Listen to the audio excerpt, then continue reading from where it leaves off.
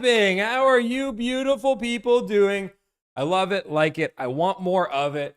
Super excited for a debate stream today. We've got some surprises up in the chat for you guys. I'm going to pull up chat first.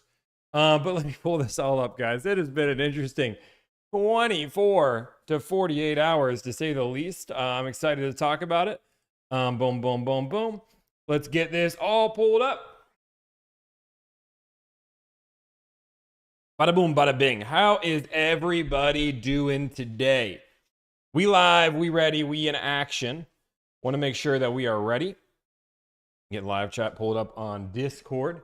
Hello, hello. We got YouTube up in here. Hi, hey, how's it going? Yo, love delivered. Thank you so much. I appreciate each and every one of you beautiful souls. Wow, you actually got the notification. JSan97 has the notifications on. Mithril Fox, Chevy Dude tripping in those comments. Dude, I think we're going to react to Chevy Dude's video. We're going to do it. I will warn you, this will not be a blind reaction, but I have watched it. I was very interested in what he was going to try to get his way out of it. So I do want to talk about it because, again, somehow, in a way that he has no defense or offense with me, he tried to throw some shade. So we'll talk about it. And I'll heavily invite him on this stream to clear his name because I don't think his video cleared his name like the way he thought he did. $10 made you look. I hope otherwise this is embarrassing. Made you. That did work. I was so confused. I was like, dude, what do you mean? What do you mean I have to look? Dude, I can give the $10 donation. I just want to see if you guys have a car available. How are you guys doing today? I wouldn't give him the time of day. I don't like people dragging my name through the dirt. And honestly, more importantly, if it was a car salesman, I wouldn't give it this much time. But this person claims to be a customer advocate, which means there's a lot of consumers that are watching this person. And I believe it's important to expose people that don't have your best interest at heart. Just my thoughts. Just my general thoughts. I want to make sure that, again, there's plenty of people I don't talk about. I don't talk about Kathy too much. I make fun of Car Edge, but I don't react to their content even more. Billy, I don't talk about him too much unless somebody asks me about it. But when somebody goes through and starts talking trash with a certain objective in mind, and they've been doing it for over 2 years, and I haven't said anything, I think it's finally time to turn on. I just think this has been a 2-year thing running that I've kind of bit my lip. And that is Alani. It is Alani Orange Kiss, not sponsored. And when I say not sponsored, I mean it.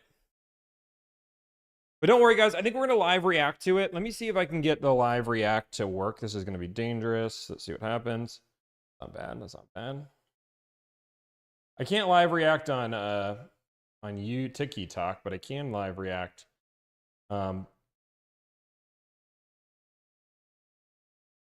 Not going to work the way I want it to, but let's do this. Got to share play. Add source. Play one. Play cap.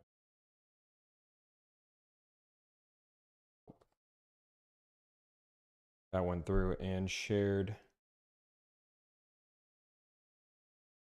Boom. Yeah, let's.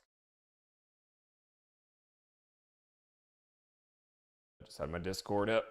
Discord. Yeah, let's go. Share screen again. Discord. Now, if you guys like, we are going to go here. We are going to go here. Why is this not showing? 1 second. I guess we can share it on the screen too. Okay. Do it over here. This screen's gonna look weird, isn't it? Does this screen look weird? No. A little bit goofy is a little bit goofy, but let's turn this off completely. Boom. Okay, that's good. Yeah, I think we're good. Okay. It's gonna be a debate day. We're not making phone calls today, guys. We will have people calling in, but I do want to go through and first off, I want to react to this Chevy Dude video. I'm gonna give you a little bit of a synopsis. Oh, I gotta get my account logged in. 1 second. I want ads. No, I don't want to use that account. No. Oh my gosh. Please hold. Okay. Verify it's me. Team Cola 92. Why is this account already logged in? Okay. You legitimately have lint on my shirt? Thank you.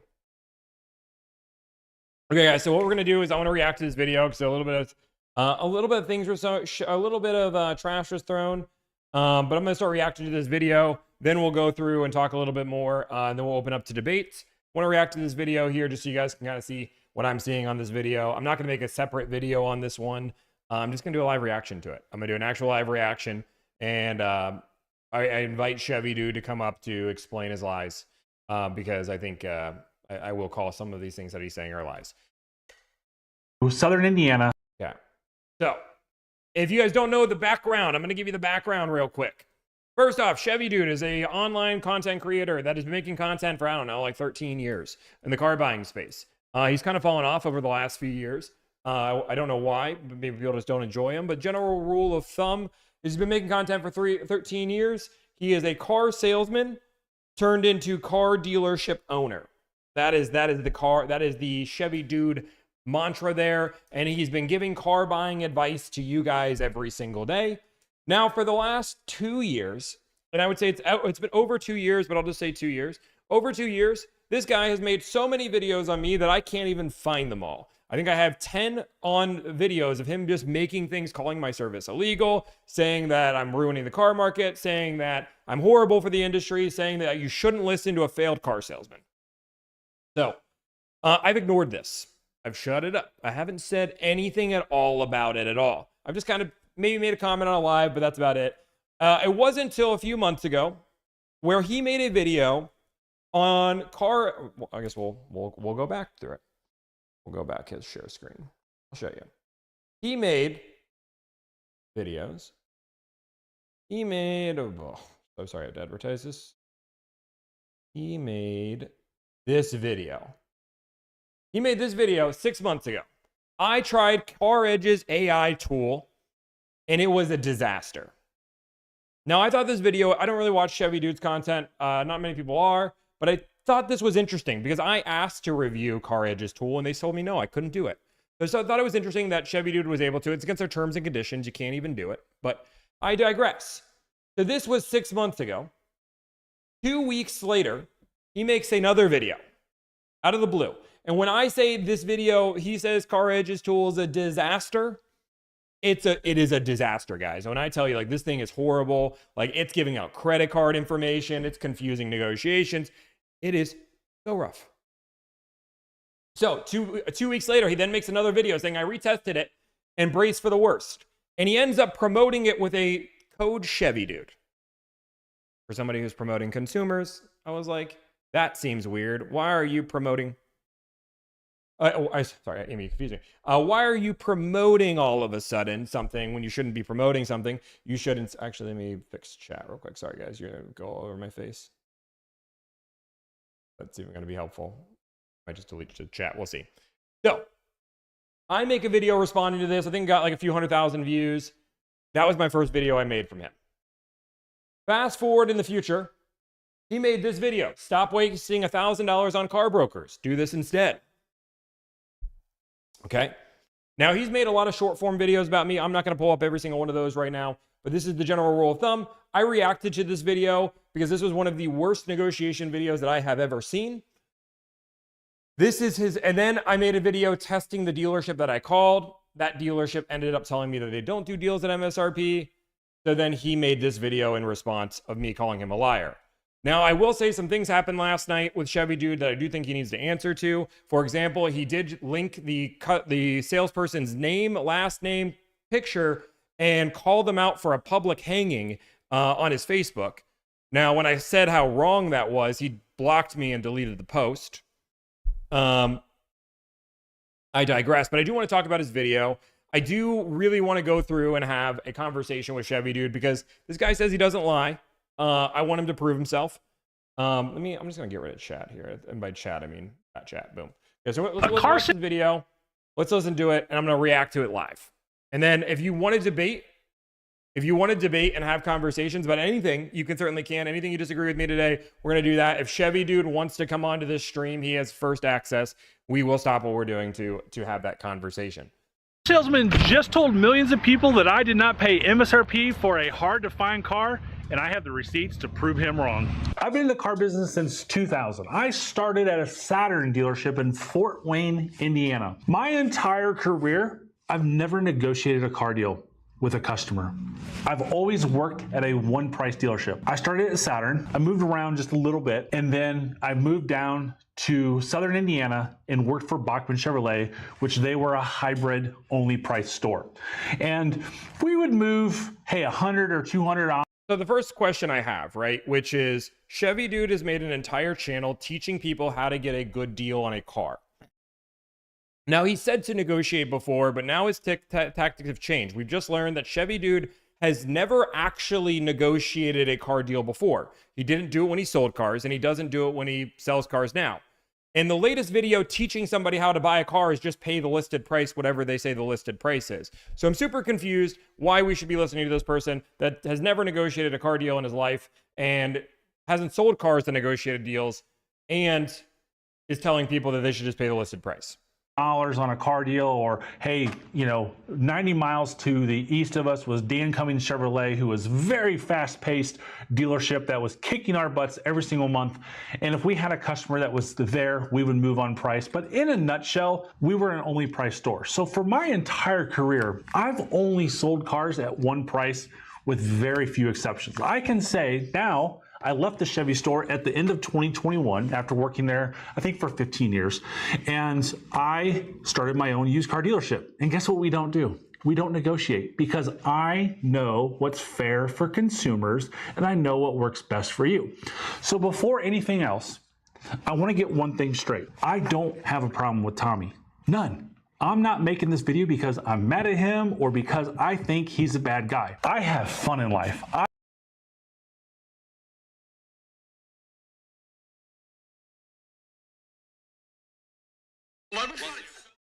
So many of these internet buyers, helpers, services, concierge, they're all brokers, but they are telling you how you can negotiate the dock fee. That was years ago. Let's go to this one. You cannot. Basically every expert, me included, over the last 4 years have predicted at some point in time the car market would crash. How exactly do you call? There are these car buying helpers out there who absolutely refuse to call themselves brokers. They dance around the word like it's... Are you really going to pay a failed salesman to help you buy a car? One simple question. Now, I just have a question. That's just 4 videos in the last 2 years that I could find in 2 minutes of Googling. Do you really think he doesn't have a problem with me? Again, just saying, somebody that makes that many videos reacting to my content. I love what I do. I love being in the car business. The way you see me right now is the way I interact 24/7. My wife always tells me, I will donate $100,000 to any charity of choice, or find anybody, if anybody can find any proof that I am manufacturing this beef. If anybody can find a single proof that I have DM Chevy Dude, that I have a phone call, if you can find me talking to his agent, his person, I will donate $100,000 to you or a charity of your choice. This is not manufactured drama. This is my business we're talking about. This is the same person that has done deep dives onto my own employees and has leaked information into his own comment sections about my employees. I do not like this guy. This is not internet beef for manufacturing. I don't need this dude to get views. I'm sorry, I don't. He needs me. It's not the other way around, but people are going to be dragging my business under the dirt. We're going to call him out for it. You look at the world through rose glasses. I don't pay attention to politics. I don't watch TV. I don't watch the news. I watch sports. I play some video games, and that's about it in my life. I buy dumb shit all the time. I'm a technology junkie, okay? I bought a $1,000 RC car that I played for 3 times. I broke a front axle on it, had to get it replaced, and now I'm selling it on Amazon or Facebook Marketplace because I just sits in my garage doing nothing. So you have a lot of money to waste because you make a lot of money at your dealership. Good news. So glad that you have all this money to throw away. One thing that I love to do is I love to watch negotiators and brokers online. Oh. I have a list of about Now, this is interesting. I'm just curious because I know a lot of people are smaller right now. Is there any, because again, he says he loves to watch negotiators and he's calling brokers online. Let's just name the people who do this, right? Because we can do it in like maybe one hand. I'd like to say that somebody can disagree in the comments and find. I'd like to say that I'm the top person in this space, but maybe Tyler Sells, maybe Billy the Car Kid, maybe Kathy, and like there's a few other random people that are doing it that are really, really small on TikTok. But like I can't name anybody else who's negotiating car deals. But if somebody else can name all the people that are doing this, but apparently he loves watching these people. That means he probably watches a lot of my content. 60 plus of Tommy, Tyler, Billy, Kathy, Ken. I don't even know who Ken is, but sure. these channels that I keep an eye on, and Tommy's one of them. The reason I watch is for one simple reason. I want to see how other people in the space are doing so I can train my own sales team to do it better. That's the whole reason. It's not personal, it's research. When I'm about 60, Wait, I'm going to rewind this here because I want to just point it out. just sits in my garage doing nothing. So, one thing that I love to do is I love to watch negotiators and brokers online. I love to watch brokers. That seems like I get enjoyment from doing that, right? That's what it seems. And now the next sentence. I have a list of about 60 plus of these channels that I keep an eye on, and Tommy's one of them. The reason I watch is for one simple reason. I want to see how other people in the space are doing so I can train my own sales team to do it better. That's the whole reason. It's not personal, it's research. When I did the broker video, I made myself vulnerable. And I'm okay with that. And you can go read the comments in that video. I made myself vulnerable. I knew what was going to happen was Tommy or any other broker out there was going to go. So I want to point out multiple times. He has said, and I have multiple comments that again, I'd love Chevy Dude to come defend himself, that said that this video has nothing to do with me. He has said that he was not talking about me. And this video, if I'm the one that saw this video as calling me my service illegal as a problem, then it was my interpretation, not his intent. In this video right now, he's calling me a broker. So which one is it? Is it the video was not about me or the video was about me? Make content, hoping to find a customer with an SI and do a better deal. For my market, where I am at. First off, I didn't have to find a customer that needed an SI. We have 400 clients we help a month. We have 3 people buying SIs. It was just literally I went into their funnel, grabbed an SI deal and did it. But no, I didn't just go hunt the internet for an SI. MSRP was a fantastic deal. And I think Tommy demonstrated that in his video. I didn't watch any of his videos except for the last, I think from Loves to watch the negotiation content. Watches the content for educational reasons for his employees. Does not watch my content other than the 13 minutes, which is probably the least significant part of that video. Interesting. From 35 minutes on the video that I'm referring to in this video here that I'm responding to, that the salesman called me a liar. So here's one thing I want to point out. I'm not saying any of this to be negative. I want to be super clear. If you guys can go watch that video, that salesperson, which again, the salesperson, the reason, and we'll get into it a little bit later, I'll touch on it. But like the salesperson, I don't think called him a liar. I'm pretty sure his exact words were, "We don't sell those below MSRP and I don't like that guy." No, we didn't do a video with him. That was the words. I don't think he said, "I saw the Chevy Dude video and he's a liar." But whatever, I guess if that's how you interpret it, again, I'll rewatch the conversation, but I don't think that's exactly what was said. I could be wrong though. Just showing you what I see in the video he made about me. He called the dealership I bought this car from and hid who he actually was. That is a deceitful approach. And it's not how I would do things. I get why he does it. One, for content. Hello, I've been on YouTube since 2010. From an entertainment side of it. Okay.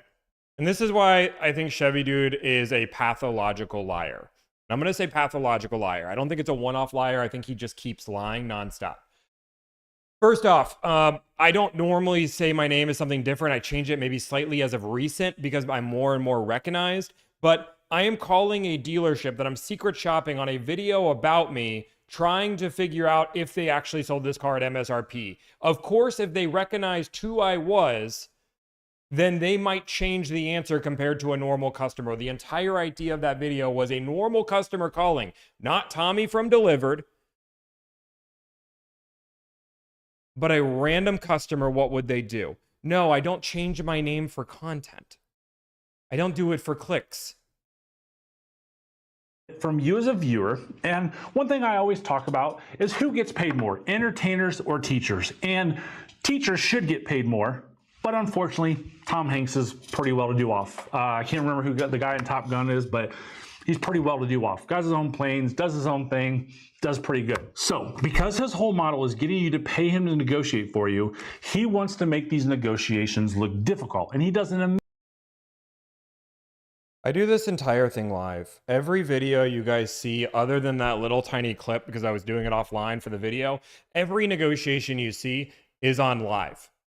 You can watch, and the audience is smart enough to make a decision saying, yeah, Tommy, you are the one making this difficult here. Tommy, you're the problem, not the dealership, right? This is a really easy thing for people to watch and just figure out that, hey, you're wrong. amazing job at that, but that's fine. That's Oh, and also, I put out more educational content than Chevy Dude does on how to buy a car. 1,000%. Put on more educational content than most creators out there on how to buy a car, and then show how to actually do it as well. Again, the idea that I'm now not an educational person, I'm just an entertainer. I've learned how to make education fun. I'd like to say Caleb Hamer has also done a really good job with that as well. He has made education on the financial spot fun to watch. I think that's important. him. That's not me. That's why you won't see him do this on used cars. New cars are an easy, low-hanging fruit target.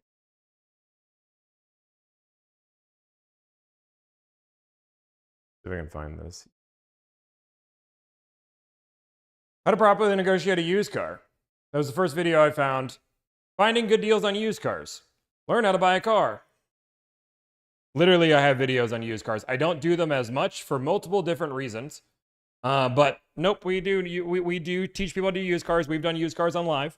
The reason why I don't do used cars on live, just so you guys understand, is doing a used car negotiation, he's right, is a more nuanced process. There are sometimes you can get $5,000 off a used car and it's not a good deal.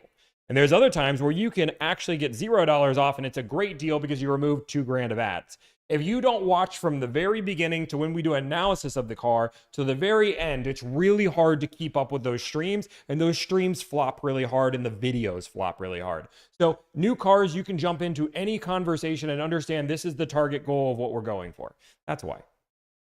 The pricing is public, the markup is easy to spot, and I'm not knocking him for his hustle. I'm just telling you the difference between his approach and mine.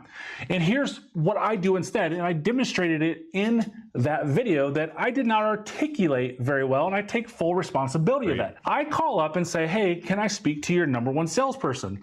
I want to buy. But you also said that you need to stutter when you talk to your #1 car salesman, and you need to play on his ego. So don't forget that. Your viewers have begged for used car content? No, the only people begging is a select few large people. Again, we put used car content and it's underperformed nonstop. Buy a car for a client of mine. We'll make this simple. You get a sale and I move on. Or I can call 10 other dealerships and one of them is going to get it instead. So that I did not articulate very well, and I take full responsibility of that. I call up and say, hey, can I speak to your #1 salesperson? I want to buy a car for a client of mine. We'll make this. Now, I want to point this out. Again, I think pathological liar. He said, he called up the dealership and said, I'm looking to buy a car for a client of mine. He recorded the video. That is not how that conversation went. He never said client of mine. Interesting. Simple, you get a sale and I move on. Or I can call 10 other dealerships and one of them is going to get it instead. And can anybody confirm that it's Teddy, this is how you react to videos. Relax. He did not at all say that he was going to call 10 other dealerships. He literally called the dealership, said, hey, what's your price? Can you send it to me? Okay, bye. And that's it. Now, apparently, he said it was for a client. He said he was going to call 10 other dealers. Where are these phone calls? Where are these texts? Interesting. Or maybe he didn't say these things and he's just being a pathological liar. I don't know. In that particular video, I'm very lucky. I think I got very lucky in that video that I called one person because it was very simple. I was not wanting the video to go that way, I can promise you, but I was not going to manufacture drama or anything like that. So I'm not going to hide who I am. I tell you this because... Hey, just so you guys know, Mike Davenport, which is Mike Chevy Dude, and Jeff Weiler, the owner of that dealership group, are Facebook friends. I have a message that he deleted on a Facebook post because he realized that I was reading it. I've seen a couple people talking about this dealer. This employee is not the issue, is the issue, not a dealership. The Jeff Weiler Group does amazing work for their community and takes care of their clients. It's one reason why I use their help to help my employee buy a car. As I spoke for 16 years, relationships with dealers always prove to be helpful. This is proof of that concept. Can you please explain to me how it was so easy to buy a car that you called one random dealership out of the blue and they gave you a great deal, yet you're Facebook friends with the owner of that dealership group, and you just said in a Facebook comment that relationships help you sell car and that's the reason you did business with them? This is also a dealership that was blasted by the FTC.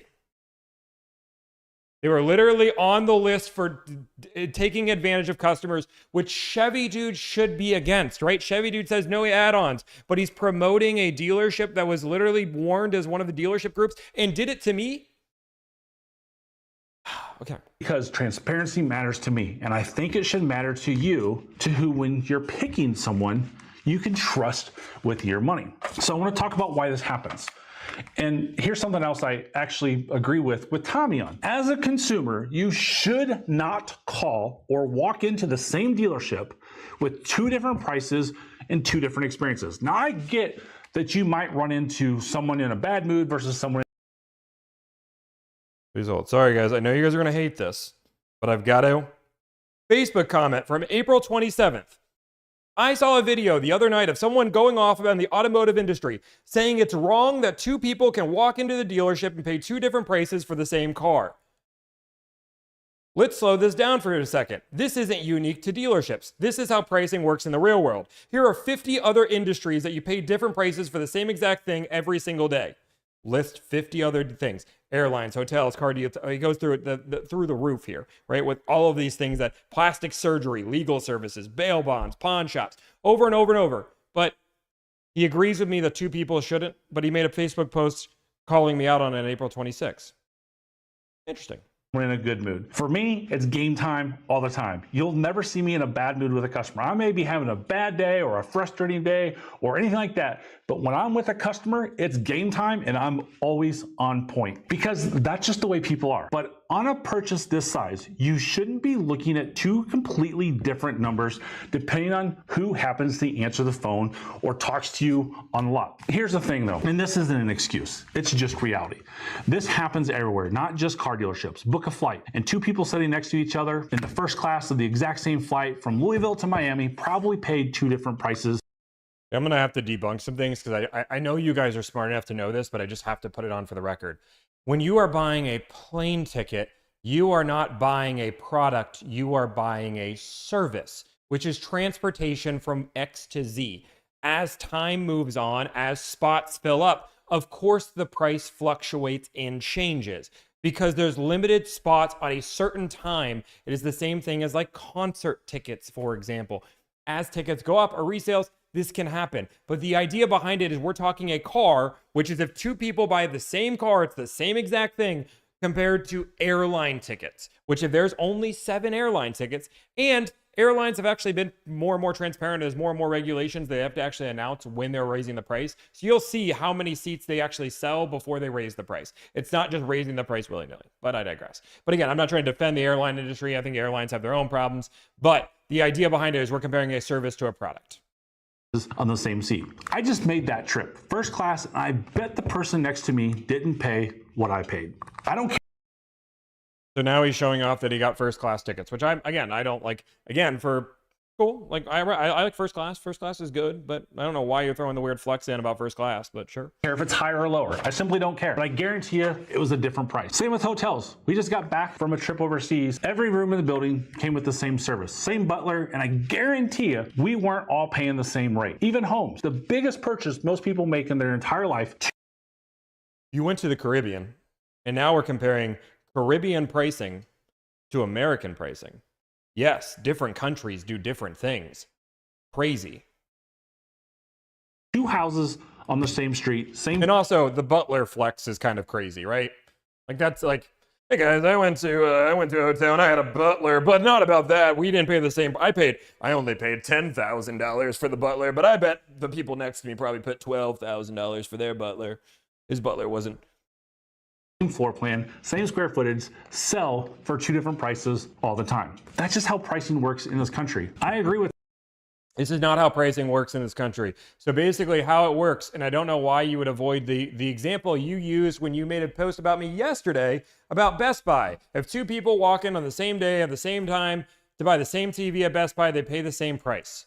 Stop using services, for an example, to try to compare it to one-off. Stop using services to compare products. They're not the same thing.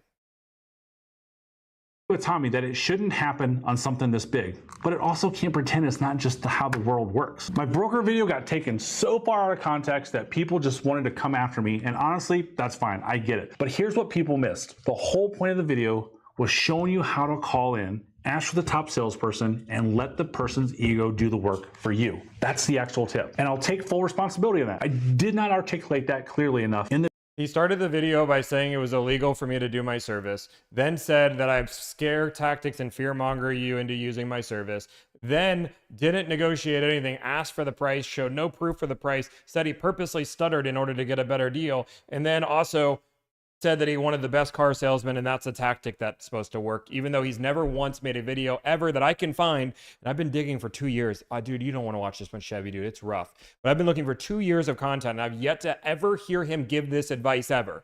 He's been making content since 2013. I have never heard him say, stutter in order to play off the car salesmen, and then also compliment them by asking for the best one. The video for everybody to catch on. That's the same inconsistency is exactly what you already saw play out in Tommy's own video. He talked to one salesperson at the dealership, I talked to another, and we got 2 completely different answers. Keep that in mind, because I'm about to show you the receipts that prove which one actually happened to me. In this video, Tommy called the Honda store in Cincinnati himself and got a salesman named Byron on the phone. Byron told him the dealership basically never sells an MSRP. That had been that way for a while, since this has happened. You already saw that part, so I don't have to replay it. That's a pretty specific claim. Has it happened in a while, according to Byron? Here's the thing nobody wants to hear, because drama gets clicked. Guys, I would love, and I don't think Chevy is going to have time right now. And I would love for anybody can go to Chevy Dude's video to see this. But when you hear the phrase, have you guys ever heard this phrase? Here's the part that nobody wants to tell you. Or this is the part that nobody talks about. Like, have you guys heard that wording before? Do you know where that wording comes from? Really simple if you've lived in the last 6 months. Like, this is the part that nobody's talking about. That's ChatGPT written, or Claude. Like, that's how Claude writes. Like, that's how Claude, like, when you put Claude to put in a script, it is just, like, if you tell Claude to write you a script, it will always write you a script and then add that line halfway through it. But this is the part that nobody's talking about. Clicks, and this does not. Tommy and I are actually after the same outcome. He negotiates deals directly for people. I teach people how to negotiate for themselves. Different models, same destination, more transparency, less markup, fewer people walking into dealerships and getting. I teach people how to negotiate car deals, and then I show people how to do it.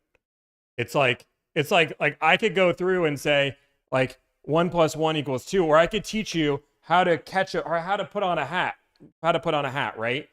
You've got to pick up the hat and put it on your head. Let me show you an example. I put on a hat. Now you've not only been told, but shown. I just do both. I teach you, then I do it. I don't think this is a crazy concept. People can't be this stupid. Being taken advantage of because they don't know what to ask for. That doesn't make him my enemy just because something like this came up. It just means two people working in the same lane are going to bump into each other every now and then. And I'd rather use that bump to show you something useful than turn it into a fight. Funny, these car brokers charge $1,000 to negotiate for you, but I have one offering a discount code in my comments to get a better price. It wasn't me, but apparently, again, I'm the only one charging $1,000. These YouTube car salesmen sold out, or these YouTube car guys selling out. And he basically talks about my service and how I'm selling services on videos. You don't need a car broker. Here's proof. This is an illegal business. Really sounds like somebody who is just like bumping paths with. Kenny Sells, I understand, man. I understand what you're trying to do. Neither one of us actually want. And here's where it gets useful, because this isn't just about clearing my name. It's about showing you exactly how this kind of mix-up happens at a real dealership in real time with real screenshots. So you know what to look for the next time you're the one on the phone. Now, a month ago, my employee Connor was looking to buy this Honda Civic Si, and I called in on his behalf the same way I just told you to do it. I reached out to them on May 12th at 10:19 a.m. Their salesperson texted me back almost immediately. We ended up doing this whole deal over text because some issues with their new CRM. So there was problems with the CRM, so there's no proof? Here's the first message I got back. And I want to read this one. No, I want to remember. He said, we did the whole thing via text because there was problems with the CRM. How I would identify that is that the salesperson had to use their personal phone to text. I think we'd all agree, right? There's problems with the CRM, so we had to do it via text. So I would assume that would mean that everything was done on their personal phone. One word for word. Hi, Mike. Thanks for taking a moment.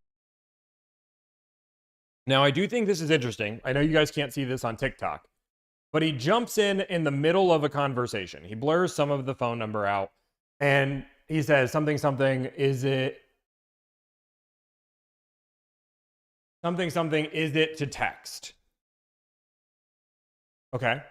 Moment to let us know how we can help. Here's the total price information that you requested. 2026 Honda Civic Si manual, rally red, vehicle price $32,690.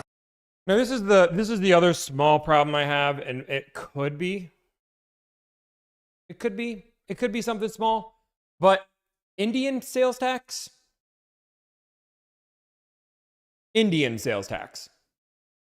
Now, this is clearly not something that somebody wrote out themselves. They copy and pasted it from a system.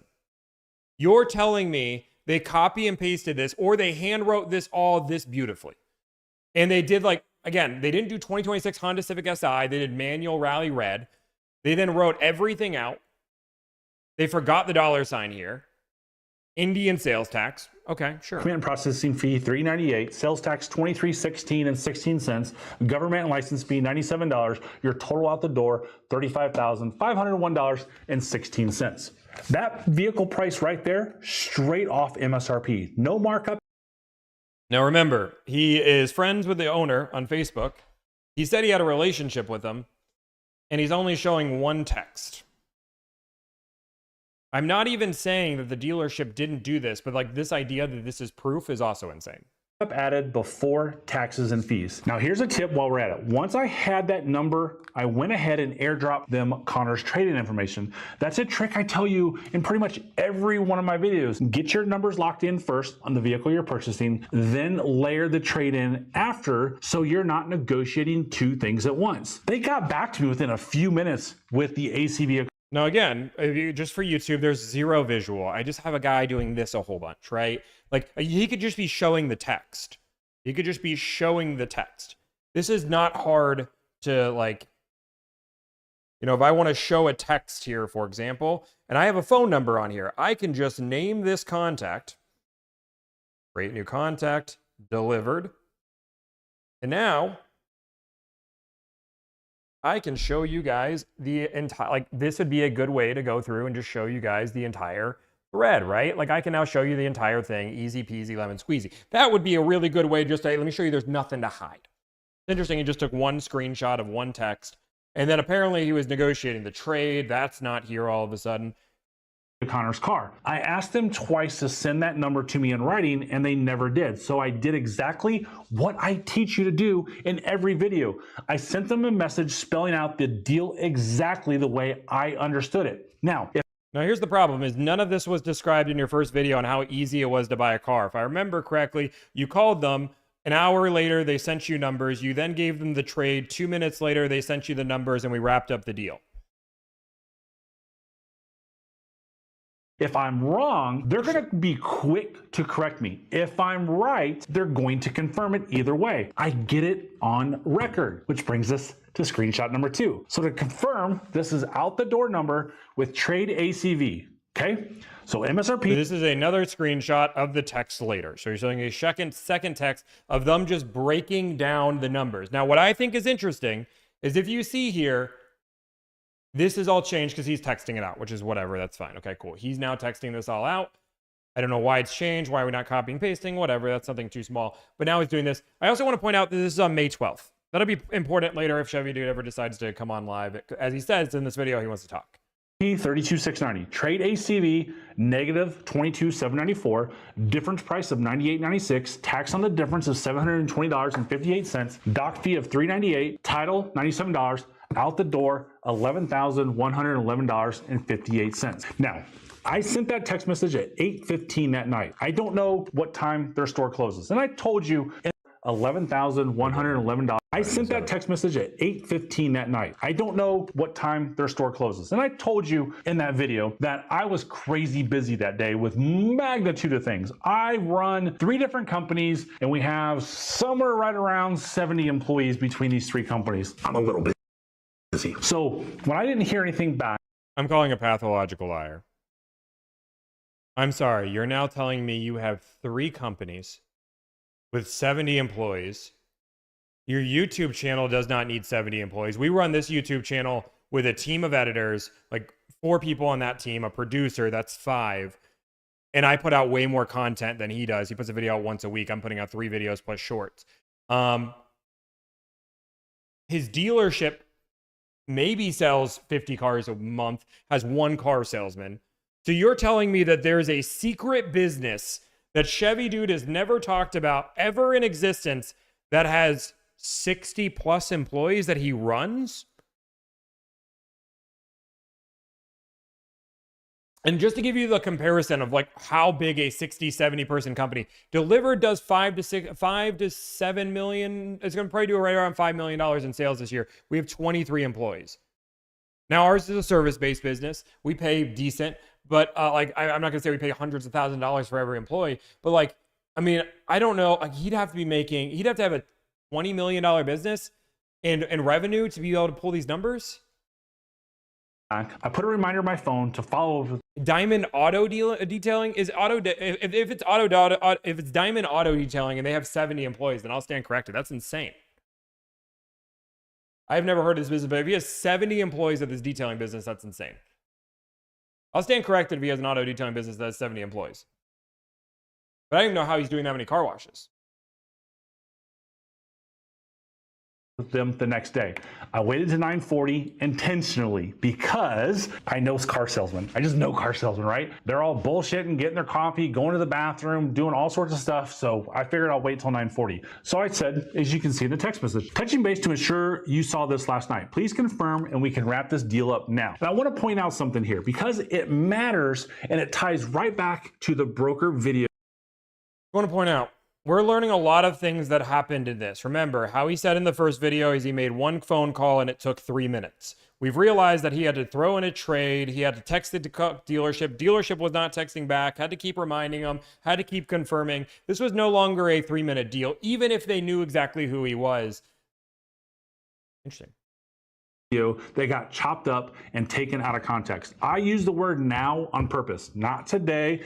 Please wrap this deal up now. And I want to point out something here because it matters and it ties right back to the broker video that got chopped up and taken out of context. I use I highly encourage anybody that goes to my reaction video, and I will pay you for your time. I'll pay somebody $50 if they can go through and watch my reaction video side by side with my Chevy video and give me the percentage of the video I left in there, because I just live reacted to the entire thing and sent the thing. And my editors have told me they took basically nothing out other than like maybe one or two like ums. But by all means, I'll pay somebody $100. I'll give somebody $100. They go through and give me proof that they did it. Side by side. I didn't cut his video out. I literally live reacted to the entire thing. Use the word now on purpose, not today. And in this industry, today doesn't actually mean today. It means tonight, tomorrow, whenever the customer eventually gets around to it. So now means right now. No thinking it over, no leaving the lot to sleep. This is another tip that he didn't tell us that he has to do to buy a car. It's interesting. There's more and more things that he has to do to buy this car that we didn't hear about, which is the entire point of the video. That's a closing technique that's plain and simple. If a customer and I are $500 apart on a trade, I'm going to ask, hey, if I can get you that extra $500, will you do this deal today? No. I'm going to ask them, will you do this deal now? Today gives someone an exit. I'm super curious. Chevy Dude said that he has run, at the very beginning of this video, said that he's been in dealerships that don't negotiate anything at all. Now he's talking about how he negotiated as a car salesman. Which one is it, Chevy Dude? Did you fight for more people and negotiate, or did you not? Interesting. It now doesn't. That's exactly the kind of detail that got lost when the broker video got cut up and reacted to. So I wanted to make sure it landed clearly this time. And they came back. Yes, that's correct. What time can we expect you today? That's the lesson right there. The same one I teach every video. Get it in writing, and if they don't send it first, send it yourself. Make them confirm or correct it. Either way, you've got your answer on the record. Now, so again, all this is a text message saying, yes, this is correct. He never got an out-the-door breakdown, never got a text message, and he's blaming it to the CRM. He said the CRM was having problems, so he had to text them via their personal phone. That is what he's saying. Okay, let's keep going. The obvious question, was this vehicle price actually MSRP? Here's a picture they sent me of the window sticker of that exact same car. $32,690, same number, same car. The only things I've covered up are the VIN and the phone number they text me from. So here's a picture they sent me of the window sticker of that exact same car. $32,690. Okay, does anybody know what he has done here that makes this remember, this car was not on the lot. Now we have a window sticker of the car on the lot. What do you, like, the car was not on the lot. We don't have a picture of when they sent this picture. But can anybody tell me that on YouTube, why would we not see markup on this window sticker? Kenny Sells, you know why. Kenny Sells, where is the markup?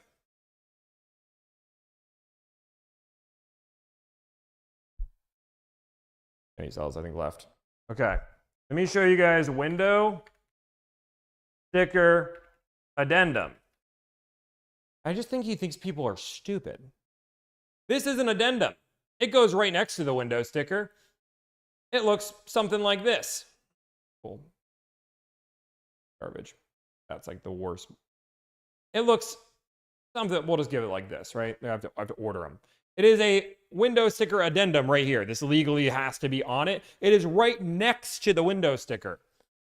So how it goes is it looks right. It has to be right next to the window sticker because the window sticker comes from the manufacturer. And it looks something like this. Window sticker here, addendum right here.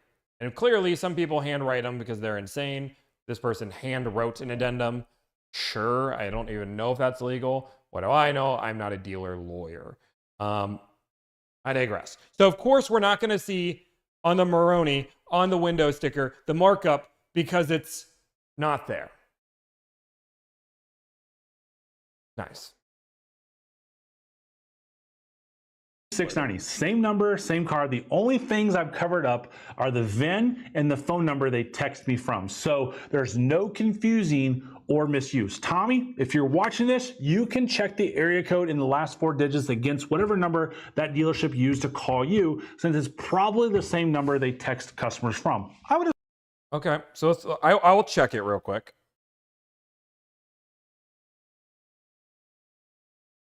I gotta find it. Just type in Civic and see if I can find it that way. Okay. Now, I do have a 513-8167 number, which I'm pretty sure is the same as his. Now, what I think is interesting is we talked to 2 different salespeople. He just told me the CRM was not working, and that's why he had to do everything via text, and that's why everything was weird.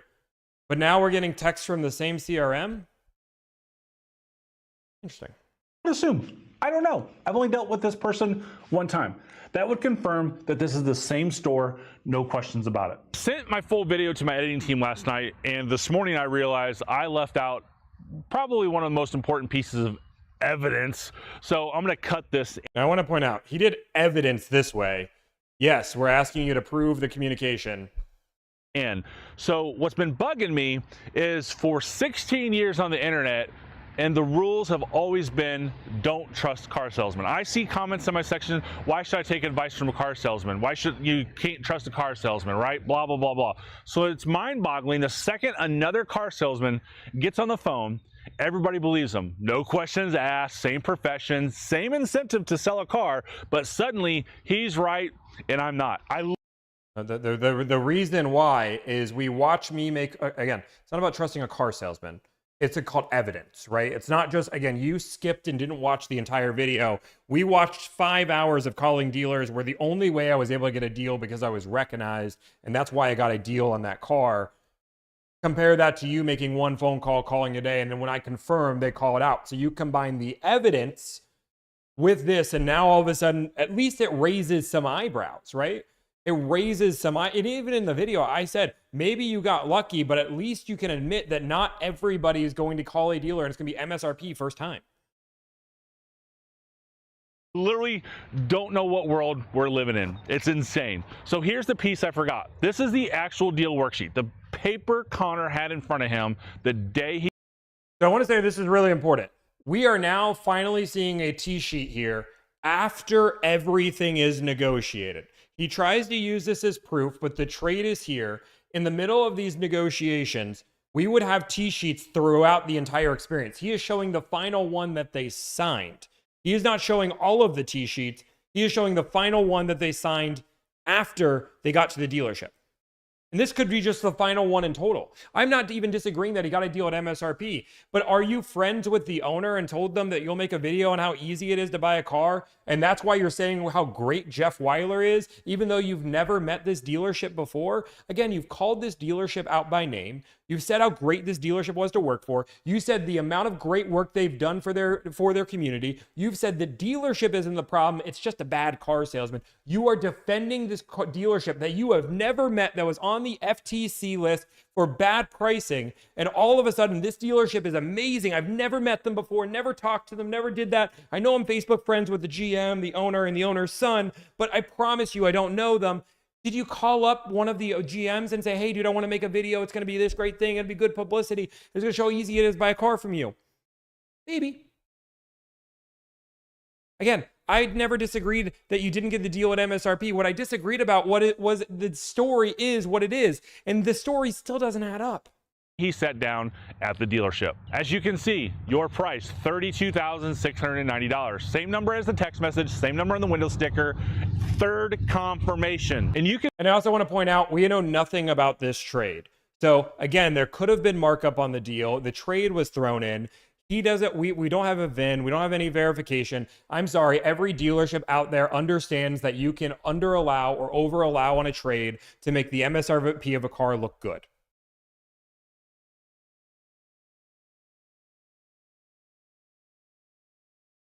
You can see all the numbers on this page. The trade-in had already been renegotiated by this point. This was the last paper that they gave him before he went and signed his bank contract with Capital One. Out the door numbers with his payoff involved as well. So lay it next to what Byron told Tommy. He said it had been a while since they did MSRP deal. A month before that, the exact dealership did one. In writing, confirmed 2 separate times. I'm not saying Byron knew about this deal or didn't. I have no way of knowing that. What I do know is the math, and the math says two different answers came out of the same store within a month of each other. This is the whole point of this video right here. Now, Byron said a couple other things in that video that he talked to me before and that he doesn't like me. Honestly, that part doesn't bother me one bit. I don't need everyone to like me. That's not the business I'm in. What I will say is this, to my knowledge, I've never talked to Byron a day in my life. Now, if it turns out that he was one of the people I actually negotiated with back when Kevin Adams wasn't available, then sure, I get it. I can see why he might not care for me. I'm a very authoritative speaking guy. I have a friend who's got a lot of followers on social media, we'll just say that. And I told him, probably 10 years ago, I don't know why anybody watches me on YouTube. It's so confusing why people watch me. And he told me this one thing, it's because you speak with authority. And that just absolutely popped off in my mind. So you know I'm an authoritative guy. Can you explain why nobody's watching you now? Chevy dude, is it because you started the stutter technique and maybe people lost the authority? I'd be curious if that's the people, why people are watching you. Why have you lost 3,000 subscribers on your YouTube channel since been on this topic?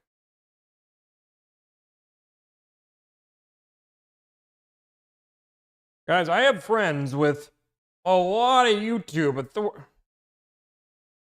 When I'm negotiating, same thing you saw in the broker video. When I called out trigger words and pushed back on people in real time, if this was Byron on the other end of the conversation, that would explain a lot. But if it was... Wait, so I want to be super clear.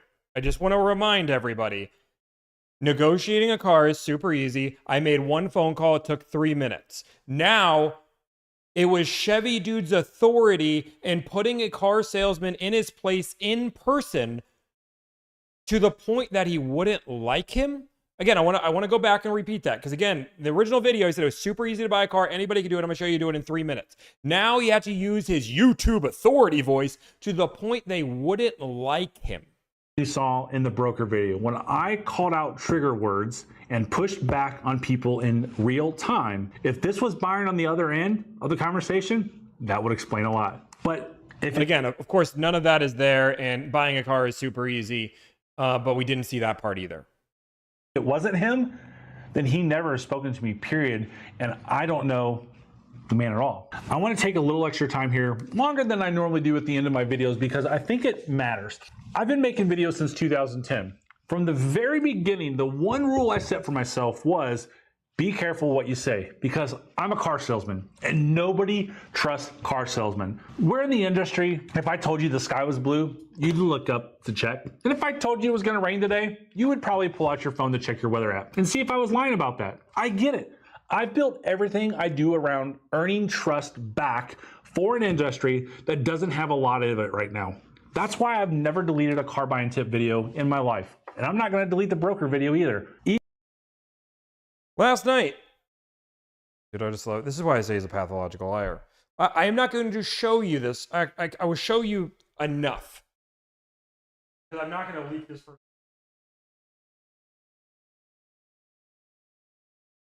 This is a post tagging me. He made this post last night.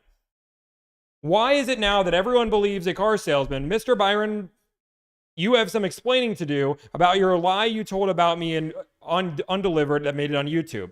This drama is not something I miss about being an employee at a car dealership. Then tagged Jeff Weiler, David Weiler, Kevin Fry, and put the employee's picture on his social media page that I think has almost 1 million people on Facebook.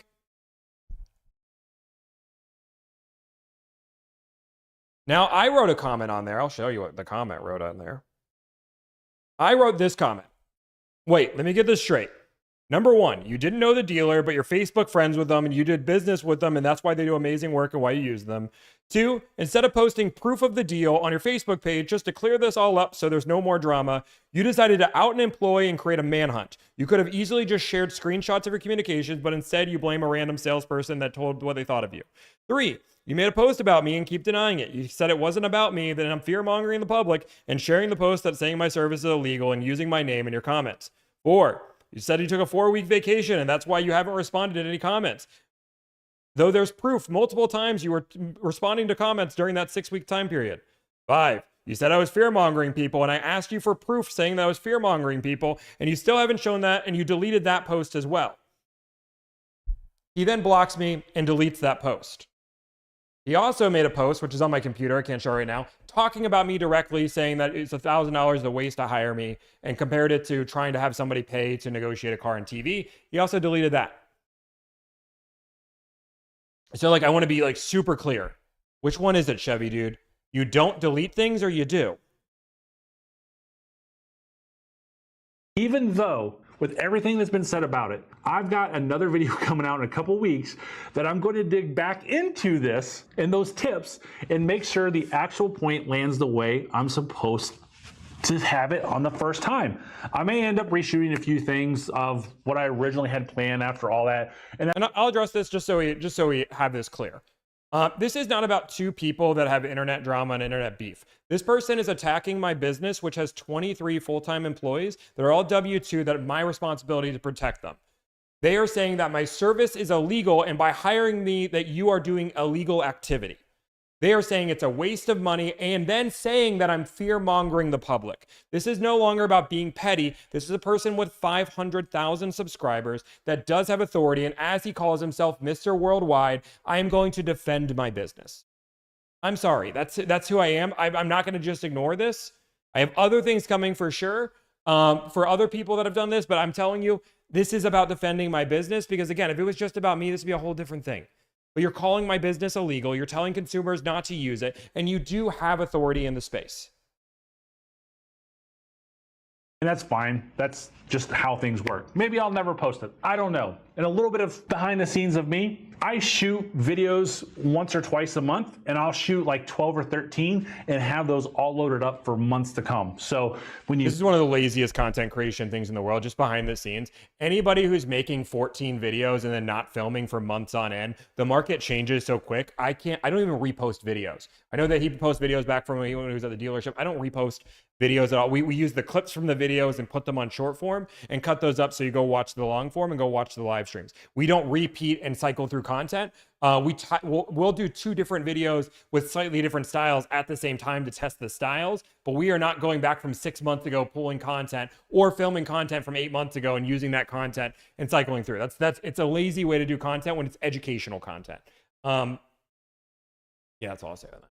You see me in this area, it's why I stay here all in this area, because if I did a bunch of videos... Also, filing a libel lawsuit, when it comes down to all of these things, I figured that the best way to deal with these, and I've dealt with these a few times, right? We had Abe the Goat try to do something. We've had a few people call us out. The best way that I've shown to shut all of this down is just putting the people in their place.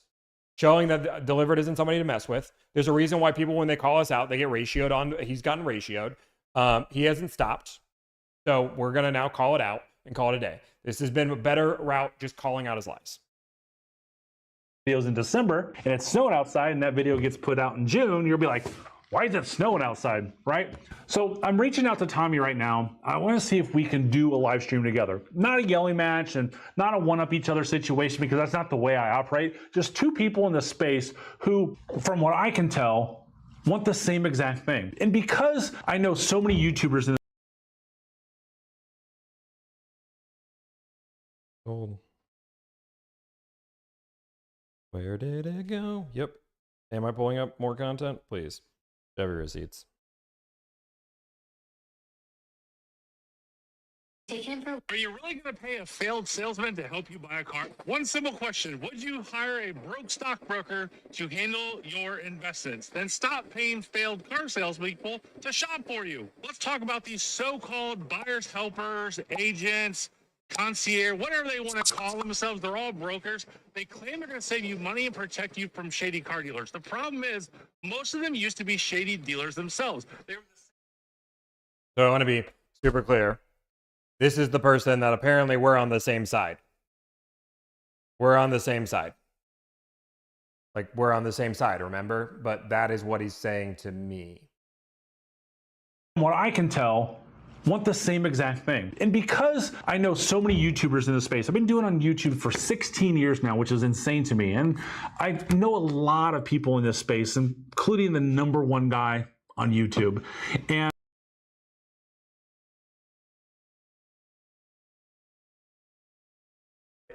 pathological liar.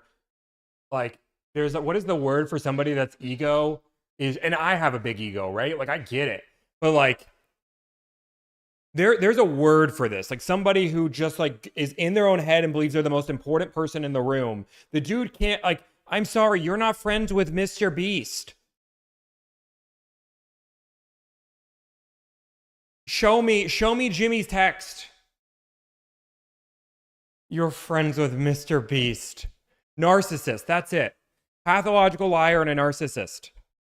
And one thing I've learned is you never judge a YouTuber based on their on-screen character. So my goal and his goal, I'm pretty sure Jimmy talks about it, that Jimmy, which I've watched a lot of things on Mr. Beast. I don't know Jimmy. I'm not going to admit that me and Jimmy are best friends. Like, no, I've watched a lot of his content because I aspire to one of the things he does. Is one of the things that does content super well. And one of the reasons why content creators do super well is you can prove that they are the people they are online and they are in person.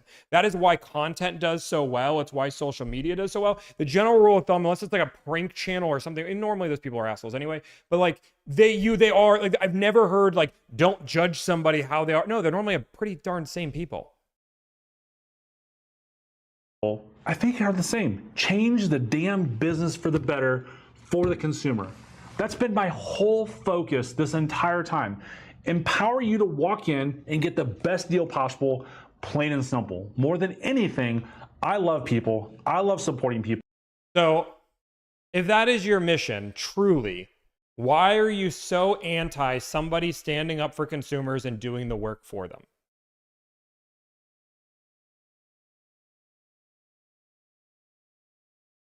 If you really believe you're against people getting taken advantage of, if consumers want to spend their own money to be protected,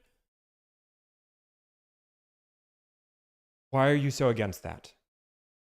If you really want the industry to change.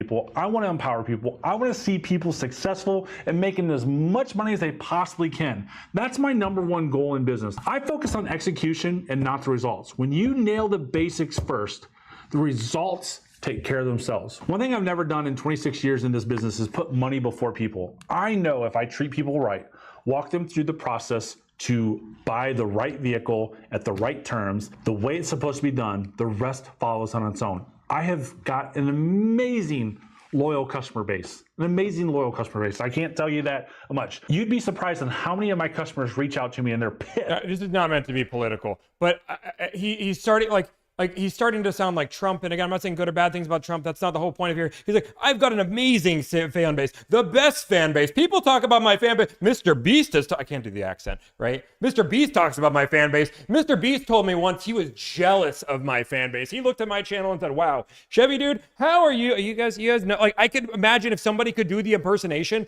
that is what this sounds like. I can't do the impersonation. That they gotta go buy a new car from someone else. They do not like it. I get it all the time. I love it, but I hate it at the same time. So one more thing, I've never made a video directly about Tommy before this one. I think I might have stitched a couple of his videos a while back before I really knew. This video is from 2024, 2025. This video is from 2026. This video is from 2026. Here is, I now have 9 posts that I've looked at in the last hour that he's made about me in the last year. Who he was before I started watching the car broker channels regularly, but I've never made a video directly about him. And I mean, I got thousands and thousands of videos. I can't remember them all. But like I said in the first 8 seconds of the broker video. Never made a video about me. Basically every expert, included over the have predicted at some point in time. That's him. I see so many of these internet buyers, helpers, services. Those brokers, they dance around the word. Like, Another one. are you really going to pay a failed salesman to help you buy a car? Another one. I was talking about the whole sector of the industry, not just one person. This isn't an ego thing for me. I'm not interested in turning this into a back and forth. Tommy put out 3 videos about me at this point. I've never watched the first two. I watched his most recent one from about 35 minutes on because that's the part where I got tagged. Now, I want to remind you earlier, I like to watch these negotiation videos and Tommy's videos for content reasons and to educate my team, which would make sense if somebody made a video calling you out. You would then also watch those videos. But sure, maybe he watches every one of my videos, but he doesn't watch my videos, but now he does. Like, which one is it, dude? Do you watch the videos or do you not? And the idea that you have videos with legitimate, this is the scariest part. And this is why I think he's a pathological liar and a narcissist. It is crazy to me that you have a legitimate concern, and not just Tommy. You have, look at his comment sections on his videos. Thousands of people. Again, in the video about the broker, I can't find a single person defending him. There's 1,300 comments on there, and they're all trashing him. If you can't look yourself in the mirror and say, shit, maybe I got that wrong. Let me go watch the video that was calling me out so I can see, maybe I can see his perspective. As a liar. So I had to go watch it to be able to respond. I made this video for one reason, to defend my character with proof and think I've done that. One more thing before I go, whether you like me or not, I just want you to watch my videos like this one so you can go out there and get the best deal for yourself. Buying a car isn't hard when you plan ahead and you do the work. Same as anything else in life. You don't walk into a store and buy a TV blind. You research it, you price shop it, you compare it. I bet Tommy agrees with me on this one too. Yep, I 1,000% agree with you, which is why instead of having to do that work, hiring somebody that already knows the game, that does the research for you, negotiates back and forth, makes logical sense to people. You're right, it does take a knowledge base, and once you have that knowledge base, it is easier to buy a car, but people buy a car once every 7 years, 5 years, 7 years, what do you want to call it? They don't want to have to learn this skill that does change. Negotiating now is different than it was in 2019, and it's different than 2022. Jeez, and there's a reason why you have 16 years of content teaching people. People walk into dealerships every day completely unprepared. And when they end up with a bad deal, that's on the dealership, not them. I sell used cars. I could talk to a customer in 6 months and they tell me that the car broke down, they're pissed at me. How do I know a car's gonna break down in 6 months? I have no idea that. I do a very, very good job of making sure I sell good used cars. I don't have problems with them after the fact, but that's the reality of what happened. I want to do everything I can to help you get the best car buying experience there is. Buying a car is super easy. So what he should do is delete every video on his channel and make one video, and in 10 minutes teach everybody how to buy a car, and it's super simple, super easy. Thank you so much for watching, and I hope to see you in another video. Curious how the comments look. You're a pathological liar and a narcissist. Let's just go to the top comments. What? No. A car salesman. Sorry. My think hard music. That's so true. The salesmen are so horrible. It's so sad. That's why when I was hiring a salesperson, I was looking for a pre-COVID salesperson that are trained a little bit differently. I don't negotiate because I know what's best for the consumer. A used car salesman. Also, I go on 6-week vacations, fly first class, and regularly buy $1,000 tires I don't even know how to play with. Dude, I swear these are like this. Okay, we have somebody defending him. So I'm going to write on here. I'm going to go on to my other account. Okay, I don't have my other account on here, and I'm too lazy to get it. So hopefully he figures it out. This is just my personal account. This is Tommy from Delivered. I am live now. Come on and defend yourself. I'll wait. There you go. That's the best I got. Now, he did block me last night, which I think is interesting. Which my YouTube account might be blocked from him. But he did block me last night. The guy is a pathological liar and a narcissist. But we are doing debate day, guys. We are doing debate day. So what I do want to do is invite anybody to come up here to debate. Well, the rule is if Chevy Dude does decide to show up, we will give him priority to come on, and we will stop what we're doing, because Chevy Dude, remember, is a super busy guy He's got 70 employees. He's got 3 businesses. He's pretty busy. Sorry, that's what he sounded like.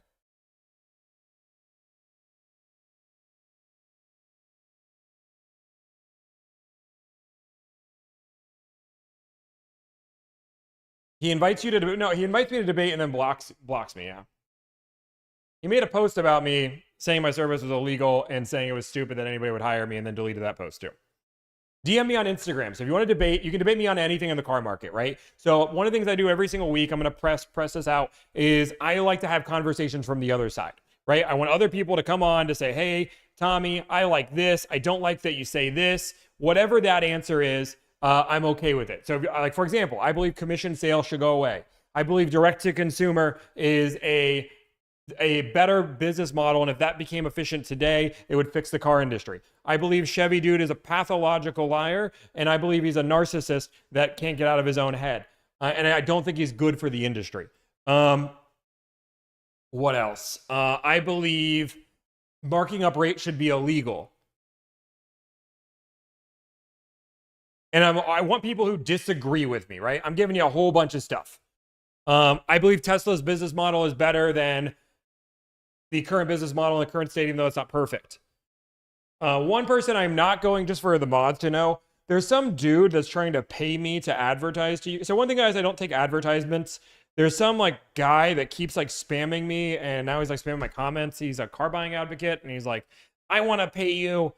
He says $1. He says 1.6 per minute, which I think he means $1.60 per minute to be on my channel. I'm like super confused. Like, no, I don't want your $1.60 a minute. Like, I just don't know what the guy's trying to accomplish. So if you guys see anybody that's like a car buying advocate, that guy, I think his name is like Kevin or something. I don't know his name. Just let me know so I can verify it's not the same guy. Tommy is a baby. Why am I a baby? Tell me more. $1 a minute is also a very low RPM. Debate the homework guy. Does the homework guy disagree with me on anything?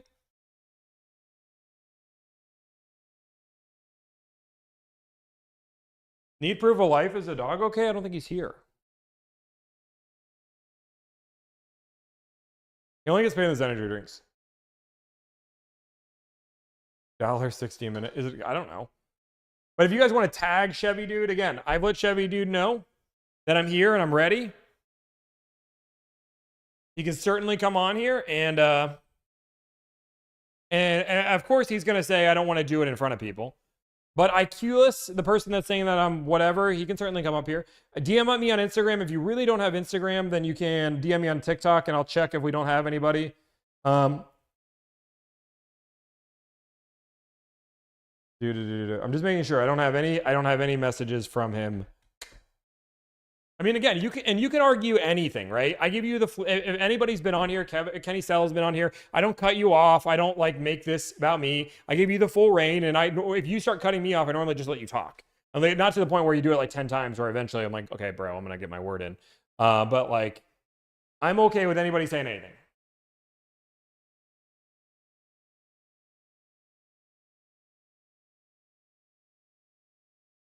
Manny Sells, genuine curiosity, but how would direct to consumer help the market itself? I've made this argument before. I don't want to just throw out the argument if nobody's going to debate me on it. If nobody debates me on it, I can explain.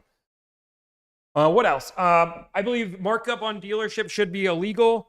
Let's go there. I'll go crazy. I'll give you guys some crazy things that you guys can debate on.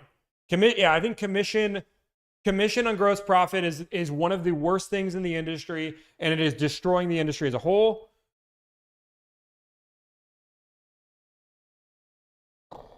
What else?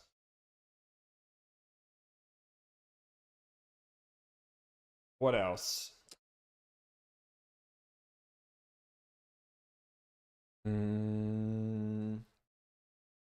Whether a hot dog is a sandwich. No, I'm not debating hot dog is a sandwich.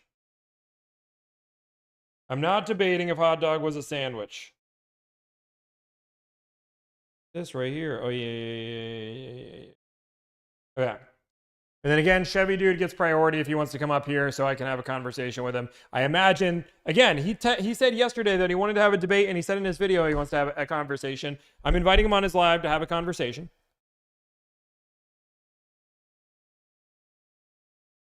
I have a feeling he's going to avoid this.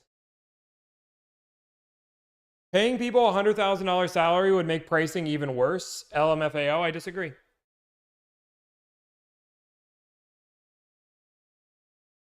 Did he delete my comment? No, there's no way he deleted my comment. A car salesman. I'm gonna double check. No, I mean I still have it. It shows mine.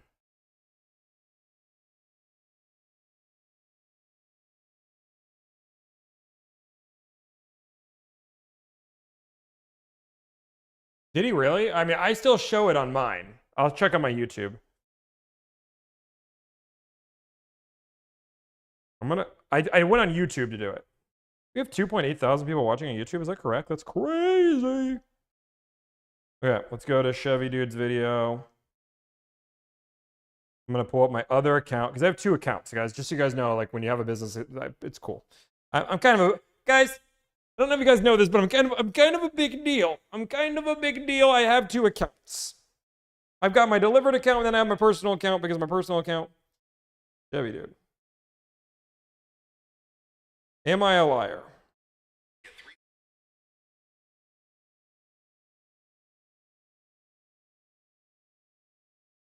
Oh, wait. Oh, yeah. Delivered also messaged for me. Thank you, Alyssa. But you're right. I don't see it anymore. That is crazy. Okay, so Delivered did post on there. He really...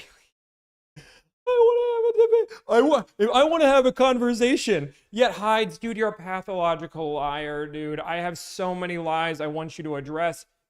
Please. Refresh your other screen. I'll refresh my other screen, but I think the comments don't disappear on your own page. I posted 7 minutes ago, it says. It's still there on my page. I'm showing it on my page. It's probably YouTube filtering. I don't think so. The video doesn't have that many views to start having filtering. I mean, in theory, it could be, but like,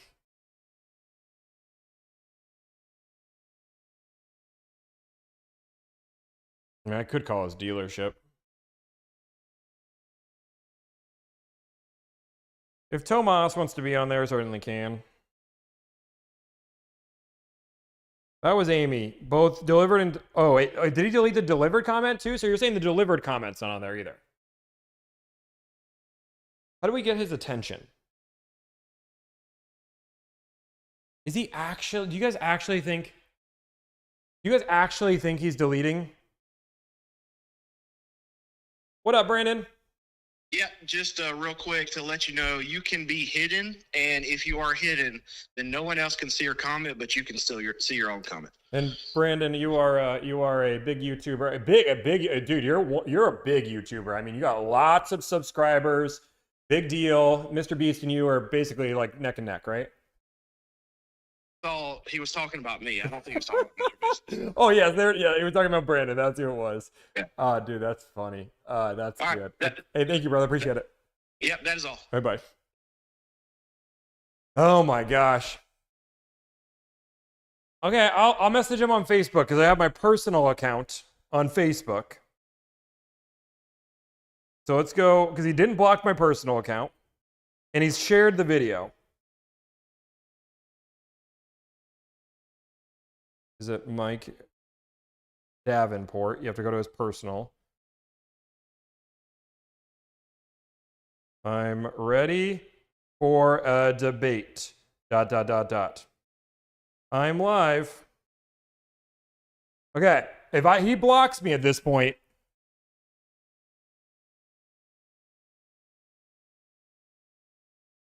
I'll call his dealership.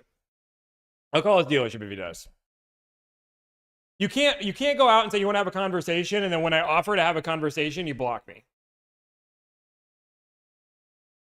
So we're gonna see. I'm looking for an import car in the 90s. I don't do imports, sorry. Do we have anybody that wants to debate? Okay, thank you, Amy, for messaging the message. I appreciate you. Dude, I can't, like... I'm sorry, does this sound like... I'll let you guys decide. Does this honestly sound like somebody who's innocent?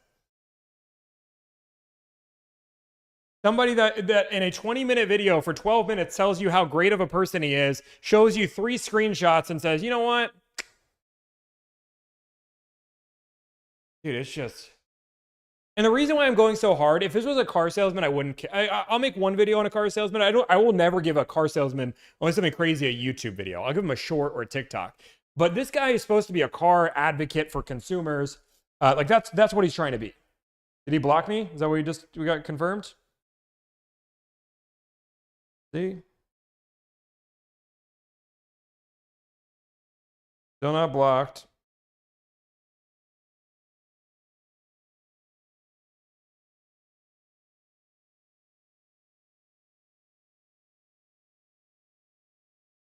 And for anybody who's wondering why I haven't responded to Dennis Walsh, Lotla's guy, I understand that he's 1,000% using me for clout. So I'm going to respond to his video, but I'm not going to use his name in that video. But I will address his concerns.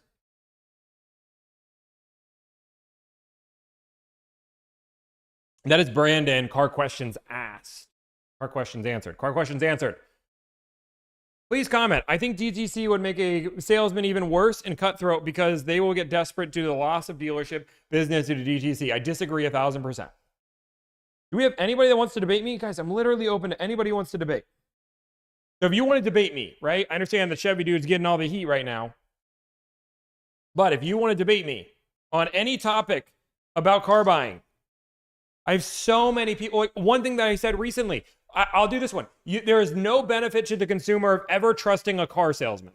There is zero benefit to the consumer. You should never just trust a car salesman. That one got a lot of hate when I did it with the car salesman. They were not happy about that one. Maybe somebody will debate that comment. I'm giving you everything I got.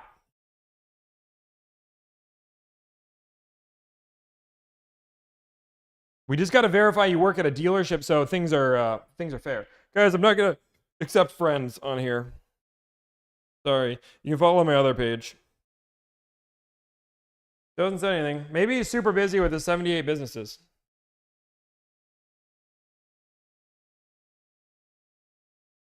Tommy, that's like Mike Tyson asking if anybody wants to spar, dude.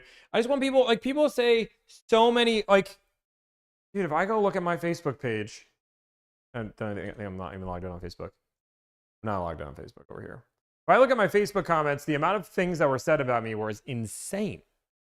Give me your thoughts on CarMax. I think CarMax, you're overpaying for convenience. I understand the concept, but disagree. I just think you're overpaying for convenience a little too much. And the cars are not really the highest quality. So like you're not getting the highest quality car and you're overpaying for that experience. He's not going to talk to you right away. So like one of the other reasons why I do this live, right, is I can make a video out of it, but videos can be edited. Lives are one of those things that you really can't, and it really shows your knowledge, right? There's a reason why a lot of car salesmen are afraid to jump on live and to do this, right? Because showing your live, there's no fact checking, there's no Googling, this is just two people that, how much do you know about the industry? Michael Dobres, you're afraid to talk to me. I don't know who you are. Do you want to come and talk? I'm not afraid to talk to anybody. But Michael, sure, if you're a car salesman, let's go. We have a few people that are trying to go. I'm ready for people in YouTube chat. What?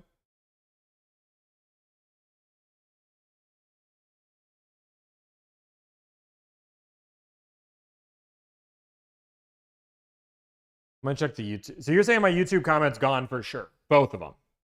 The delivered and the Team Akula 92. You're saying there's no comment on either one of them.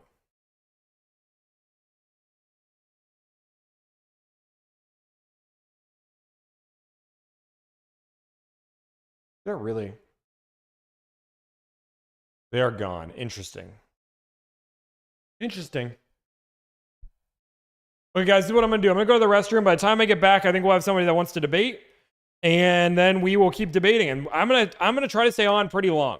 My goal is to do this live pretty long because I want to give Chevy Dude the opportunity. What time does Chevy Dude dealership close, for example? I want to give him the opportunity so he can't be like, I'm running a dealership and I have 2 employees. I can't do this. Chevy Dude, Mike's Car Store. They close at 7 p.m. Crazy for Thursday. I mean, that's fair. 7 p.m. That's pretty late, but that's good. Okay, so we're staying alive until at least 7. So you guys get me for a few hours. For a few hours is what you guys give me. I'm gonna go to the restroom. Then we're gonna do some debates.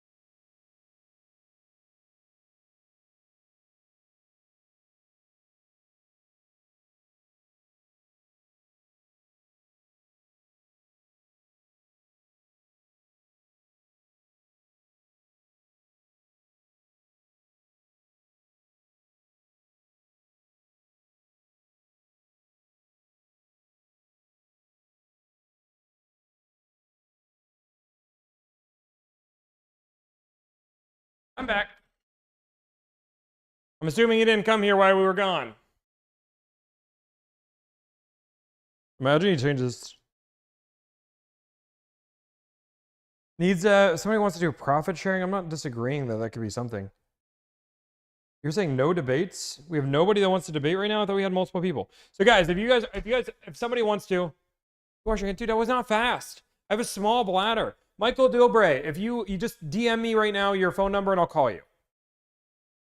DM me your phone number and I will call you. That is how I do this. I'm streaming on multiple platforms. I can't do this on just TikTok. That's not how this works. But if you DM me on any platform, I will check right now. Let me know what platform you DM me. Guys, you guys are crazy. That was not that fast. Or that was not that fast.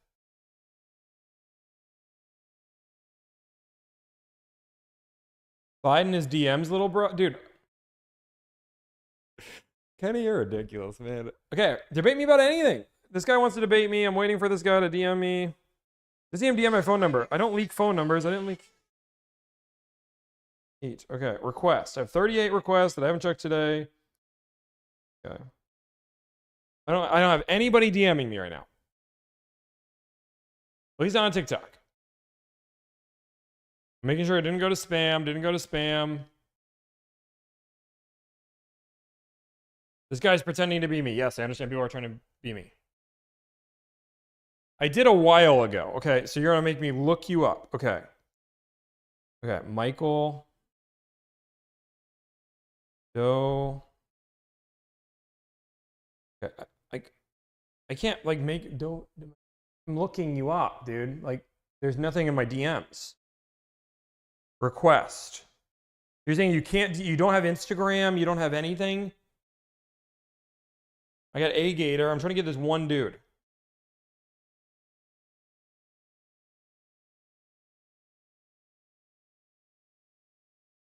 Like, I need to know who to call, Michael. Like, you gotta give DM Jordy or something. DM Amy. DM any of the other mods that I have that can give you a number.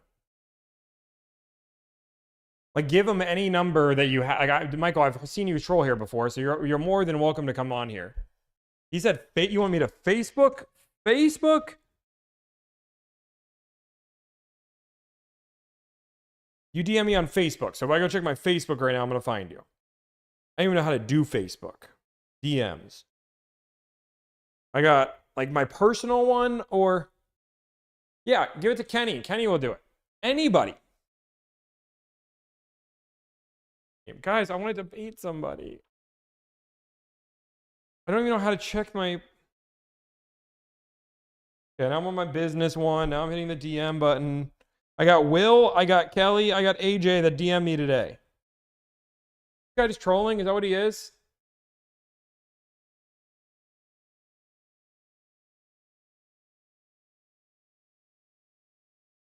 Do we have somebody that wants to debate? Because I would love to debate somebody that wants to debate. Do we have anybody, mods? Debate? If you guys think I'm a scam artist, you guys think I'm horrible, you guys think I'm ridiculous. By all means, you can any argument you have against what I do, right? If you think that my service is a ripoff, it's a scam. If you think I believe that commission is ruining the car dealership and should be eliminated immediately. Gross profit should not be paid on to the sales rep. Send it to Kenny. Kenny, did you get something? Kenny? Okay, you just leaked somebody's number. I was not ready for that. I thought you were going to DM me, Kenny. It was the worst idea that you've ever done, ever, Kenny. I can't tell if you're making things up.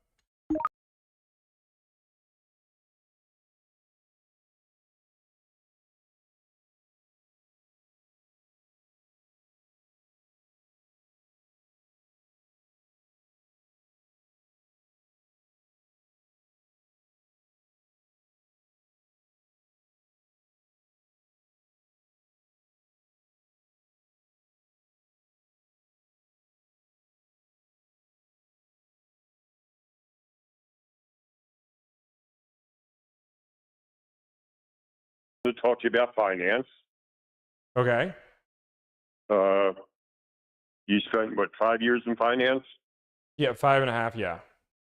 Okay, I did my last 20 years in the business in finance. I had COVID, so I did 20 years at Toyota in the box.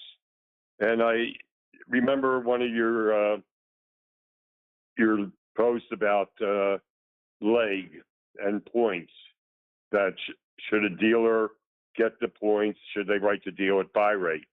So I was just wondering, when you were in the box, and I mean, how did you work rates with your customers?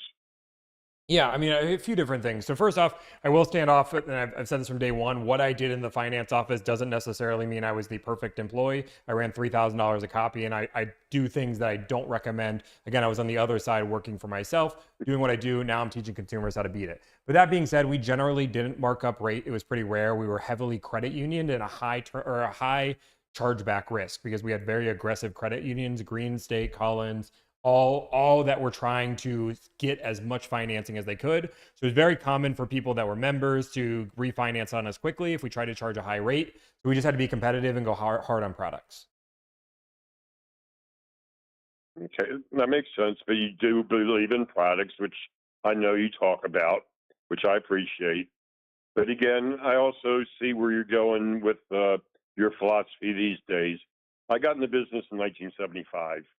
So I'm one of the old car whores, as they say in the business. When we were professional closers, the customer did not have a chance. They walked on the lot. We owned them. So I appreciate what you're doing today. You're trying to help out the consumer.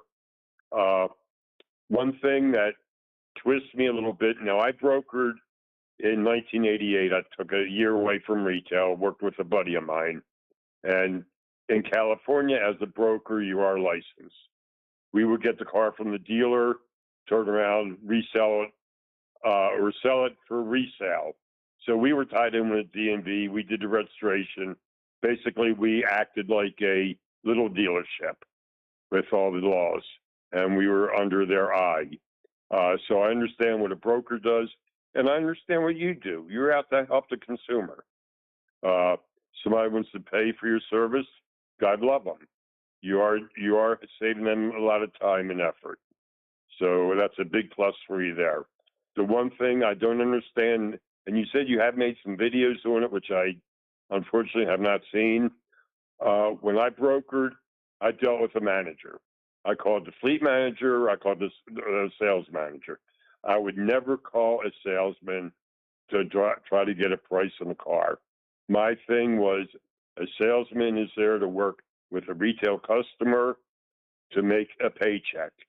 You know, I listen to your lives. I see that the salesmen are trying their hardest to put a deal together, but 95% of the time it's let me check with the desk. I'll get back with you. Let me check with the desk. Just my thing is cut out the middleman. They know you. You've been around long enough. People know your spiel. You know, they know your voice, and that's fine. You're doing a good thing for the industry, but don't tap a salesman. That's all. That's how I look at it. Let them work on getting the retail customer instead of spending 2 or 3 hours with you. Yes, they'll make a deal down the road. They made a mini, while their buddy out there just got a $500, $600, $700 voucher for a customer that they worked. So that's the only thing that perturbs me a little bit. Other than that, you do a good job, and I appreciate what you're doing for the public. And please don't trash finance. It's not an easy job. You know it. It's a job that we put in the hours. We are always the last one to leave the dealership, and give us a little bit of credit when we have a chance to make a little money on the reserve, and we can help the customer out. You're shaking your head no. Many times the customer walks in, yeah, I got 6% from my bank. Okay, I can write you at 5%, and I still pick up a point. So it's a win-win situation. Back in the old days, there was no cap on points. We could make 10 points on a deal. And, we were rolling in reserve back then. They did put a stop to that. They capped everything out, which is better for the consumer. It's a good job to have, but again, take care of the people. The people pay your bills. And I will bounce off now, and I appreciate you talking. Kenny, thank you for giving the world my number, I guess. But keep doing a good job. Sure. Keep saving people money. And I appreciate it. And I'll bounce off now. Thank you very much. And I'll address your 2 points. So I'll address your 2 points. I appreciate you jumping up and bringing your points, Okay. and I'll address them here. Okay, so 2 points here. I don't know. Do you want to stay on the call, or do you want to jump off? Yeah, I'm still here. Yeah, I'm Okay, listening.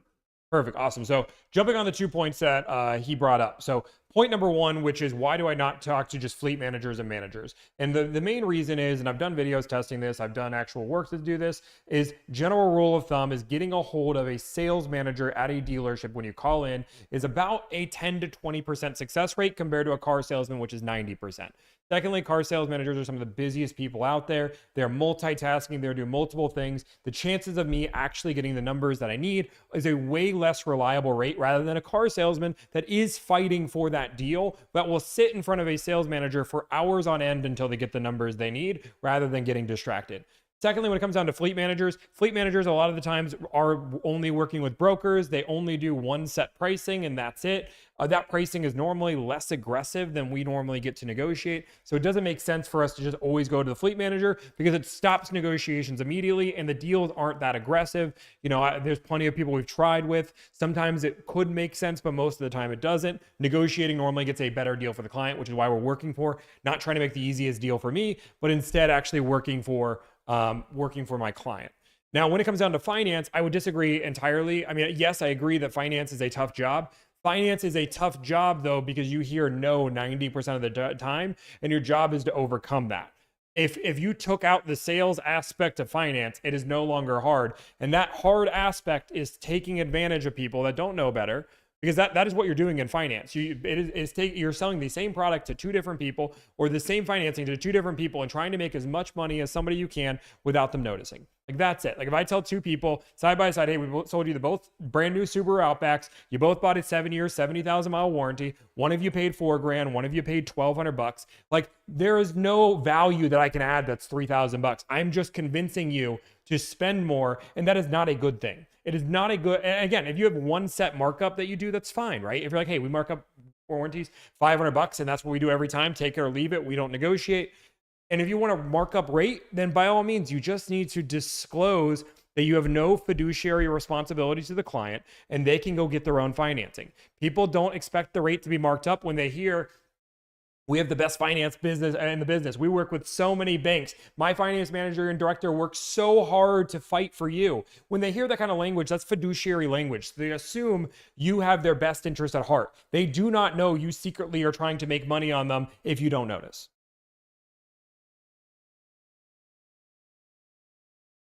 agree with you there. Again, going back to dealing with the fleet manager, you are well known. You sell a lot of cars. I would think you want to build a relationship with maybe one or two dealers in a certain market area. So that fleet manager knows it's Tommy. He gets the deal. He gets the right price because he's going to shop it. They know how low they can go. Again, fleet managers try to make it a little gross. But again, if he knows that he's going to get in a year's time 50 to 100 deals from you, yeah, he's going to drop his drawers. He wants the volume, and that's what the dealers want. Let me cut this out for a second. Who does this benefit? Does this benefit the consumer, or does it benefit me? If it's the right price, the cheapest price, they have the rapport. But how do I now know that's the cheapest price? If I'm only reaching out to one or two dealerships in a particular area, how can I verify to the client and be honest with them and say, no, this is the best price. I've done the work.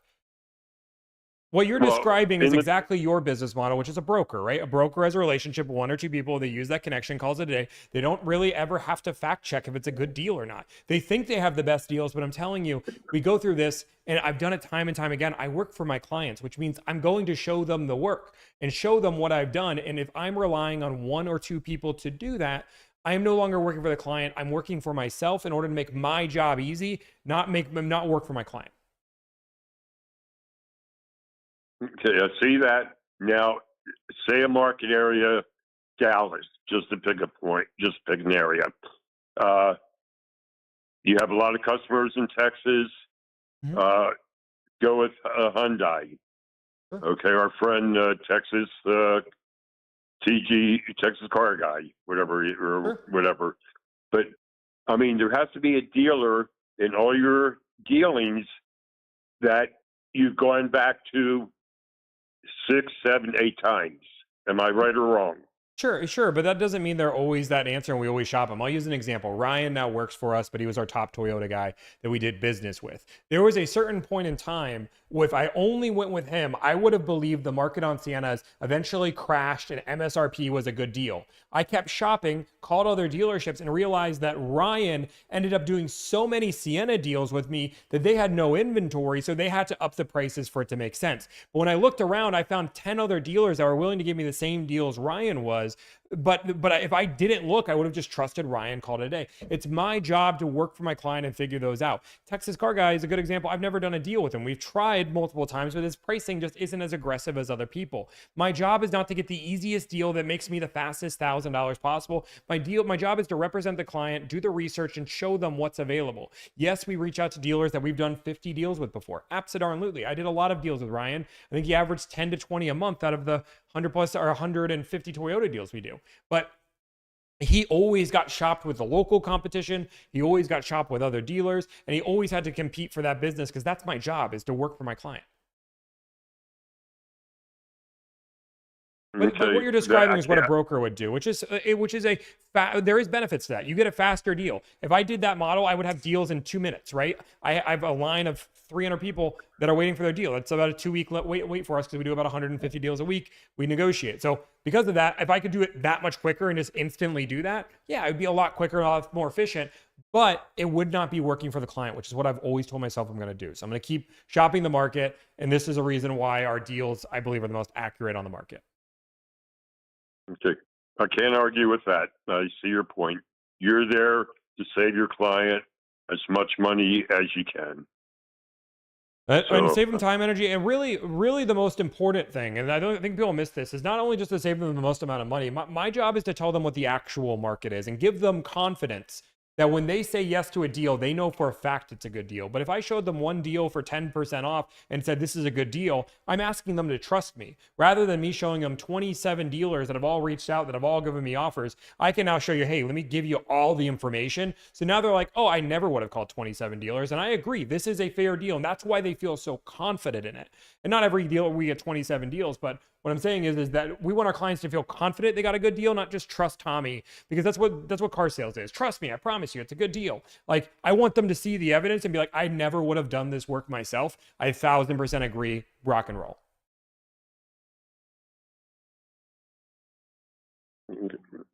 That's very well said. No, I like the industry is changing.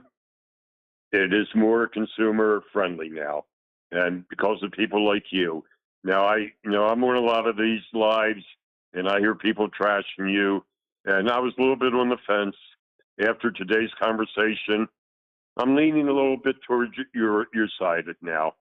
So again, to help out the consumer, go for it. Give them a fair chance.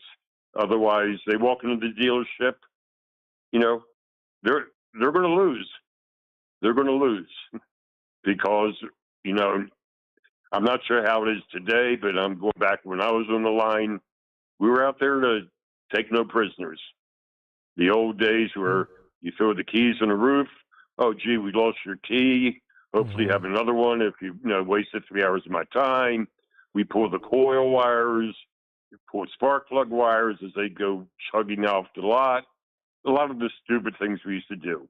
Yep. And we called it fun back then. It was a lot of fun before CSI, before all these new laws.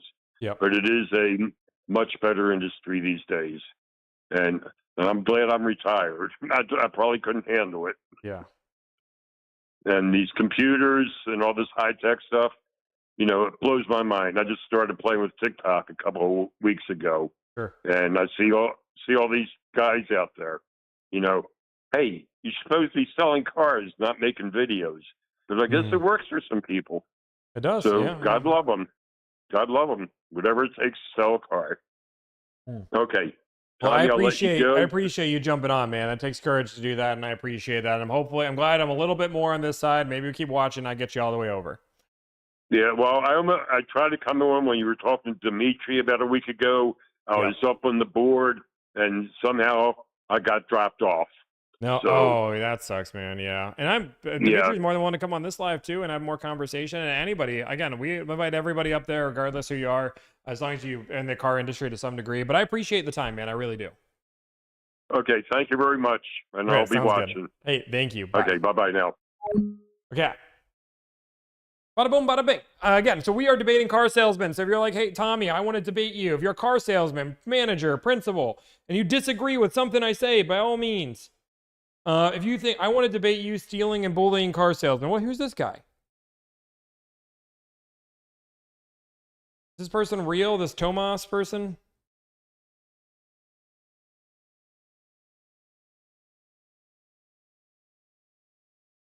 Do we call this random person named Tomas with no profile picture, 0 followers, and no Facebook?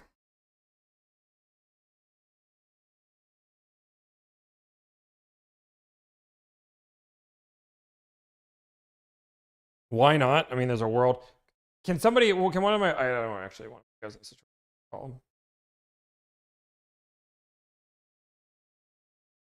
So guys, if anybody wants to come up here, if you're a car salesman, you're like, Tommy, you're horrible for the industry. I hate you. You're a scam. You're ridiculous. If you disagree with that, this is your time, right? I don't leak who you are. We ask you to DM, so we have this. I just need proof that you work at a dealership, so you're not a troll coming on my channel, right? Like that's the idea, right? We're putting you in front of thousands of people. We want to make sure that we are vetting the people to some degree. But this is what I think is crazy is that I get people that are just talking mad smack every day in the moments. I give a live stream every week, and I struggle to get people on there. I struggle.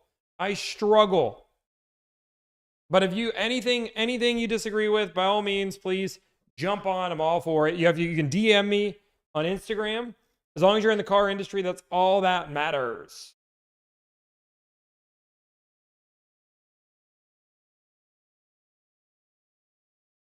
And it's fun.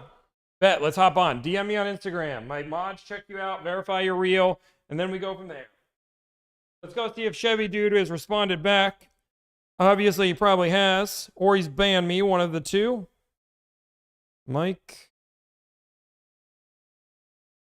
Davenport. He blocked me.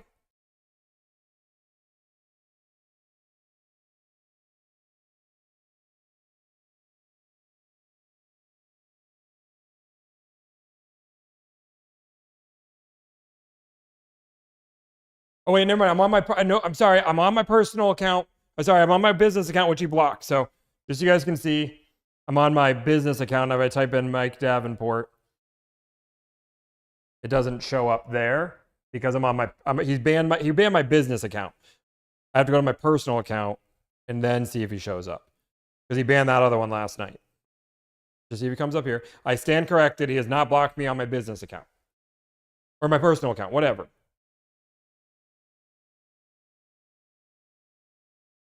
He has still not responded.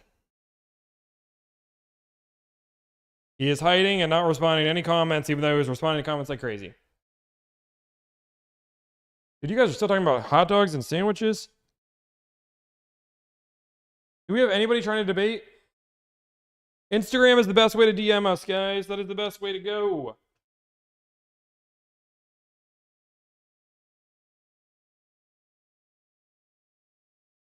We did a deal 3 weeks ago, but I have a debate. But I do have a debate on a few things. I mean, sure, you can DM us on Instagram. We can do that. We're debating anything that a car salesman disagrees with me on.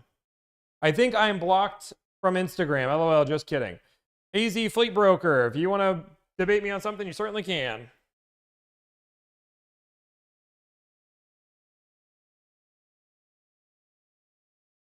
Call Ellie? No.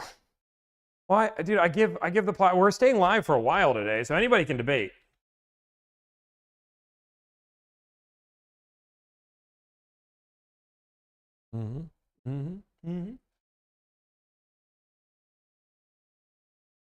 We are.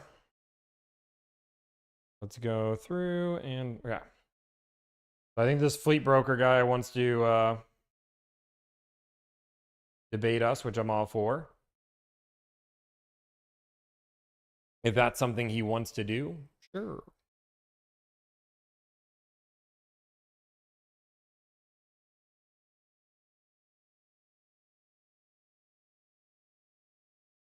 Boom, boom. Okay, anybody.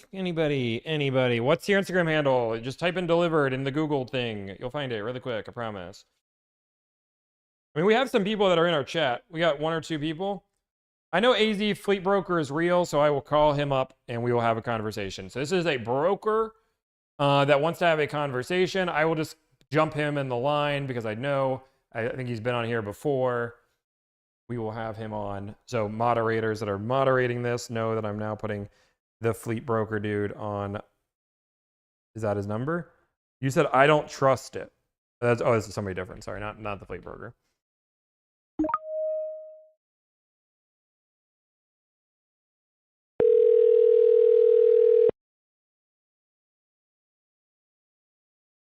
Hey, this is Anthony.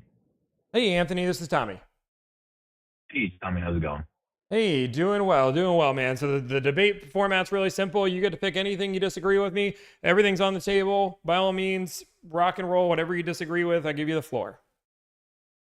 So when I Google delivered, right, and it comes up as your Google profile, it basically tells me that you're an auto broker underneath. Yep, because Google does not have many classifications in the auto space. I think it's auto broker, car leasing specialist, or car dealership. Gotcha. So you yourself wouldn't necessarily identify as an auto broker? Nope, we're not an auto broker. What separates an auto broker from what would you call yourself? Advocate? Yeah, so car buying advocate, car buying agent, you can call it a few different things, but car buying agent would be probably the closest to it. General rule of thumb is what defines a broker. Every state's slightly different, but the general rule of thumb is that a car broker is more selling inventory from a car. Like if we look at some of the things that you sell, you actually go through as a car broker and advertise very specific lease deals. You have dealerships or you have relationships with dealerships that give you inventory. You then post that inventory to sell, right? So you have a certain lease at $400 a month. You have 4 of them left because you are selling on behalf of the dealership. Which if I look at a broker's website, and if you look at your website, you probably have inventory on there. You probably have specific lease deals you're offering because you're essentially selling for the dealership. Now, where you make your fee doesn't matter because where your clients are dealerships. You're selling off their inventory, then selling that stuff to them. Compare that to a car buying agent. We don't advertise deals. We don't promise anything. We work for our clients to help them purchase a vehicle. We don't handle the paperwork. We don't do anything. It's more of a dad helping somebody negotiate a car deal than somebody actually selling a car. Gotcha. And then, one thing that I was thinking about is like, so everybody has a fee, right? I have a fee, you have a fee, whatever that is. When you're talking about best pricing, right? Like, let's say that your client is in the Midwest or in Texas, right? And then you're trying to find the best payment or the best price, right? Whether it be payment or price, one of the two.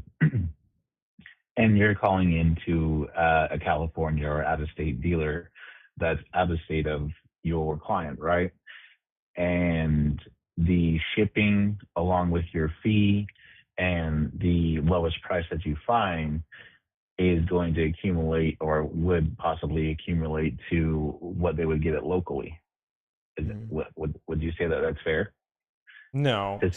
So one thing that we do, and we talked about this yesterday in the live, is about 75% of our clients actually go with local deals at this point, not out of state deals. So what I'll do is I'll share on the screen a deal that we did for a client yesterday. My job is not, just to be clear, my job is not to for a broker. Like, as a broker, you have a particular deal you're advertising to a client. That's the entire point. You have a deal, you're trying to sell it. That's the thing that makes sense. For me, I am doing research. So I'm going to, first off, put my phone on do not disturb so people don't see my text. So like, this is a Frontier deal. I'm gonna show on my screen that we have for a client. You can see 1, 2, 3, 4, 5, 6, 7, 8. This isn't even all of them. This is 10 offers that they had not only in their local market, but out of the state, out of the area. And then what we do is, once we have all of those offers, pin them against each other and feel confident showing it to the client, we then go through those options. And every client is different with what makes them happy. Somebody might spend $2,000 more to go with their local dealership. Some people might go out of state and go drive a car and go pick it up. It's not my job. I don't make any more money. I don't make anything. My job is to give you the information and then give you the options, guide you if you want, and you make the decision. So my job is to go through and actually do the research. So with that client ended up paying $2,000 more to buy local because they wanted to shop local. It was something they were very passionate about. We gave them all the options still. We didn't only shop with their local. We told them there was other deals. Even with shipping, they would have saved $2,500 to go with this deal in North Carolina. They ended up going with their local dealership. That made them happy. And that's my job, is to make my clients happy, whatever that is. I showed them the options, let them make the decision, and they made that decision on their own. So would you say that that's something that happens a lot? Most of the time, we're able to get local dealerships to be pretty darn competitive. I mean, our average savings, if that's what you're wondering, is over $6,000 on an entire car deal all in. So like, we're normally not like to the point where it makes sense. Like, we're not like, I think what you're trying to imply is that the local deals don't make sense for the client. When you're shopping as many deals as we are, we have enough competition that it makes it pretty easy for us to get a competitive deal local. This was a unique scenario, but everybody's different on that. We had a Porsche Macan GTS where a client wanted to shop local as well. It was a $10,000 difference between a deal they could ship versus out of state. We wanted them to ship. We encouraged them to ship. They still bought the car in state. Like that's their choice. It's not my I don't get paid. Whatever decision you want to make is up to you, right? We help you set up the shipping. We do all that. But like, in the end, some people don't want to do that. And whatever makes my client happy is what I do. Gotcha. That's actually pretty strong because, so I guess the reason why that I ask these questions is that a lot of your content is geared towards dealers and brokers and differentiating yourself against them, which is, I mean, I get it. You are different for a most part. And, a lot of brokers, there's different ways to skin a cat, right? I know a lot of East Coast brokers will do, lease deals and basically buy and flip leases and such. But, so I think that the part of it is where you're looking at, or where your business model is the fiduciary side of it. And I mean, for me, I like to practice the fiduciary side of it as well. If somebody wants to, pay me a broker fee, and then I go and I basically call up, several different dealerships, in and out of state, and also see what the underline is on one dealership that I have a relationship with, that I know that I can give a call and say, hey, this is the best deal you can get for me right now. And then I also call out of state and then basically see what is out there, and then shipping and all that other stuff. So when I go and do the whole gambit of calling out of state and then looking at the shipping costs, it's about a $400 difference that I'm seeing on average, between the three, unless I'm like, I mean, obviously you have a whole team behind you and I'm only one person. So that's kind of a catch there, But yeah, that's kind of what I was just wondering about, to see what would be like. So I had a person a couple years back looking for a Chevy Colorado, and they stopped making them, so on and so forth. I found one out in California and, brought it on in. And then I had one that was a work truck that was a lower trim, and that was $5,000 or $3,500 less than what it would have been with shipping and everything else. So, I mean, there's different ways that I see that you're doing something similar than that. And I'm like kind of thinking to myself, like, well, at one point, do you call yourself a broker and not a broker? And like you said, different states, maybe the state that you're in, North Carolina, doesn't qualify anybody as a broker of just basically negotiating a car deal. But a majority of states that I know identify a broker as basically being, involved in negotiating a car deal. Mm-hmm. Yeah, and I'm pulling something up here. I just want to get this. So when it comes down to, I wanted to pull this up here so I could pull it up, but I'm not going to work it. I'm going to pull that up. So general rule of thumb, when it comes down to the difference is how you get your clients deals. Generally, and again, I don't disagree that some people are brokers, might be car buying advocates, and some people that are car buying advocates might be brokers. I definitely think that there needs to be more discussion so there's a clear distinction so the public knows what the difference is. Like I said on Google, there's no car buying agent there because that's not something that's popular, because it's something that's very new in the industry over the last 4 or 5 years. But the general rule of thumb is and most brokers, 95% of brokers, have relationships with dealers. They get broker sheets every single month of the deals that they're offering. You advertise a very particular deal, you advertise inventory, and if you look at a broker's website, a lot of the times it does look like a dealership website.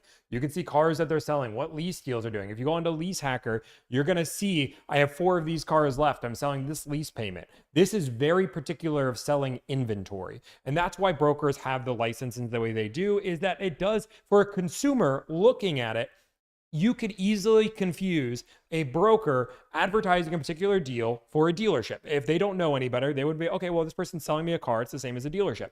For me, nobody looks at my website and says, is this guy a car dealer or is he a car buying advocate? Like, it's very clear on my website, and it's very clear on how I advertise that I am not advertising a particular car, particular thing. And that's the biggest difference, is a broker can be seen to the consumer, which is what we're all talking about, consumer protection, as a dealership. And you as a broker know the amount of brokers that do advertise almost the same as a dealership website. It's insane. And it can be very easy to confuse the two, which is why that protection exists and why they have to be the way they are. Yeah, understandable. Awesome. Well, I was just basically looking at the differentiators of what you would have. I mean, because I think that what you're doing is spot on, but I think that also opens up a lot of gray area to other advocates that are auto advocates to speak to be doing unlicensed activities in their state. That's kind of where it's like a little, I kind of get like, I wonder how that works. Maybe in your state, there's not a need for a license. But in my state, whether I'm an advocate or a broker, I still have to have that broker's license.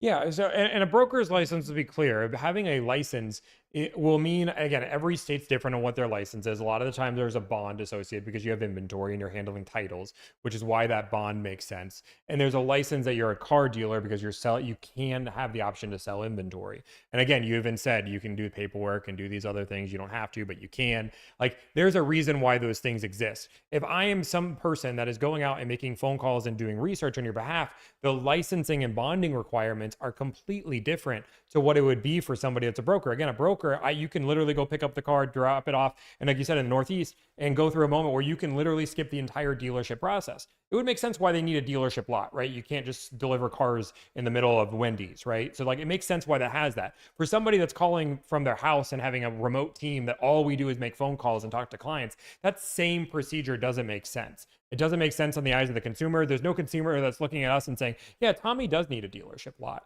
That makes sense. Like he does need an office that's public for everybody to see. Like none of that makes sense. It makes sense if it's a DMV and doing paperwork. It doesn't make sense for an online business that is taking care of consumers by just making phone calls. Gotcha. So generally speaking, your clients still have to go through the quote unquote box, right? Or the finance. Yeah, correct. Yeah, correct. Because we are helping on, again, Gotcha. we are helping with the purchase of a car. We're not helping with the sale of a car. And that's like the easiest way to describe it. As a broker, generally you're helping with the sale of a car because you have you're contacting the dealership first and breeding that in. Compare that to a car buying advocate, car buying agent, which many states do recognize. So I remember a few states do recognize. Colorado, for example, has car buying agents. We look at Washington, they have car buying agents. So this is becoming more and more brought up and thought of as two different things for a reason. Dude, awesome. Yeah, I mean, I don't really have anything else to argue with. I was just basically wanting some clarification on what that was all there. I mean, I don't hate on you, or I commend you for what you're doing. So yeah, man, kudos. Yeah, absolutely, man. I appreciate that. Yep, you as well. Have a great one. Hey, thank you, brother. Bye.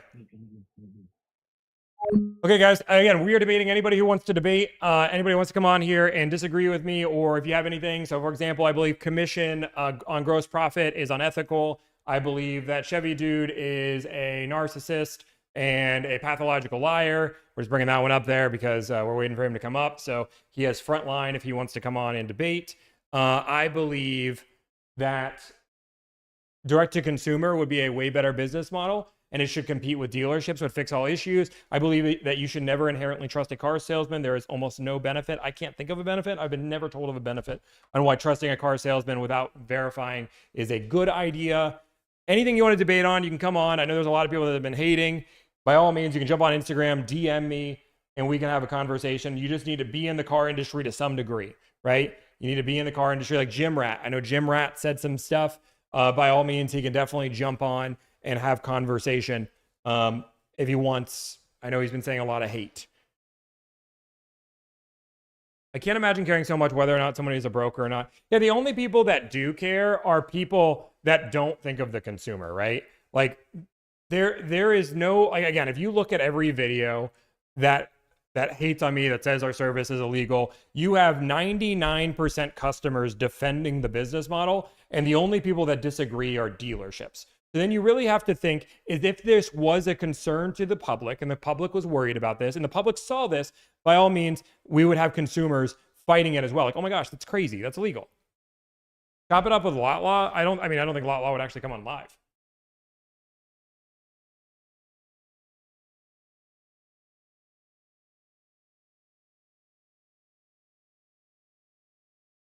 Jim Rat, join the box. Jim Rat, join the box.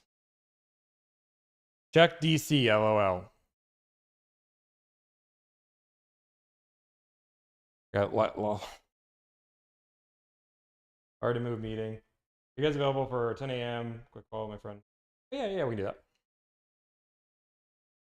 When I was a salesman, if Tommy called my half, I wouldn't care one bit. I love that. Chevy Dude has free access. He's allowed to be on here anytime. Gotta turn Do Not Disturb off. I need to make sure there's nobody else here. Again, anybody can come up and debate. Paul. I got Paul. We got Paul. We did a deal with him 3 weeks ago. I guess this one's interesting. I do think it's interesting that Chevy Dude is not here. We responded to him. Again, I think he's a narcissist and a pathological liar, and I would love for him to prove that he's not any of those things. Right? Lot Law said it would be unethical for him to have a conversation. Why would it be unethical for him to have a conversation? Tommy. Hey, what's up? Is this Paul? What's up, Tommy? Hey, man, I heard we did a deal 3 weeks ago, which I'm excited about that. Thank you for helping one of our clients out, but I'd love to hear what do you disagree with? It's not a disagreement. It's actually it's something that always makes me cringe on one thing. I just want to say first that I love what you do. I love everything about it. I think it's the right way to go in the future. I'm forward thinking. Sure. I'm a GM here with a piece of the action. We're a small Cadillac dealer. We're a small Cadillac dealer that, only sells about 60 cars a month. So we chose to, to do the deal because of, we wanted to show that this is the way to go. And it was an Escalade. It was my choice to do it or not to do it. It's totally our choice. Yeah. So, it's every dealer's choice to say yes or no. My thing is it's funny because when you called up, you were the one that you were trying to be mean. Remember you tried to be mean? I do remember. Yeah, I thought your name sounded familiar. Yeah. It all sounded familiar. Yeah. You were trying to be mean, but it was funny. And we understood what was going on, but it was funny because we have meetings and we only have 6 salespeople. And I said the biggest nightmare we always say in the meetings was that you get the 70-year-old at the dealership who doesn't understand this. And of course, when you called, you did get him, but it's, it all worked out in the long run. Yeah. But my thing is this when you call dealers, that there's BDC and salespeople who are taking orders from, the general managers, the owners, the dealer groups. And if they don't, now my guys knew who you were, but if they don't know who you are and they're just going by what they're taught and though, even if it's wrong, I'm not saying that. Sometimes I think maybe I'm just a little sensitive to it. Like even if they're being jerks and they're being, sleazeballs, totally, but there are some nice people I think you get, and you are nice to them. I'm not saying you're not, but I think to have a little bit of more, I don't know how it is, lenient to them because they're getting, they're not the expert. They're getting told what to do. And the last caller that called two calls ago about speaking to the manager, speaking to whatever. And you're right. To get me on at a time is probably pretty rare because I'm doing 100 different things or anybody else, even though we are a small dealership. But I just think that's the one area that is always sad in my point when somebody makes to look stupid, even though it's only because it's the script they were given. Yeah, I mean, 2 different things. So obviously, looking at it, the reason why I make the content I do is to educate people on buying a car, right? That's the entire idea. I want people to, I want the industry to have a very transparent look of what it's like to buy a vehicle. If somebody talks to one of my people that, again, I had James on here, he's been here for 3 months. He sounded like he'd been here for 2 years. If you are having these people represent your business, they should be held to a very high standard, especially like a Cadillac dealer where somebody might be spending $100,000 on a Cadillac, right? So we want to have a world where we can actually, again, this is the experience clients have. There's no, well, this person's new, so we should give them a little bit of leniency. The client only buys a car once every 7 years. They don't, why do they need to have that leniency? When the next 7 years from now, maybe they'll have a better experience. With this one, they've just got to chalk it up. If you don't feel confident with the people being on the phone, they shouldn't be on the phone. But I say all the time, I want new car sales. I go through as specific as I can. And no matter what, I always get to BDC. If I ask them if they're BDC, they say, no, I'm new car sales. And then I still have to get transferred because that's the process in the system. And if my videos do nothing but show how silly the process is so people change it, that's a win. But have you ever thought hey, I'm from Delivered. I'm doing TikTok live right off the bat. I'm looking for this. And I totally respect that you say, look, I'm giving, because my whole thing was always, look, is give me 10% off the car or whatever. And then, they always say, well, yeah, we're just going to shop my number and get 11% or 10% 0.1. I do respect the fact that you say, look, you give me the 10%, I'm going with you guys today. But the one thing is if you say, listen, I'm from Delivered, I'm on TikTok, you're live, and I want 10% off. You say yes, you say no, we're still friends, whatever like that. Getting to the point, I understand you want content, you want to show that these guys, maybe a little drama in there, and that's cool. That's why I watch. I mean, I love it. It's fantastic, and that's why I have my salespeople watch because I'm like, this is how you don't want to be. And you're right. I do educate my salespeople as much as I can to say, to be. I want to be forward thinking. I don't want to be 1950s Cadillac dealer. So But have you ever thought about doing that? Just straight up saying, this is what I'm doing. I want this. Get me it. And we're good to go. Yeah, I mean, so many problems with that. First off, my goal is to educate people on how to buy a car and what it's like to buy a car. So if I put a rose-colored glasses of saying, hey, just like imagine like somebody goes to your house and they put a camera on you and say, oh my gosh, I'm so excited to talk to you. You normally act different. You normally go different. You normally feel different, right? This is not a world where once somebody knows you're being filmed and you can see it in people's voices. You can watch my videos and I'll say, is a car available? And they recognize, they went from, oh, how you doing? To, oh my gosh, I'm so good. Like you feel it. So the experience, I would be painting the industry in glasses that people aren't experiencing. Secondly, if you don't know who I am, wait, you're Tommy from who?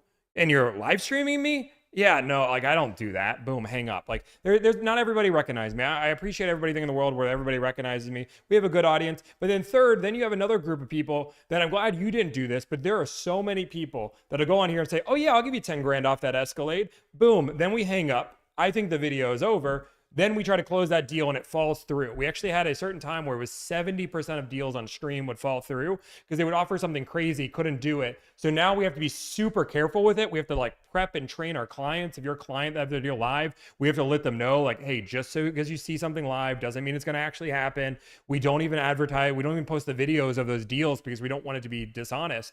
But like that's some of the world we're in right now. Just because somebody's live and they know they're having 6,000 people watching, all of a sudden they're going to do this. So there's so many different reasons why we don't do it. I've made videos on testing it. It hasn't like changed much at all.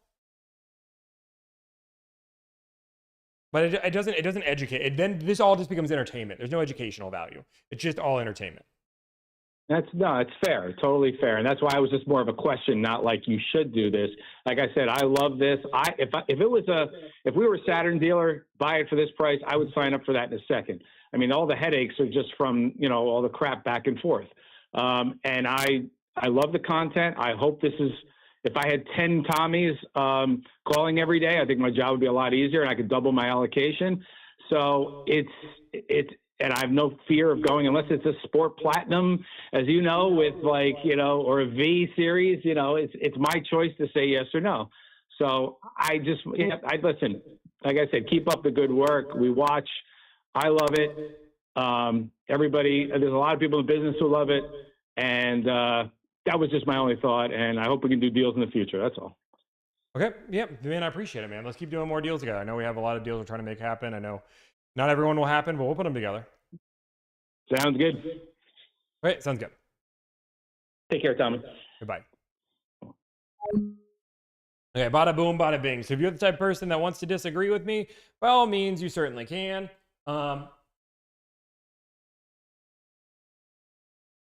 Isn't Saturn a planet? It was also a car brand.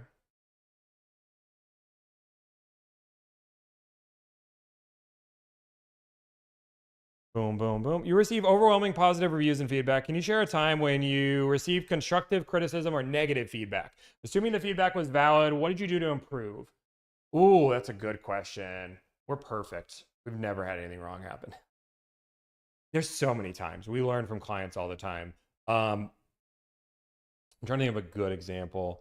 So one of the things that it was one of the reasons why we built the CRM from the ground up. So one of the things that we were doing to clients, by doing for clients, is we were doing this research. We were negotiating with 15 different deals, and we couldn't find a way to show all the work to the client, because once we just shared all the work to the client, clients would be then very confused. Like, I have 15 T-sheets. I don't know what to do. I know you recommend this one, but I want to look them all over. Can I like spend 3 days doing that? So then they'd spend 3 days doing it. We'd lose a deal. Client would then be upset saying, oh my God, what happened? Why did we lose this deal? I'm just trying to go through all this information. So they were information overloaded. But then we're like, oh, you know what? Big deal. We'll put it all in their customer profile page, and then we'll just tell them the best deal. And then we got the opposite feedback, is, well, you only showed me one deal, and you called 28 dealers, but I didn't see any of that. So like, did you actually do work? So that was some really good feedback. So we have really had to balance our new CRM. So clients get in real time active notifications on, oh my gosh, I got a deal in there. Boom, let me go check. They literally have a link that is not even a login, right? Because logins suck. It's literally a link on, I have one as a dealer that I can show you. Do I have one as a dealer? Delivered. So like, It's just so like this is the delivered text message for a dealer, right? All I have to do is click on this link, and once I click on the link, it remembers my IP and knows all the cars that we need at any given time. It's the same for a client, but they just give their customer profile page here. None of this is the client's information. So they can go on here. I could look at this Honda Odyssey, say I have this car, place a bid, put this information in, and then the client gets all that information in real time. So it's able to make it so it's transparent to the client without it being information overload. And then we also had another person that was representing the client at all times, walking them through step by step what was going on. So that was some really good feedback we got. I like that question. That was really strong. That one got me thinking. Anybody who disagrees with me, by all means, you can DM me on Instagram and talk about it. I know apparently a lot of people are talking about the broker side versus not a broker side. First off, if we're talking about consumer rights here, I think it would be very, just talking about some generalities, I think it'd be very hard pressed to look at Delivered as an example of somebody who isn't fighting for the customer. I would put any deal that Delivered's ever done compared to the average deal that a consumer signs and put them side by side and ask if the consumer was in a worse off position. I just don't think there's a single situation we have.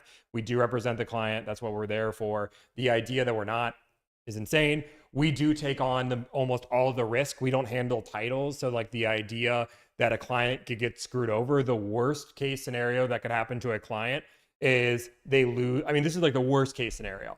The worst case scenario is I could charge $1,000 and not do their negotiation at all and run away.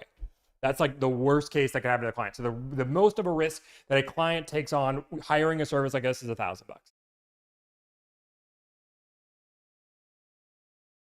If half the car business became a broker tomorrow, would your pricing go down? I don't think so, because I don't always think that broker pricing, I think brokers, Kenny, are just another car salesman. I mean, that is what they are. They just have lower pricing or sometimes higher pricing, and they add their own commission.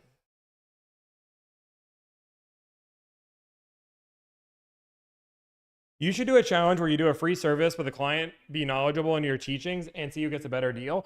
I mean, again, I don't advertise that I can get you the best deal possible. I believe anybody can take my deal and shop it by $200 and beat it, right? It's possible. Some guy said a hot dog is a taco. I think that's pretty controversial. Why would I spend money to troll? That would be wild. Just want to see if my ideas can help Delivered. I don't know what ideas you have, but if you want to like DM us, you can certainly send us ideas. Let me see if anybody else is ready. Again, I'm willing to debate anybody. Let's see if Chevy Dude. So one of the big things we're trying to do is Chevy Dude. We're trying to debate Chevy Dude because Chevy Dude is a pathological liar and a narcissist. I said what I said, and that is what I believe. It looks like he's blocked me on 2 platforms on 3 different accounts, but he has not blocked me on the final one. Now, I will say it's interesting. He has still not responded to my comment. Remember, he's a super busy business owner with 80 employees. He might be busy right now.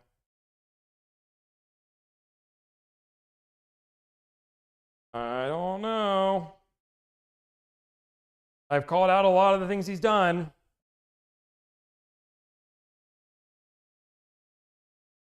Busy crying to mama. Yeah, I just want to call him out for being a pathological liar. Chevy Dude is hanging out with Lotlaw, avoiding to you. I don't know what Lotlaw, I mean, Lotlaw wants to have a conversation. We certainly can. I understand that he's a lawyer that has a prerogative to try to get attention, but also try to put our business under. I'd be willing to have a conversation with him. I don't know why. He said it was unethical for him to jump on and have a conversation. I don't know why. Like, why can you, I'm just curious. Why can you make a post about me and that's not unethical, but having a live conversation with me is? Are you just asking so I can pay you to get information? Is that what you were hoping for? I hired you out of this whole service because I was worried about it? Oh. I'd take the day off to see you chopping up. Dude, I think it'd be good. Chevy Dude blocked me an hour ago, so I definitely think he's reading comments. I mean, we can see if he's reading comments on YouTube, because he normally comments on the videos. But again, anybody who wants to debate me, any topic whatsoever, I don't care what the topic is. I believe that Chevy Dude is a narcissist and is a pathological liar, and I have proof of that. I believe that commission is killing the industry and gross profit is destroying the industry. I believe that direct to consumer should exist tomorrow, and we should ban franchise laws, and it would make everybody better and make everybody more money, and give clients a better experience. Boo! I'm giving you guys all the controversial things. I'm trying to give you everything that you can fight me on. It's crazy. I'm watching myself lean back and forth over there. It's kind of crazy. Sorry. I believe finance marking up rate should be illegal. I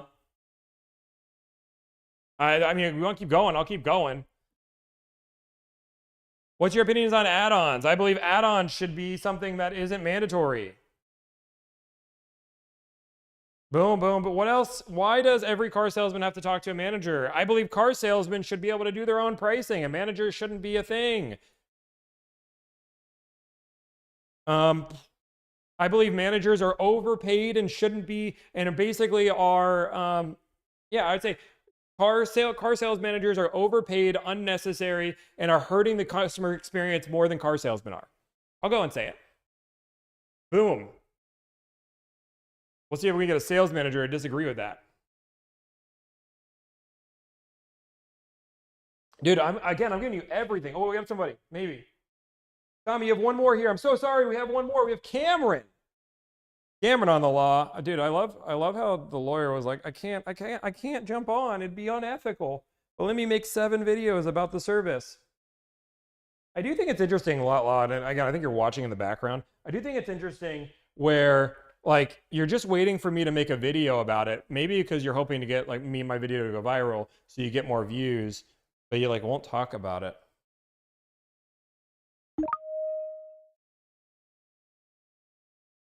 Like, you want me to respond to your video, but it's unethical for me to talk to you about it? Tommy, what's going on? What up, Cameron? I'm so sorry. I didn't even see your text. And by that, it was all my fault, not my editor's at all. No, don't worry about it. No worries. How you doing? Okay, man, the rules are simple. You can disagree with me at anything. I have a mute button. Unless you say bad words, you don't get muted. You can say whatever you want, whatever you disagree with. I'm all for it. Yeah, I'm not gonna curse at you, Tommy. I actually agree with quite a lot of things that you say, and one of the things that I wanted to ask you about is why you're so against salespeople getting paid on gross profit. And the only thing that I disagree with, I guess, is that salespeople should get, and any business, the more money you make, you should be rewarded in some sort of sense. You look at realtors, you look at insurance companies and things like that, and the more money the business makes, the more money the employees make. So what's your thoughts on that? Two different things. So first off, realtors are not paid that way. Realtors are paid the more money you spend on the product itself, the more percentage they get paid, not off the profit itself. So yes, there is some tied interest, and I don't believe the real estate industry is perfect. But this payment model is completely outdated, and this pay model is completely outdated. Right now, we are in the age of information, where information is at the tip, where everybody has this. So nowadays, because there's so many options, so much availability, sales has actually gone to, for almost every business, not what price can I convince somebody to buy it at? You have to be the lowest price. It's, let me show you why you should do business with me, and everybody's pricing is pretty darn comparable. Like that should be the business. It shouldn't be exploiting people to spend more in an age of information where everything's there and you're just hoping somebody doesn't Google it. Right? So like we look at in almost every other industry, I'm fine if you want to pay somebody off MSRP. You say, hey, if you sell a more expensive car, we pay 1% off MSRP. Sure. I mean, I don't even think it's a good model. I don't think that makes sense. But the idea of paying off gross profit, you are single-handedly, and actually I'll say I don't agree. Now I'm thinking about it, I don't agree with that model. But the general rule of thumb is if I have a car salesman and there are 7% of people who trust them, that is what the Gallup poll said, 7% of people trust a car salesman, and my pay is directly impacted by the amount of money you spend. When, as a customer, all I'm trying to do is a good deal in this economy, it now makes you less money. And if it makes you less money, you are naturally going to probably give me a worse experience, or you're going to fight me to keep me to spend more money. We should both be on the same sides. Car sales and sales in general has become more of a customer-facing advocacy side in the last 3 years than it has let's try to take advantage of people's side. No, and like I said, I agree with some of the parts that you just said. And like you said, we're in the golden age of the internet where there's so much information out there to customers and consumers. And, for example, I work in the East Coast. We work at a smaller Nissan dealership. We price every single new car on our website at invoice minus holdback. Every single one, because all the dealerships are so competitive around here. But on used cars, we might average, average markup on a used vehicle for us might only be $1,800 or $2,000. And after the car's been through the shop and cleaned and detailed, I don't think that that's necessarily a bad thing. And here's the thing: we're open to negotiation. If you show me three comparable vehicles that are similar miles, less money, we would absolutely discount it, or maybe mine's cleaner with less miles, whatever it may be. And one of the other things I wanted to ask you about is your opinion. You said you think that direct to consumer would be more beneficial for all parties involved. Well, I guess not for me, but for no, I think it would be consumers. for you too. I think as a car salesman, you would make more money, be in a better experience, and have better client experiences, and everybody would be happier. I believe everybody around the house makes more money. But if it was direct to consumer, wouldn't every consumer pay MSRP? No, because MSRP is an imaginary number created by created by manufacturers for the dealership model to exist. So what do you think that they should sell it at like a set flat rate above or at invoice? I mean, how would dealerships be profitable? And then my only other question is if you nix dealerships, what about people that want to get service done, or should they all go to independent mechanics? I mean, yeah. So my general rule of thumb when I talk about dealerships is I don't believe dealerships should be banned. I believe that direct to consumer should be able to work side by side. Now, the reason why MSRP wouldn't exist, it just doesn't make any logical sense. Manufacturer is going to undercut because they're going to want people to go through their experience. And they have more markup in the vehicle just transparently because they are selling the vehicle at invoice and still making a profit, a very hefty profit, as we know, because manufacturers have taken more and more of that profit from dealerships. Why wouldn't they undercut every single dealership possible? So it would force dealerships to do one thing, is get better. Because what the manufacturer can do is make it faster, cheaper, and more efficient. But that doesn't mean that every buyer wants the fastest, easiest car buying process. Some people, and I'll use an example. Some people shop at Walmart. Some people shop at Whole Foods. You shop at Whole Foods for X reasons, even though maybe it's just the experience, the vibe, whatever it is. People will shop at dealerships, and dealerships will have to improve to the level that you're willing to spend more to deal with the dealership. It has to be almost that delivered experience where somebody's like, you know what, I want to work with the dealership. I know I'm paying more, and I'm going to tell you all the reasons why. Right now, the dealership doesn't do that. It doesn't exist, and it's just a burden on the system. And they find a way, like we're talking about, how do I make the most money off the client? Now, instead is, how do I give the client the best possible experience so they choose me over the manufacturer? And that question has not been asked in the industry for the last 100 years. Well, the only thing I just want to mention too is that not every dealership is practicing these harmful tactics. Not every dealership is adding X amount of add-ons. I mean, we sell all of our vehicles. The only fee that we charge is our dealer conveyance fee. We obviously offer a ceramic coating. We offer a warranty. We offer certain things. And I mean, it's you just mentioned not every consumer is necessarily looking for the fastest deal, the fastest process, fastest transaction. Some customers aren't even looking for the best deal. Some of them just want the good experience, like you just said. And when you mention add-ons, I don't know if you consider warranties and whatnot a scam as well, but we sell warranties directly through the manufacturer. We sell third parties. And how do you do your warranty pricing? Do you one set price, never negotiate at all, and they say no, you walk away, or do you negotiate? We definitely negotiate. Definitely negotiate on the warranty pricing. We have a set flat markup that we do on the warranties, but there's certain scenarios, roughly $650 to $700. Only $700 is your set markup every time? That's our set markup every time. Okay, well, that's not bad. But like I said, we don't add it. We don't sell cars and say, oh, this car is ceramic coated for an extra $700. Yeah, I'm not talking about that. But with that the finance, stuff just doesn't fly in our market. Sure. And like I said, that's crazy. I would say you're one of the only dealerships that's offering that low of a markup. I mean, my dealership was $3,500 is what the allowable markup was.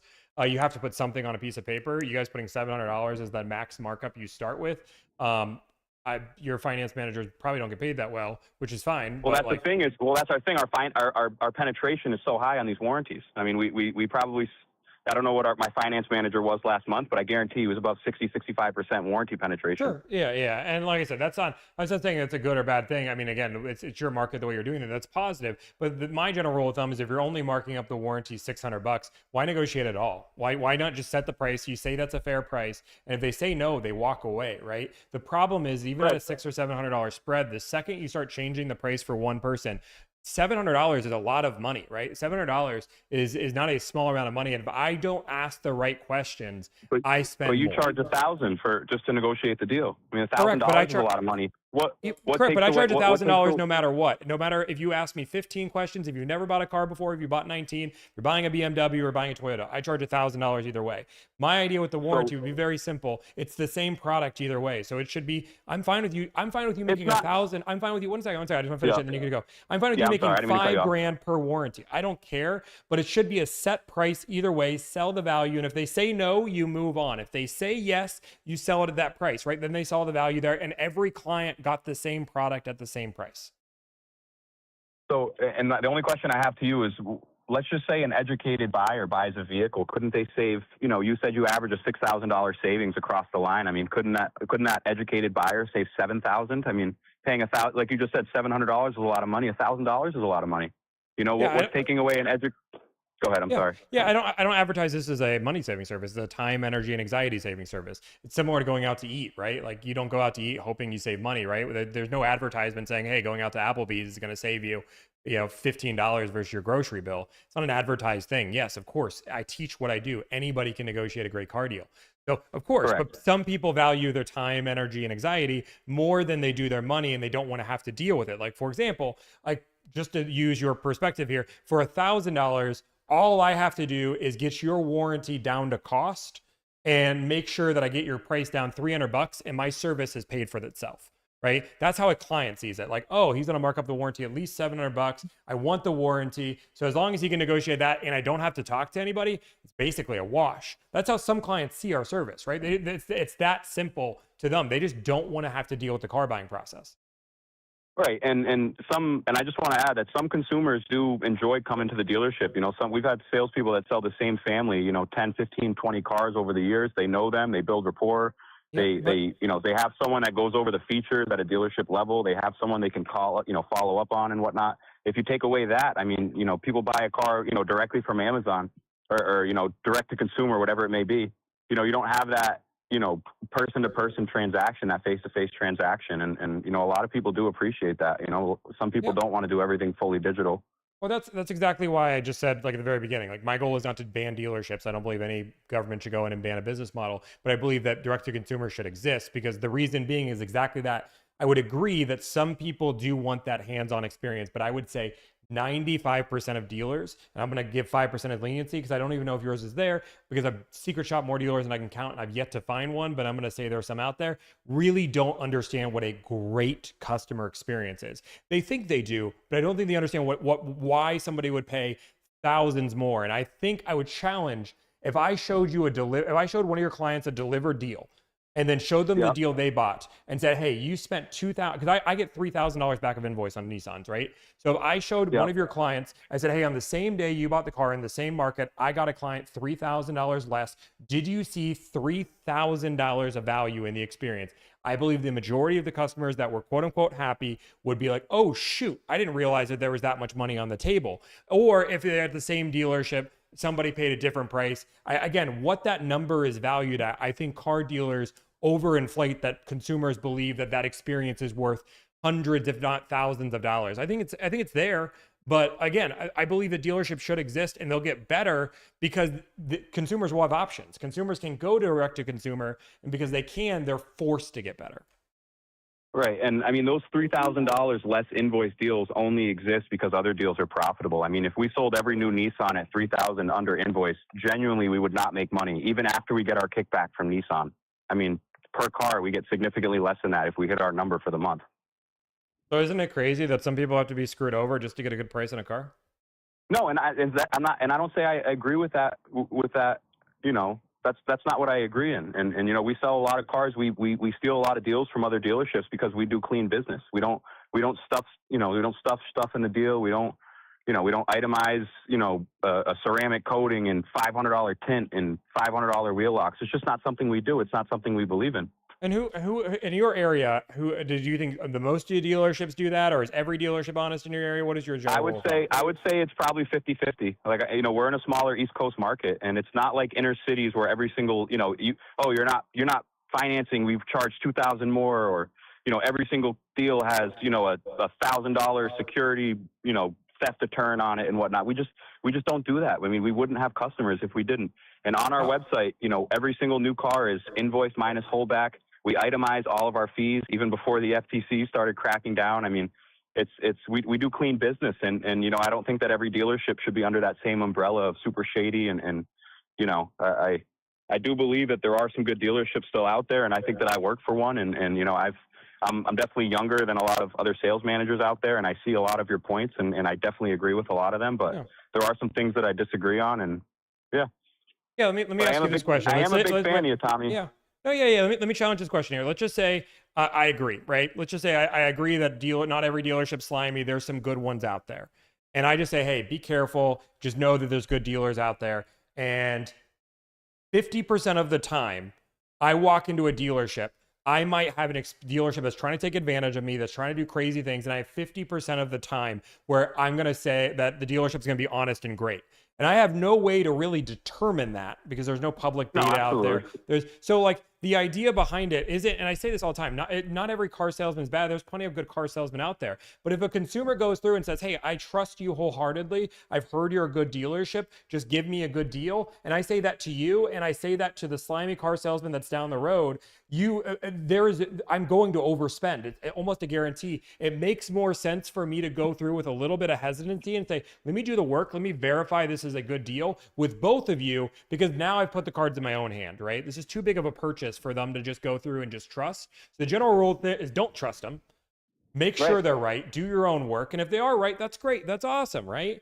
But like I said, I think it's crazy in a business model. I think your dealership is in the negative side if you negotiate anything at all. I don't believe there should be any negotiation. I believe it should be one set price that you feel confident with. And if people say no to doing business with you, that's okay, right? We are not the cheapest negotiation service out there. People choose other services. We believe we offer the best experience and we stand by our prices. And the amount of people that have come to me and said, you know what, I'll do if you do it for $700 I'll buy 5 cars and give you a discount. We just don't do that. We believe in the service, and I will lose the business because I stand confident in my price, and I wish dealerships would do the same.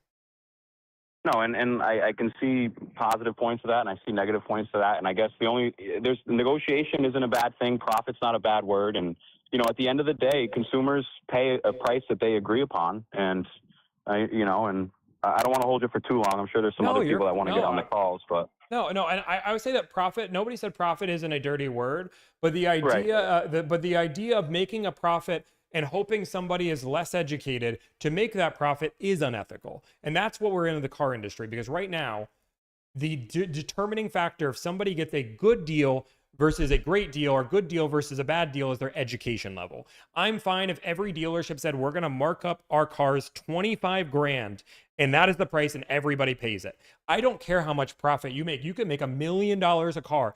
I've never once said it's unacceptable, dealerships are making money. What I've said is that they should charge a fair price and everybody should pay the same price. Profit is not a dirty word. I make $550 a profit per car deal. If I can make my business more profitable, more efficient, I want to do that as a business owner. But that being said, if in an ethical way.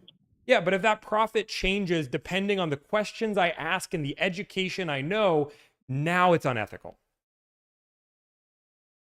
Yeah, and I mean, I don't entirely disagree with you. It's just at this day and age, I mean, it's you have so much resource, you have so much things at your fingertips where if you make a bad purchase or a bad decision, I mean, it's and I'm not saying that any dealership should try and take advantage of anyone. I'm going to challenge you on this right now. Tell the audience where they can go through on a new Nissan Rogue, and I can find the last 400 reported sales of a brand new Nissan Rogue that I can compare with other buyers. You're asking me where a consumer could do that? Yeah, you're saying the information there. The only information for me to determine what a good deal is what other people have paid. So how can I check the last 400 people that have bought a brand new Nissan Rogue, and so I can compare my deal? I don't know if you'd be able to check the last 400, but I mean, there's forums, there's Reddit, there's Lease Hacker. You could call 5 local dealerships and ask them to email you a breakdown, an itemized breakdown of whatever deal you're looking at, and then you could kind of compare, and then you Google your research. I mean, it's the same thing with purchasing anything. No, you wouldn't get the last 400, but No, so what I'm doing is trusting that people are giving relevant information online, because the online price isn't always accurate. So you can't go off what that data was, and that doesn't even mean the online price is what they sold the car for. Compare that to Best Buy. On Best Buy, you can pull up any product on Best Buy's website, and I can tell you day by day the exact price of that product, when the high of that product was, when the low of that product is, and when it's estimated to go down. This is real data, because the online price is the price they sell it at. There's no place you can find that in the car industry. So this idea that information is valuable, but then in the same token, you're like, well, I can find invoice pricing, but you really can't find true invoice pricing. You can get a general idea, but like even invoice pricing doesn't determine something as a good or bad deal. It depends on what the market is. Some cars go over invoice, some people go below invoice. But like this general rule of thumb is, if I can't see sales data of everybody who's buying a car and then judge that off that decision, it's impossible for me to be an educated consumer. And you're trusting like Reddit posts and like Facebook, but like I'm trusting random people out on the internet, like even just trusting me, right? Like I do 400 deals a month. I'd like to say I'm accurate, but even to this day, I post deals and car salesmen say my deals are fake. And now I have this controversy of people saying, well, these deals aren't real. I'm like, I'm posting accurate deals. Well, I would never do that deal. Okay, you wouldn't, but somebody else would. So now like not everybody's going to agree to this unless there's a real public database. Yeah, but at the end of the day, it is just math, and a good deal is sort of subjective. I mean, someone could believe they got a good deal and be happy with the purchase. But let's just say, I mean, if I give you the selling price, I give you the discount, I give you the rebate, I show you the tax, title, license, you know, any manufacturer rebates and discounts. I mean, let's say you're looking for a lease. I would tell a consumer the money factor. I would tell them the residual value. I wouldn't have any, you know, I wouldn't be opposed to that if that's something they ask me. Let me challenge this idea. Most people probably wouldn't be able to put it together even if they had a calculator, but. Okay, so let me put this idea through you. I have an Alani energy drink at the gas station, right here. You are now, let's just say, you've just come from England for the World Cup. You've never seen Alani energy drinks. You've lived in a cave for your entire life. I go and say, I'm going to sell you this Alani energy drink for $100. You pay me $100. Was that a good deal? I mean, it depends. Let's just say that person had the opportunity. Objectively, we both know that is not it. Like, you're in America, you could go down the street to this, find this deal. Objectively, paying $100 for an energy drink is not a good deal. Yeah, but we don't mark stuff up. I mean, 100%. I mean, that's just what I'm saying is it's objective, right? Like knowing that somebody paid if you would have heard you paid $100 for your energy drink, you're stupid. What are you doing? So I mean, some people would pay Uber Eats some people would pay 100% of what they would pay to order food just because they don't want to leave their house. I mean, because you're getting delivered service. We're talking about the same product. Imagine Uber charge two different prices to the same address depending on which information you had, right? If Uber was like, I'm going to charge $500 because you don't know better, and then you have to negotiate that down. Again, it's objective. We're not buying a service, we're buying a product, and that product's price is objective. If you pay $100 for an Alani energy drink, you are getting scammed. Like, that is not, like, that is the entire idea, right? Like, that is, there's no ifs, ands, or buts about it. That is objective. If you go and look and compare it to everybody else who bought an Alani energy drink, you overspent. So my question is, if let's just say one customer got $1,000 off MSRP, does that make is that a bad deal? Did they get scammed? I mean, no. Again, the price is what the selling price is compared. So, like, for example, I show that when I negotiate car deals on a Nissan Rogue, I'm getting at least 10% off MSRP. That's the number plus rebates. That's below invoice by, I think, about at least $1,000. So like, you're saying $1,000 off MSRP. I would say, based on my data, that's a bad deal. The consumer would never know that that's a bad deal because they don't have that, right? They don't have that information. Yeah, but I don't think they're necessarily getting scammed. You know, I don't think they're getting. I mean, at the end of the day, if they agree to a price and they agree and they're happy, I mean, it's you know, maybe they could have saved $500 at, you know, somewhere else, but at the end of the day, if they're happy and they've agreed to the price, it's not like we're. You know, let me ask you this question. If I went to that consumer, let's just say $1,000 off MSRP, and another person got 10% off MSRP, and I went to that consumer the day they bought the car and said, hey, just so you know, you got $1,000 off. There was a person literally 5 minutes earlier that got $4,000 off. Do you think that consumer would still be like, oh my God, I love this service so much, I'm willing to pay $3,000 for it? Yeah, probably not. But this is the thing. So you're relying on people being uneducated and not knowing the answer to make a profit. It's not relying on that. No, not whatsoever. Like I said, and for example, I'll explain it again. We sell all of our cars at invoice minus holdback. You know, and if we don't hit our new car number for the month, that's straight zeros across the board, you know, unless they buy products, unless they buy things. And like I said, everything is fully presented. Everything is explained thoroughly. But you're moving the goalpost here. You just said if somebody got $1,000 off, is that I'm comparing it side by side. Well, because you said that you said that it would be a scam if someone paid, you know. I disagree. I think if a consumer agreed to pay $1,000 under MSRP, then I don't think they necessarily got scammed. If they agreed to it, if they willingly agreed to it, they knew the manufacturer suggested retail price, and then they agreed, they signed paperwork, they bought the car at $1,000 under MSRP. I don't think that being scammed is the correct word for that. No, it's the closest thing to being scammed I can say. You are relying, again, the only difference between one buyer and the other is their education level and what they knew about the market. That is it. The product wasn't better. The experience wasn't better. I didn't get a back rub with the service. All I did was ask the right questions and I saved thousands of dollars. Yes, I would say that is the closest thing to a scam as to what we're saying here. The idea behind it is that they signed the dotted line. Again, we both admit there's no public data to go through and see what everybody's paying for a car. We just have to maybe rely on mixed information that people argue all the time is real or not. So this idea, the only way to get this is to do the work and figure it out yourself. It's unfair to the dealership that has all the information possible and try to blame it on the consumer, which is just battling to get information on the second biggest purchase of their life. No, and like I said, I agree with a lot of the points you make. I do disagree with some, but I do have to cut this short because we are about to close. Well, man, it was good talking to you. I appreciate you having the courage to come on up. Yeah, give me a shot if you ever have a Nissan deal in the. Okay, sounds good, man. Appreciate it. All right, Tommy. Take care. Bye-bye. Hey guys, we're waiting on Chevy Dude. I popped up another energy drink because I want to make sure that I'm awake and energy and excited. I want to be there. I want to have this. Yeah, guys, I do. And I stand by that. If somebody wants to jump in and jump on his argument, but yeah, I do think it's unethical for you to make more money. Again, if I can charge $100 for this Alani energy drink, and then to somebody else, I charge $3, or even if it's, I charge $3 versus $10. Like, I do think it's unethical hoping that somebody does not know their information and that's why you're getting a deal.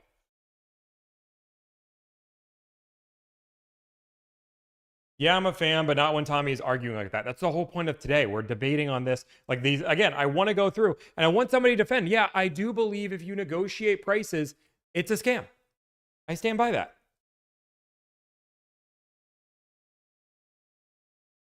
$100 drink. You can do it anything. Again, we use the car dealership example, but let's see if anybody else is on here. Do we have anybody else that wants to jump on? Again, you can DM us. Ideally on Instagram is the best way to do it. I have moderators that will monitor the Instagram. They verify you are in the car sales. You can disagree. You don't admit you are wrong ever. Fall, if you think I'm wrong, then prove me wrong. Like there was not a single point that anybody was like, oh yeah, that makes sense. But if you believe in what you're saying, Fall, jump on the live. It's dumb. Like, Fall, I'm going to defend my stance, and if somebody convinces me otherwise, they certainly can, but I don't think anybody has. Like, how did he convince you? I'll jump on the live, DM me. I don't think anybody's... Can anybody think of a time that I've been defeated in one of these debates? No, I don't think so. I don't think anybody's made a point. But Hammer, if you think you're the one, by all means, come on up.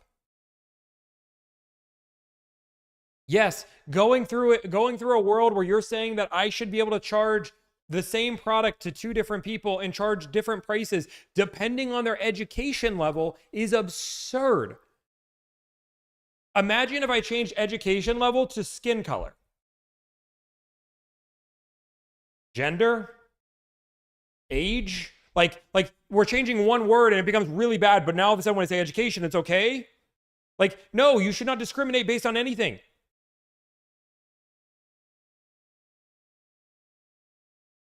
It's exploiting. It's 1,000% exploit.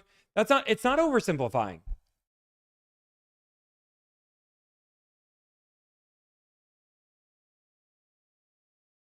But again, if you disagree, by all means, come on up. One second.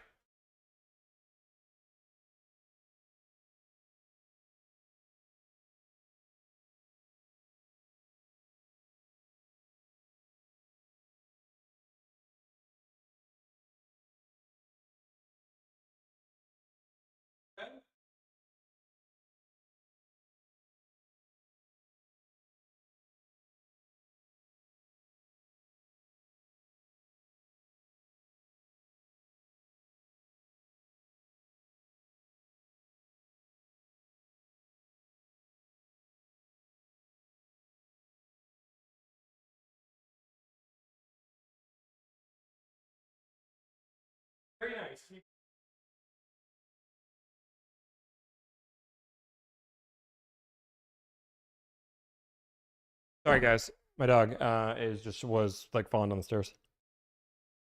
You good? Dude, I know you work really hard to get up those stairs. You have the grippies. Okay. You guys want me to lower the camera? Okay, Max, you're gonna go on camera. Ready? Max, you gotta put your head up. Want to say hi?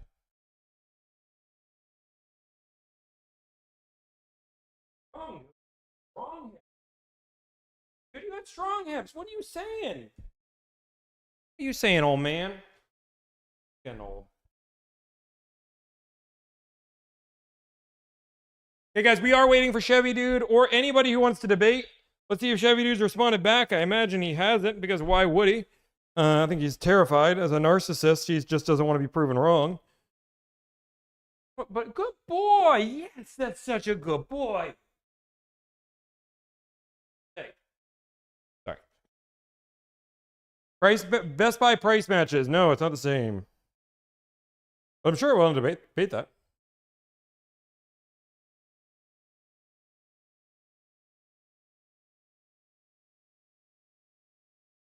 Okay, let me see if I'm gonna see if this guy. Remember, he's super busy, so there's a chance he just doesn't ever respond to us. You know, when you're running 7 businesses and 70 employees. He stopped following somebody today. I think that's interesting. Oh, somebody. That's funny. Somebody did the breakdown. I want to see what the number is. Let's see what the breakdown is. I will pay him $100, mods.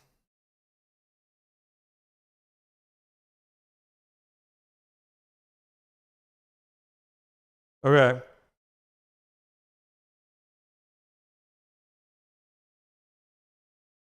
So I played 97.34% of Chevy Dude's video, but there is a room for error. Okay. He's saying at least he went through and tried to timestamp it the best he did. I see what he did. He said there is room of error, but I played at least 97% of his video. So the idea that I cut and pick things. Sorry, guys. I was just worried about my dog for a minute. Max, you good? Dude, you look so good. You want a fan? I'll get you my fan. Oh, Daisy's here too? Okay. I need a deal, Chevy. Let me know, okay. Guys, he has not responded to that. Let me check YouTube. But again, if you want to debate me on any of these topics, there's a lot of car salesmen that are talking a lot of trash. It seems like none of them want to come live. I think that's intriguing. Chevy Dude, I really just want to resolve this via live just to prove you wrong, so I don't want to make another video. I don't want to have to make another video, so... Am I a liar? Yes, you're a liar. Pathological liar.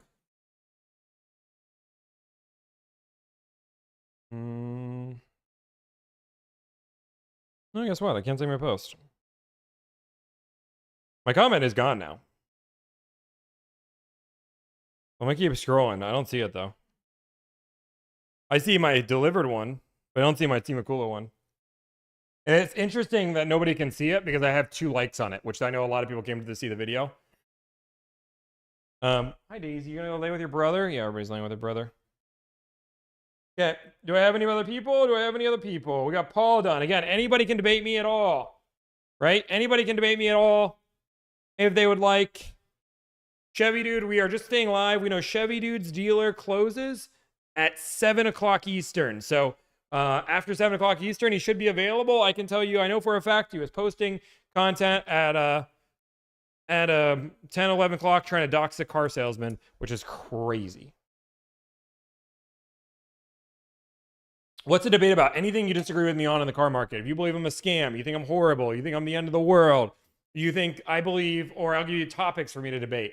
I believe that commission is naturally...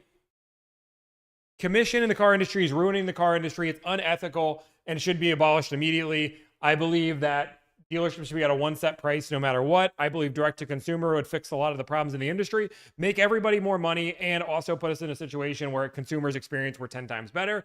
I believe that I'm awesome. we'll go from that, right?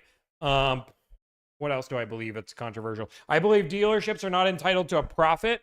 What else?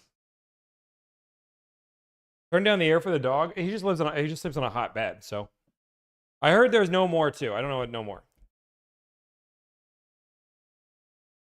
You think commission is unethical even if the dealership is the one paying? Yes. If paying off gross profit, I will concede paying off a gross profit is unethical. Got a ZR1 on the way? Give me that MSRP. Let's go. No, just kidding. I don't want a ZR1. Not an MSRP. I thought it was ZR1X. If it's ZR1X MSRP, I'll take it right now. Buy it. Cash. Could you explain how you determine the percentage you're fighting for? A lot of market data. Chevy Dude. If you guys tag Chevy Dude, that might help. I don't know. Like, I don't know how to get the dude on. I don't know how to get the guy on. Like, tag him. I mean, the dude made one of the worst 3 videos that I've ever seen in my entire life trying to defend himself. He's a pathological liar and a narcissist. And I'm going to keep saying that. I know the biggest YouTuber that's ever existed. Tommy, don't you pay your brokers a bonus or commission? I don't have brokers, but no, they don't make a bonus or commission. They make bonuses based on their performance, but not off of, that's off of company performance, and that's at review time. So, like, as a good employer, we give it based on what they've done, but none of the conversation is how many deals they've negotiated, how much money they made us.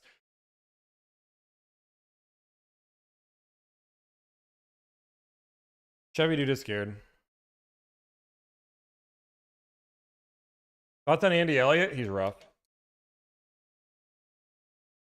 Isn't that performance? No, because I'm not paying somebody based on the amount of money they paid us. If somebody ended up, again, we make $1,000 either way. So if I paid somebody more money because they made, again, it just, none of it makes sense. If you pay somebody off gross profit, it's the same product. It would be if I had $1,000 service, but I could charge up to $2,000 for it, and I paid somebody more money to convince somebody to spend more money on the service. Then that would be unethical. But going through and looking at people's pay and saying, you've done a good job, here's a raise, here's a bonus.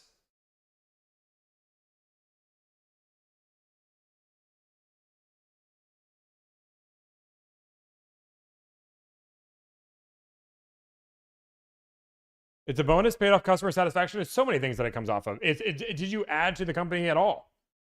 They don't get paid off profits. That's not how it works.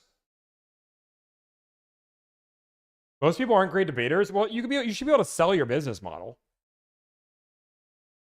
There's plenty of room to negotiate off employee pricing for Ford Broncos. I've commented 3 times and all the comments are hidden. I think that's interesting. Again, all he has to do is, again, he's the one that said he wanted to have a conversation, yet he blocked me.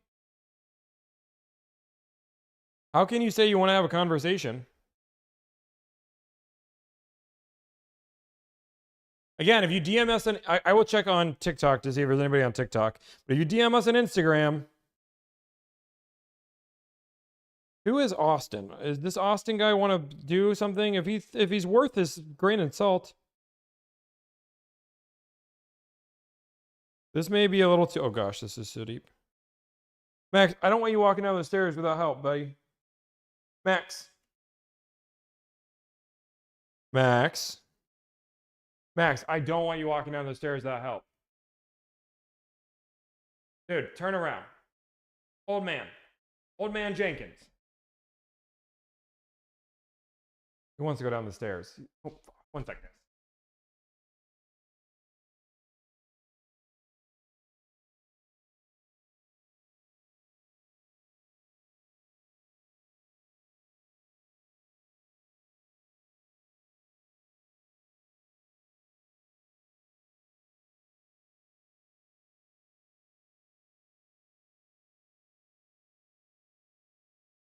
I don't know where Juliana is. She's somewhere. Okay, let's turn the fan. I helped him. I almost died. I'm alive. Is this office upstairs? Maybe. Austin's in your energy. I don't think it's a good idea. He's giving weird energy. Yeah, I'm going to read these comments. I'll let you guys decide, okay?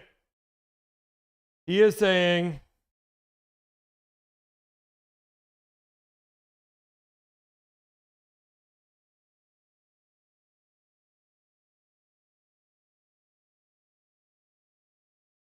I get it. I don't want to troll. Okay, so let me read these things. Hey, Tommy. First off, I think you do great work. Second, I've negotiated dozens of car deals with several brands on behalf of customers for free. I would like to briefly debate you, not as to why you are wrong, but how you can be even better. I know he was looking to hire to help to scale his business. If one of his ideas helped him do that, I think he would be happy. By the way, not trying to sell or solicit anything. I don't think you want to debate, dude. Yeah, I don't know. This just seems like somebody that wants to advertise their service.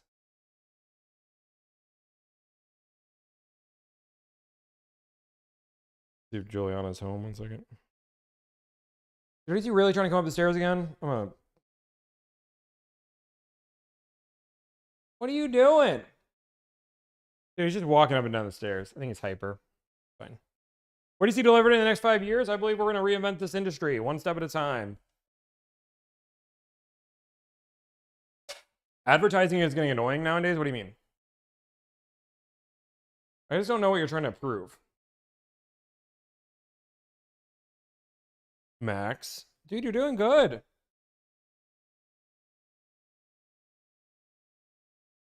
Okay. I want to see if he's messaged us back. We're waiting on Chevy, dude, guys. That is what we're waiting on. Dude, do you need your shot, dude? Chevy dude is not... He made a video an hour ago. Like, he made a video an hour ago.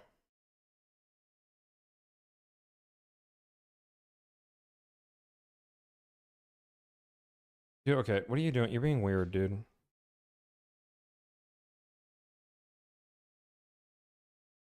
$81 comments. Dude, he still hasn't said anything.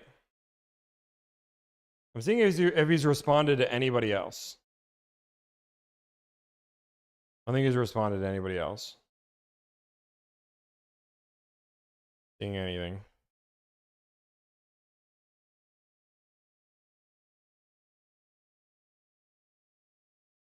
Any chance to debate? Anybody can debate us. Wait, 17 minutes ago, he responded.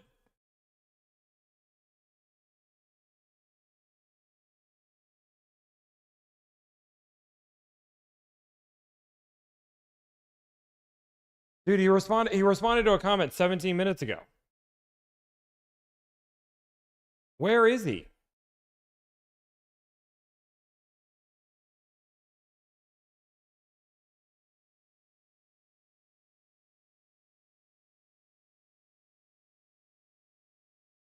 His mod screen the debaters? Yes, we just screen the debaters.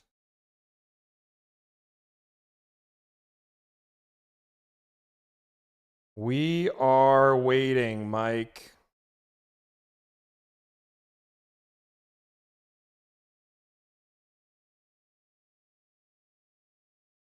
Dude, that's insane.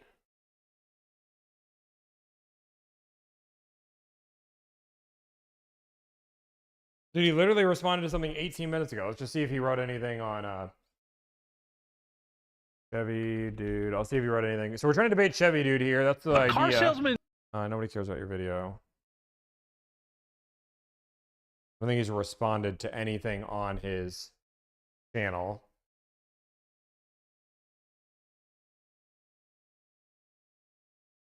I mean, I've been live for 3 hours here waiting for him. He said he wanted to have a conversation.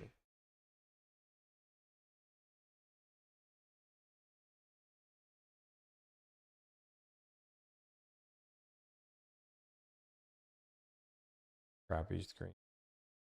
He said the reason he used infographics, I'm reading all this. He's responding to people that like him. Thought he wanted to have a conversation. Like he even said, can I grope him when we kiss? What the world is this dude?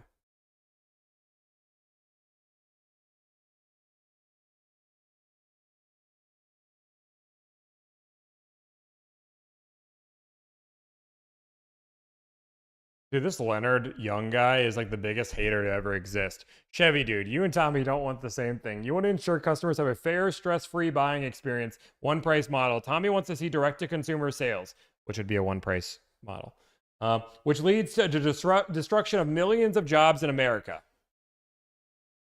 So just so you guys know, just because I guess I'll bring debate points up, there are 200,000 car salesmen in America. Assuming every single one of them lost their jobs, it would eliminate 200,000 jobs. That would be the worst case scenario. That's a lot of jobs. I'm not disagreeing. Okay, stop spamming calling his dealership. I might call his dealership if he keeps ignoring us.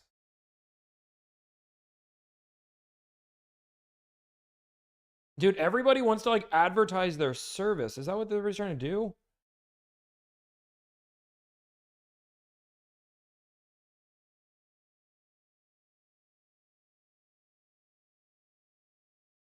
He's like, I want to use this desking tool. I don't know what you're trying to do. I want people that disagree with me. But if that person thinks good, I'll trust it. I got his number. Brad, I know you know Brad. Brad, get Mike on here. Brad, I know you. I remember your name. I think I remember your name. He can't say he wants a debate and then starts to ban me on platforms. Brad, I think I remember you on a live stream that I was on. Like again, we have people here. This would be the biggest audience he's ever had. It'd be great.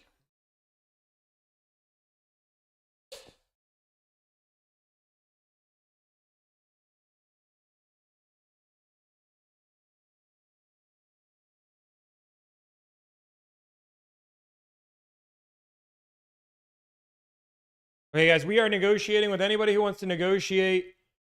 Can I advertise my job? No. Anybody that disagrees with me on anything, you have the free reign. You can see I let you talk. I let you have conversation. We're waiting on Chevy Dude to maybe come on, but I don't think he's going to come on, even though he said, Tommy, I invite you to have a conversation. So here I am trying to have a conversation. Maybe he's waiting for me to get burnt out. Maybe he's like, oh, Tom, if he streams for 4 hours, he can't be as mean. Oh, don't worry. I'm here. You wear the shirt every time I see you? I don't think so. I think I wore a purple shirt yesterday. No, I wore a purple shirt on Thursday. 200,000 lose their jobs. I would not care the same way. And again, I don't think 200,000 lose their jobs because as long as they prove to be an effective and valuable piece to society, they will continue to have their job because people will choose to use them. But the entire idea is we should keep a business model going that is disruptive to the consumer process and impacting 13 million Americans every single year so we can protect 200,000 jobs. I think it's insane. Yeah, I don't wear pants. I'm just kidding. That was a joke. But then also you would argue that the amount of jobs you would gain on the sales funnel for dealerships, it would offset a lot of it. Fallhammer took offense that he called me a salesperson. Okay, if Fallhammer wants to come on, as long as you prove you're a real human, I'm all for it. If you DM me on Instagram, Fallhammer, you've said enough hate on here, by all means, I'll allow Fallhammer on. DM me on Instagram. I will by all means let you on, Fallhammer. You have to give us your name at the very least. I need to be able to show you're a real person, not a troll hiding behind a fake account. As you can see, I've never leaked anybody ever, but I need some accountability if you go on here and say some crazy stuff on my stream.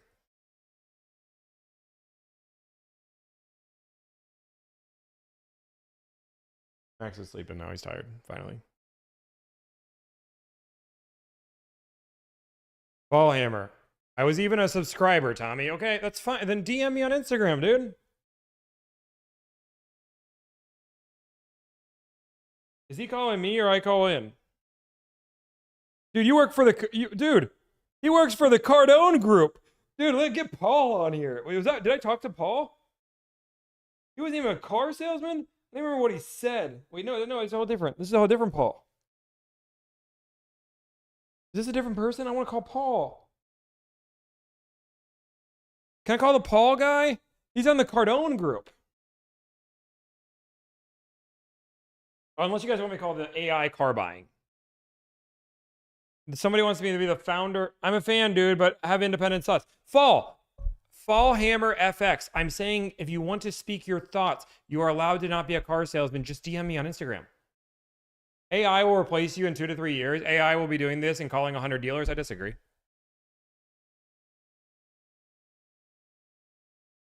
Oh, Paul.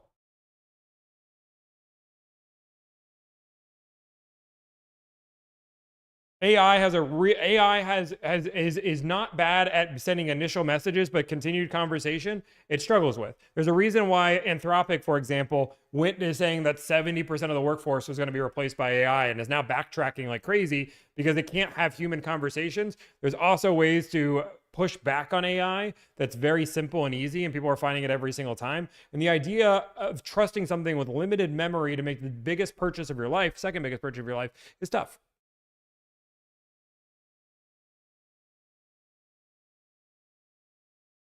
Again, when you come down to AI is not bad. I love AI.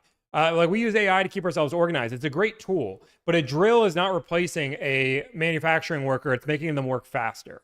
And the idea behind it is dealerships can easily identify AI. They're already making defenses against AI to make sure they're not responding to them or give less aggressive pricing. You can go look at multiple NADA conferences talking about how to combat AI. And on top of it, AI is only as valuable as the information that's fed. So if you don't have a great database in there, it's almost impossible to have a reliable AI source. Chevy dude isn't responding to Brad's text. We have people that know him that's texting him, and he's still hiding. Let me see if he's on Facebook. One second, I'm going to check my Facebook. Ooh, I got kicked off his page. That's interesting.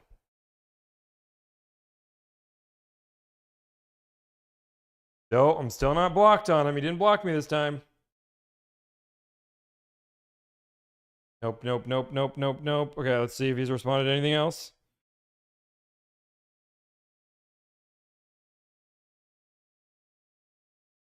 Let's go through. Some of the comments are hidden. 27 minutes ago. He deleted my comment.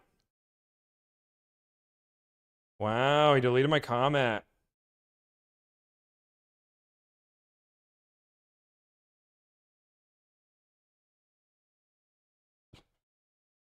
Guy's killing it, honestly.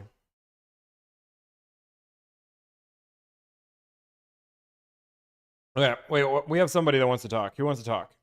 I got Paul. Okay, I'm gonna call Paul. Paul wants to debate. And then if you guys want to call Oz guy, you can get Oz on here as long as you verify he's not trying to sell anything. We just don't want people to use it as a platform to sell their services. Hi, if you record your name and reason for calling, I'll see if this person is available. Tommy, delivered. Tommy there. Hey, I'm here. What's up, Paul? Hey, first of all, love what you do. I love it. I love shaking up the industry. I am a trainer that I put online, and I work from the inside, trying to make changes, create movement, and do better things and help human beings make a living in the auto industry. So my biggest debate focus I want to focus with is actually using the same salesperson over and over and over again. I don't disagree with you on 99% of stuff. In fact, I agree with you, but having that relationship where you can use that same person over again and the trust level that it creates and the anxiety that it takes out of the process, I think is what makes a dynamic salesperson and somebody you can trust with and use them over and over and over again, if that makes sense.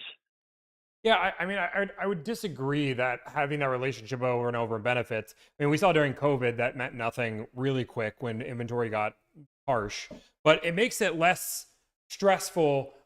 Like what I would argue with is if I buy 10 cars from you, and let's just say I am a pushover, I am a slam dunk deal, I say yes to everything. Dude, I'm the best. Every dealership sees Tommy, like, I want that up. I talked to the same guy for 10 years, and you guys, the dealership makes $5,000 a profit every single time they see me. It's great. It's awesome. On the 10th car, my car salesman isn't going to be like, dude, I'm not going to lie. You've been overspending for years. I'm going to give you $1,000 off because you bought it. Like, that just doesn't happen. If you know I'm a slam dunk deal, even if we're loyal friends and doing that, you're going to slam dunk it because you know that you can, right? It's not until I push back. That loyalty means nothing when it comes down to price and when it comes down to actually making sure I get a good dealer taken care of. So if you're talking strictly the amount you pay for the car and what the customer spends, don't disagree with you. But if you're talking about the anxiety level that people experience, or the what they go through on recreating relationship, plus as a salesperson, the cool thing about a salesperson is you start understanding how people's brain works, what their patterns are, what their likes and dislikes, and honestly, they can start talking to you about what they're looking for to purchase vehicle-wise, and that part that you guys don't do, which takes a lot longer, the building of the vehicle, understanding what trim levels to buy or not buy. You know, sometimes there's a package that comes out. Years ago, Honda had a VP package that had like an extra automatic and alloys, and it was a bundle. It was a really good deal if you're looking for a base level Accord years ago. So you could present that. I remember years ago when I was a salesperson, had a guy come in, classic construction guy. You say, "Hey, Paul, I want a base ST work truck. I don't want to spend a lot of money." And I'm like, "Hey, I got it. What do you do?" He said, "Hey, man, I do a lot of stuff with it comes to an electrician. I have small tools." I'm like, "You've got to check this truck out. This is actually a tradesman. It's got built-in toolboxes, which saved the guy $5,000 rather than buying the toolbox and buying the truck." He was happy. He was happy with the truck. He didn't have to worry about negotiating because, as you know, base model vehicles have lower profit margins. There's no markup. Everything, he's happy. And that process, again, over and over and over again. Second part of this is the ability to pick up a phone. Years after I went out of automotive, I was a trainer. I'm in the middle of Canada. A customer calls me, "Hey, I'm looking at a pre-owned Mustang. I got questions." I am answering those questions for them. I'm giving them feedback, telling them what I would do in order to get the best possible deal for themselves. So, yes, if you're the kind of guy who sits there and wants to gross your customer over and over and over again, that would be bad. But I would say taking the anxiety level out and being able to come into the equation of the trust and the relationship, that's basically a lot of what you do is for the customer doesn't want to bother without going through the rigmarole of calling in or sending an email in or haggling or using a pre-negotiated service. They want to come in with having the relationship takes that out of the equation too. And maybe he makes the same kind of a commission you do. So that's the argument for using a relationship over and over again with a salesperson. I mean, I think even if I agree with the point, which again, I would say that this is such a small minority of actual car salesmen that have this level of expertise. I would put one of my consult people ahead of 95% of car salesmen when it comes down to product knowledge. I would, again, this is such a lost art, and obviously you're a trainer, so you're trying to fight for that, but it's a lost art when it comes down to it. I mean, we have 70% turnover in this industry. So like, sure, like in a perfect world, that reduces anxiety, but I'd also say it reduces anxiety not because you're getting a better deal, but almost that you've fallen in complicity, right? You're okay because you have a relationship with somebody. Whatever they're going to charge you, you feel is fair. But again, I would challenge it that if I showed somebody the deal that I got them compared to what your relationship got, that trust would be broken immediately. The second the veil gets revealed and all of a sudden they realize like, oh shoot, I'm overspending and I bought in 7 cars from you. I feel like that relationship you're putting value on, a consumer wouldn't see the relationship anymore. Right, and what you're saying, I'm not saying is not true as far as when it comes down to the dollar and cents part. But as you know, some people will spend more to not have to go through the rigmarole. That's why they come to use. That's why they go to you guys, is because of that whole thing. What I'm saying is if you're in the dealership environment and you're a salesperson and you take the time to learn your craft, as a trainer, I talk about every day, 15, 20 minutes or more, learn your product you sell, learn your competition, know why yours is good or better than the competition, and jump in and help your customer at that level. And I get it. I mean, I remember when I first got trained as a desk guy, guys coming in like F&I guy behind me saying, mark up, put leg in the deal. And I'm like, no. And then we're going to war, which, as far as I'm concerned, like you as a F&I guy should be able to go in, present your products in an ethical manner with a fair price and be able to sell that and make a living. You agree with that? I mean, I think it should be one set price. Like, I don't believe that price should change. I think that's the difference on the same product. Yeah, and there's some legislation. Certain states now have certain guidelines.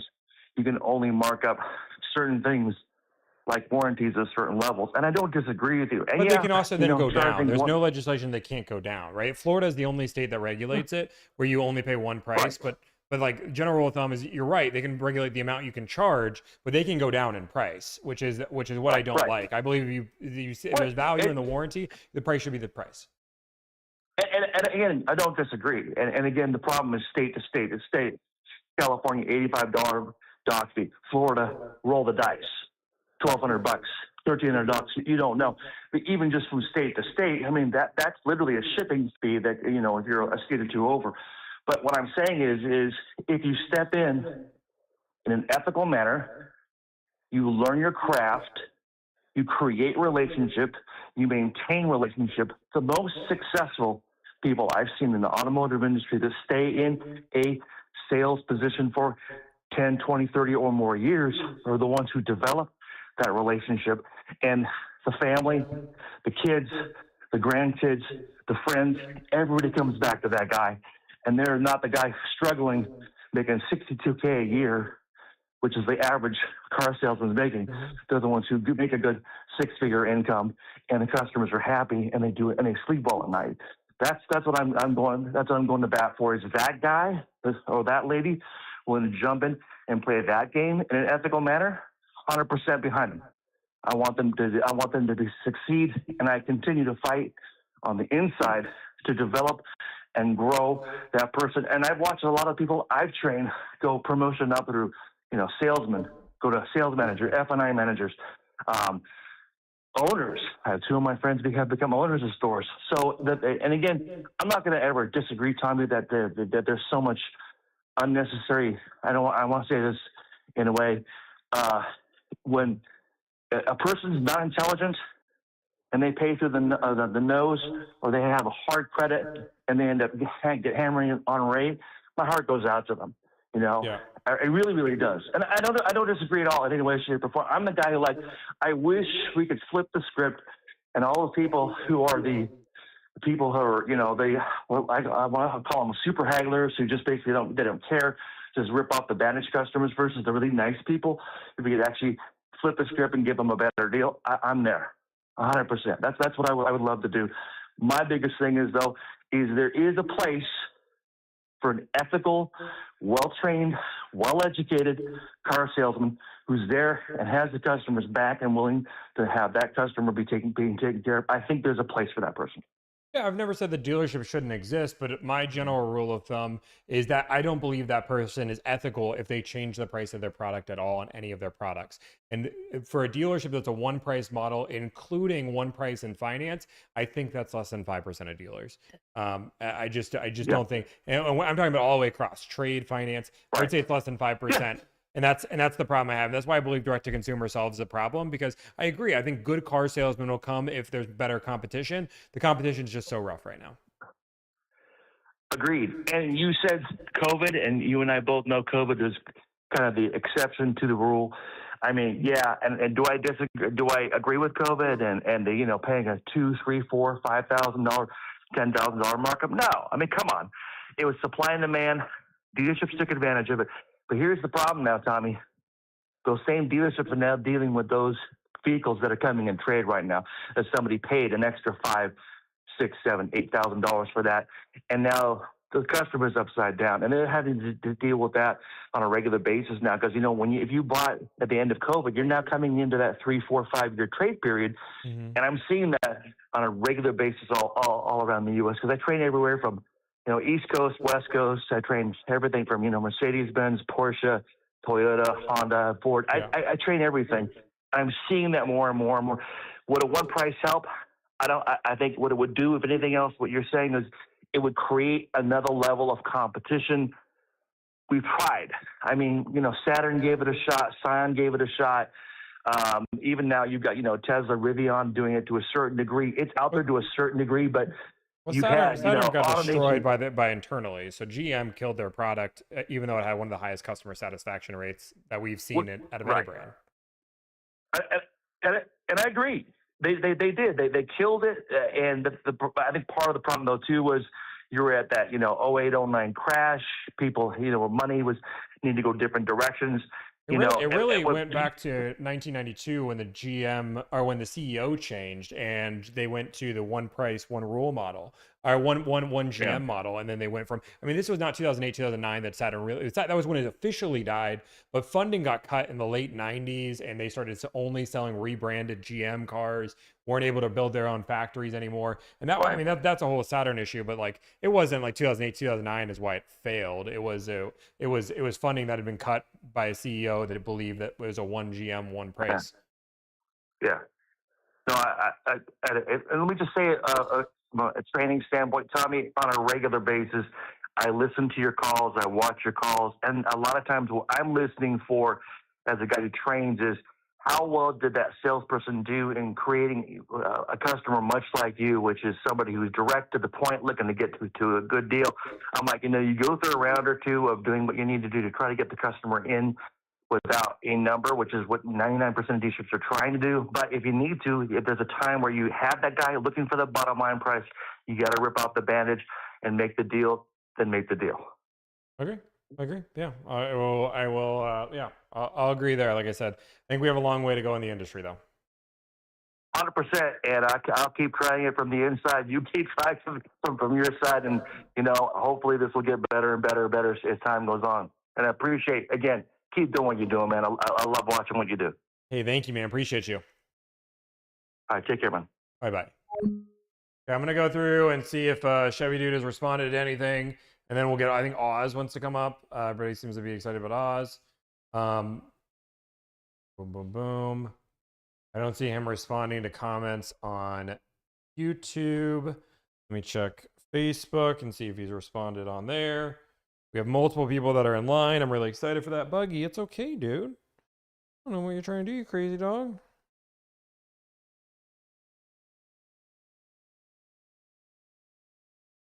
Yeah. He was like actively followers. I am the most liked thing on this post. Seeing if he's responded to anything on here. Give me 1 second.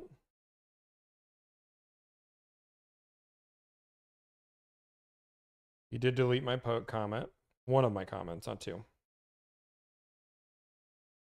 42 minutes ago. Actually,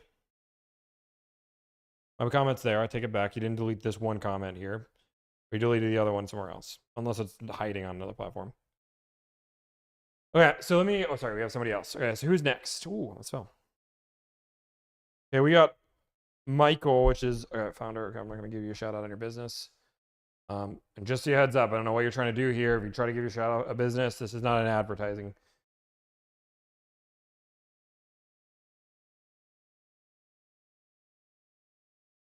I cannot type right now. Keep tagging Chevy Dude, please. Hey. Hey, what's up, man?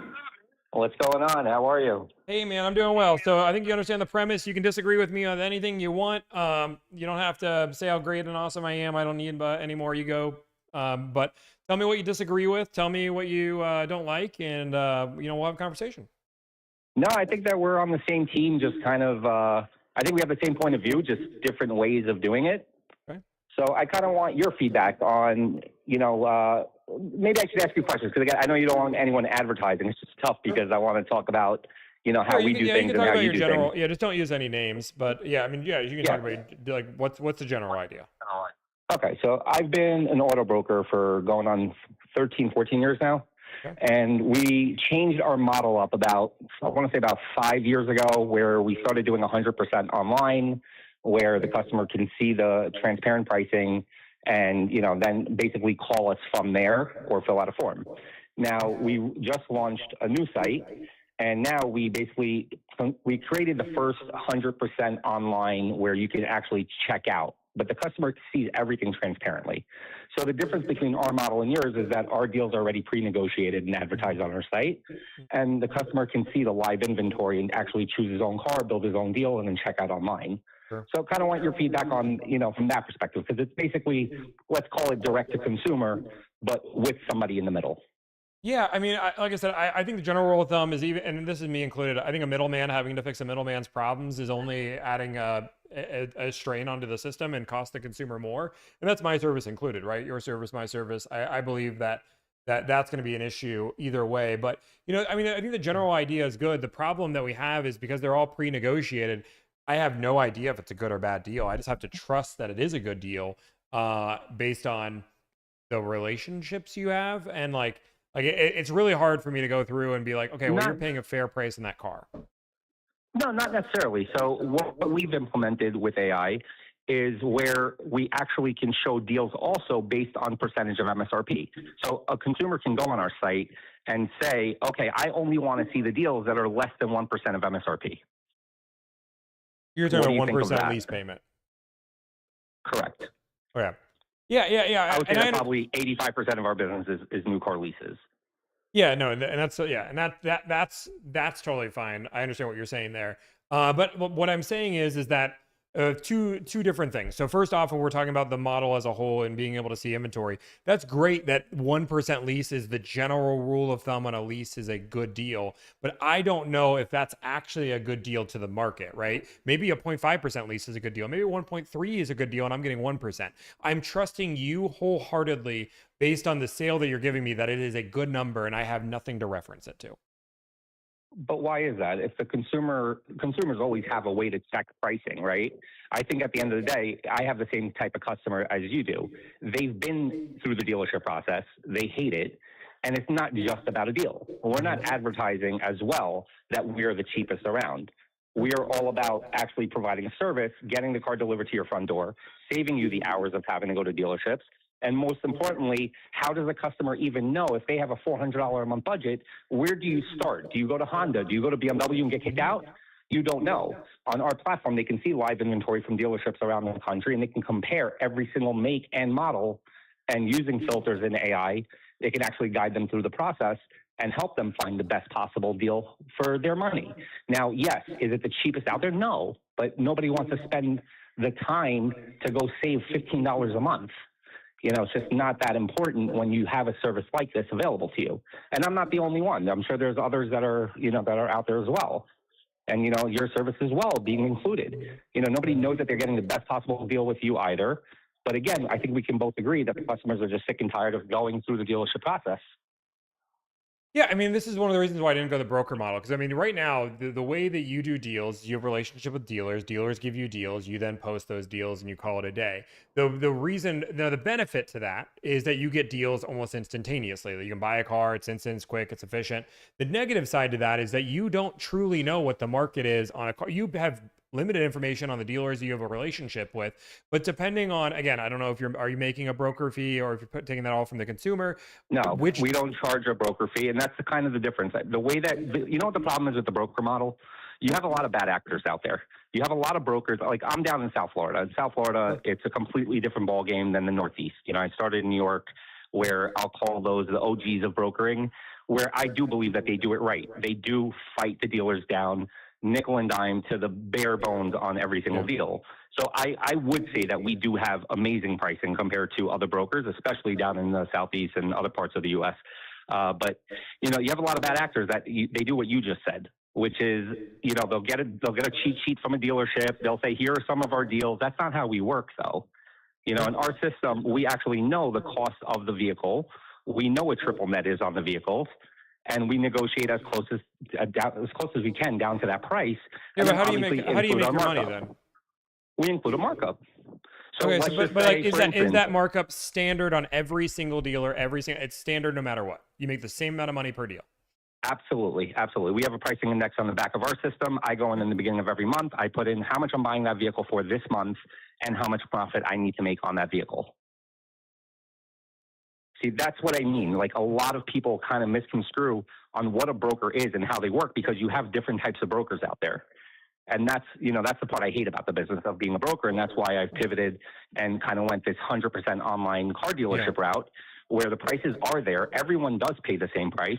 Tire and wheel, wear and tear, everything is there with a minimal markup. I don't need to make $750 on tire and wheel and a warranty product. Because again, it's not my bread and butter. I'm not the finance manager where I only live off of that. So I'm okay with making $1,000 a car and selling a few hundred cars a month, and then adding $100 or $200 for the warranty product. Because again, it's not me doing the work, right? Sure. Yeah. I mean, like I said, the general rule of thumb is goes down to the benefit of a broker model like this, which there is benefit, is that deals are faster, efficient. The negative side to that is because you're only working with select dealers, you still cannot ensure that the client is getting even a above market value deal. You can do it based on what the dealers you're working with, and that's the benefit of a car buying agent, right? There's But isn't that my due diligence to know and to negotiate those prices the same way that you do?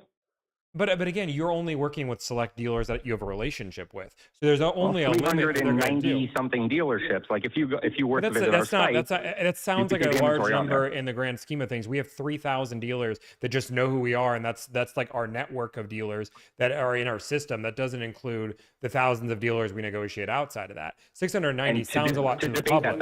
But to debate that though, that means that you're giving one deal per dealer. Let's call it a month or a year. Right, where we have a relationship where we're sending tons of deals to one store.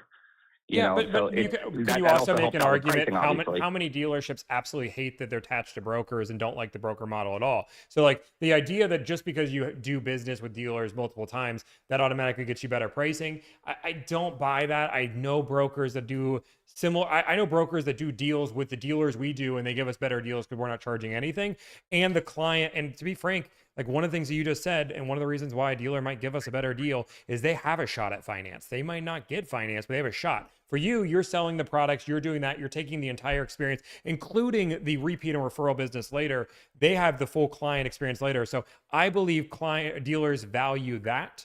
And it's one of the reasons why our prices have been so competitive compared to just getting volume at deals at triple net.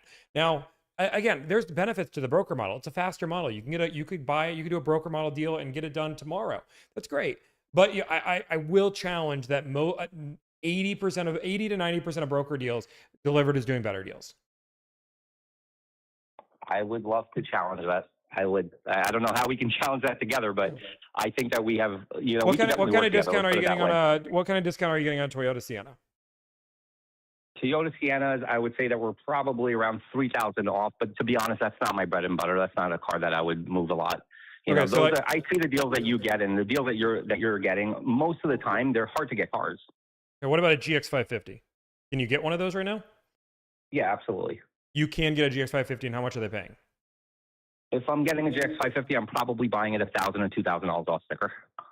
You're buying a GX550 for $1,000 to $2,000 off sticker. I would love to see any TG to show that. Absolutely. I actually saw you shopping around for a GX550, and I messaged you that day. That's impressive. On the chat. It gets buried over there. But yeah, absolutely. And you're marking up that same $1,000.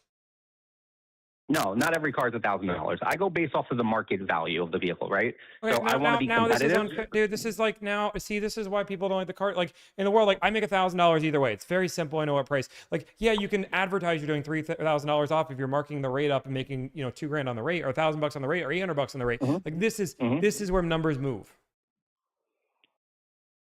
Yeah, but again, you have to understand you cannot sell a Rolex with the same profit as a Swatch. Do you agree? I do the same price if you buy a Lamborghini Urus or if you buy a Toyota. That doesn't mean that the customer got the same discount on both. Right? Yeah, but they understand that I'm making the same money either way. So I'm working for this. Tommy, can I ask you a question? On a BMW 7 Series, how much are you buying the car for? A 7 Series? Dude, not many people are buying 7 Series, but what, 14% off? Maybe in your world. In Miami, they are. I'm selling a ton of them. Especially right now that the new body's coming out. See, that's what I'm saying. Different market, different people, different prices. So again, in my area, right, 7 Series are still selling at $2,000 off sticker to sticker at any BMW dealership in the Miami area. Now, if I'm able to buy that car out of state for 12% off, 13, 14% off, am I entitled to make more than $1,000? No, I don't think it's ethical. No, I'm not entitled to. When I have to deal with the transport and I have to take that risk on, remember, you're not delivering the cars, correct me if I'm wrong, right? No. So if there's damage during transport, that's not on you. Now, if but you also have insurance, but it's not on you. I You have have to deal with insurance for that as on my well. Like end. if you're handling your own shipping and have your own shipping company, then you have insurance for that as well. Like it's not coming right out of your I own don't have pocket. my own shipping company. I do not have my own shipping company, but I do handle the logistics of the deal start to finish. Yeah, but you have a shipper that has insurance. If I'm shipping, I'm sorry?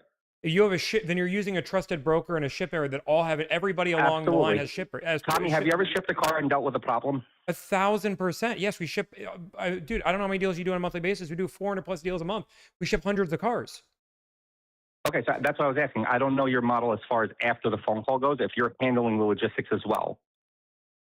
Yeah, again, the client is paying for their own shipping, and that is something we do. But we absolutely walk the client through it, set it through. We have a shipper that we use that we like. We allow them to shop the competition if they want on the shipper, and that's up to them. But again, we help people through that process. But it is an insurance claim. If there's damage on the car that gets shipped, it is insurance that takes care of it. It is a process. But I make no more money if that happens. I still help them deal with that problem because that's just a good customer experience. It's my clients understand I'm making $1,000 no matter what. That is what I charge. And if sometimes those processes are easy, sometimes the cars are harder, but it's the same fee either way.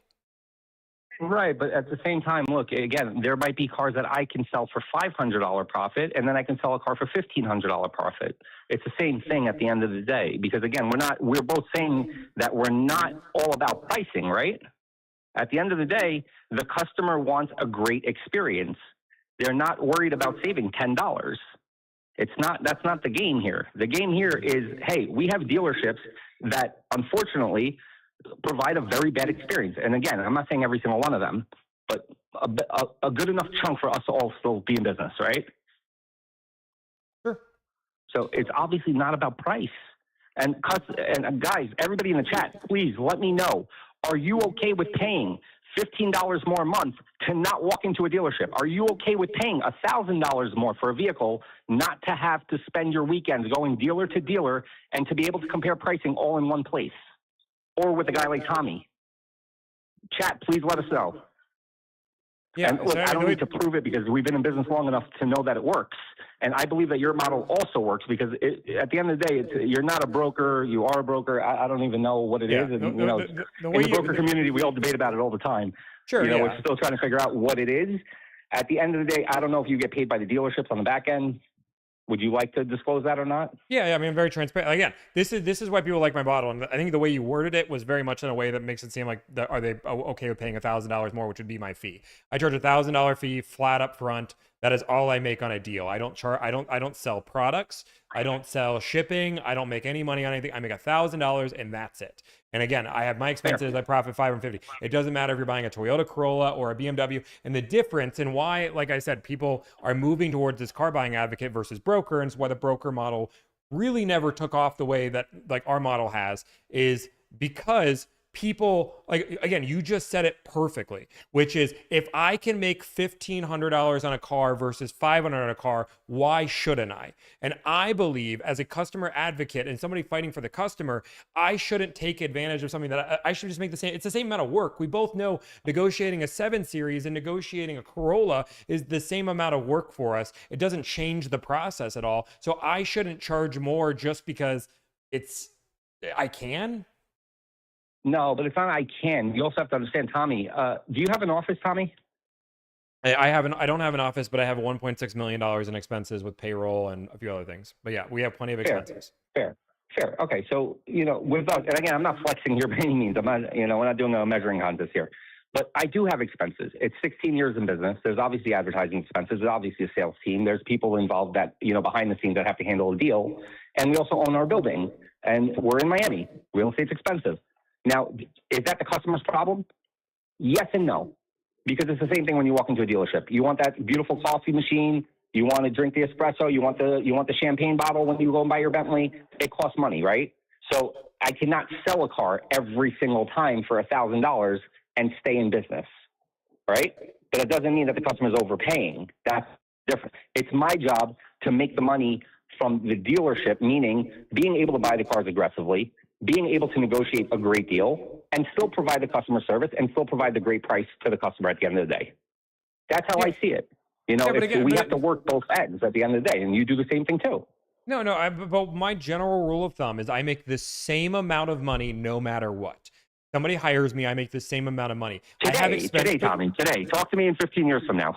So Today I've been you charging make the same amount of money. When I first started, I was making $250 a deal. Okay, so You're right. The times have changed. I have no idea how many deals you've been doing, but when I was doing 20 deals, I charged $1,000. Now I have a line of business that I can't even support, and I'm doing 450 deals a month. And So, that's when your expenses are going to go up, my friend. No, and that's when you're going to need to get a building, and that's when you're going to need to get more staff, and that's when you're going to have more payroll, and that's when you're going to have to hire more delivery guys, and that's where things change.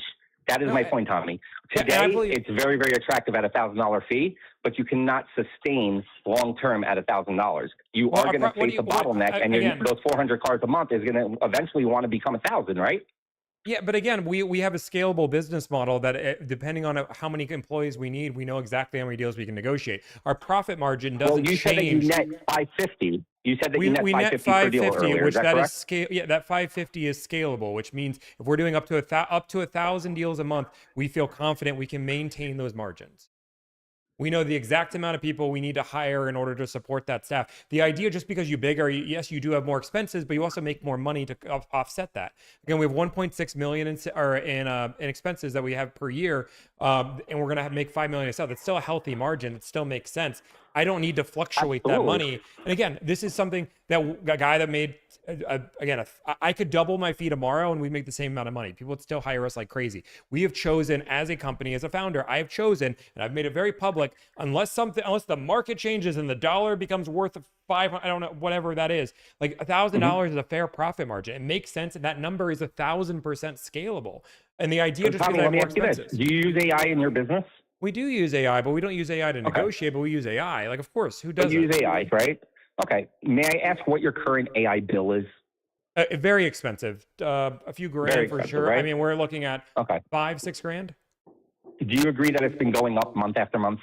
Sure, but that's an expense that not only makes sense as long as it's making sense for labor. So labor is able to come down because we have an AI that is able to make people more efficient. That more efficient is making it so they're more profitable, and it makes sense. So if you're paying $6 grand for AI just to have AI, which almost seems like that's what you're saying, then it doesn't make sense, right? But if it makes sense, No, not just to have AI. From a business standpoint, remember I told you earlier, on our site, and again, I welcome you to try out our website. I'd love to even demo it for you on another day. But with our AI, what we've built is the ability to scan the market for better deals, to be able to judge what's a better deal based on the percentage of MSRP, be able to scan what has the best interest rates in the beginning of the month so that I can advertise those cars quicker than anybody else, right? But where so is the AI any is of a the huge source tool, coming but that from? also Like, increased my overhead, obviously. But like, where is any of the source of information coming from?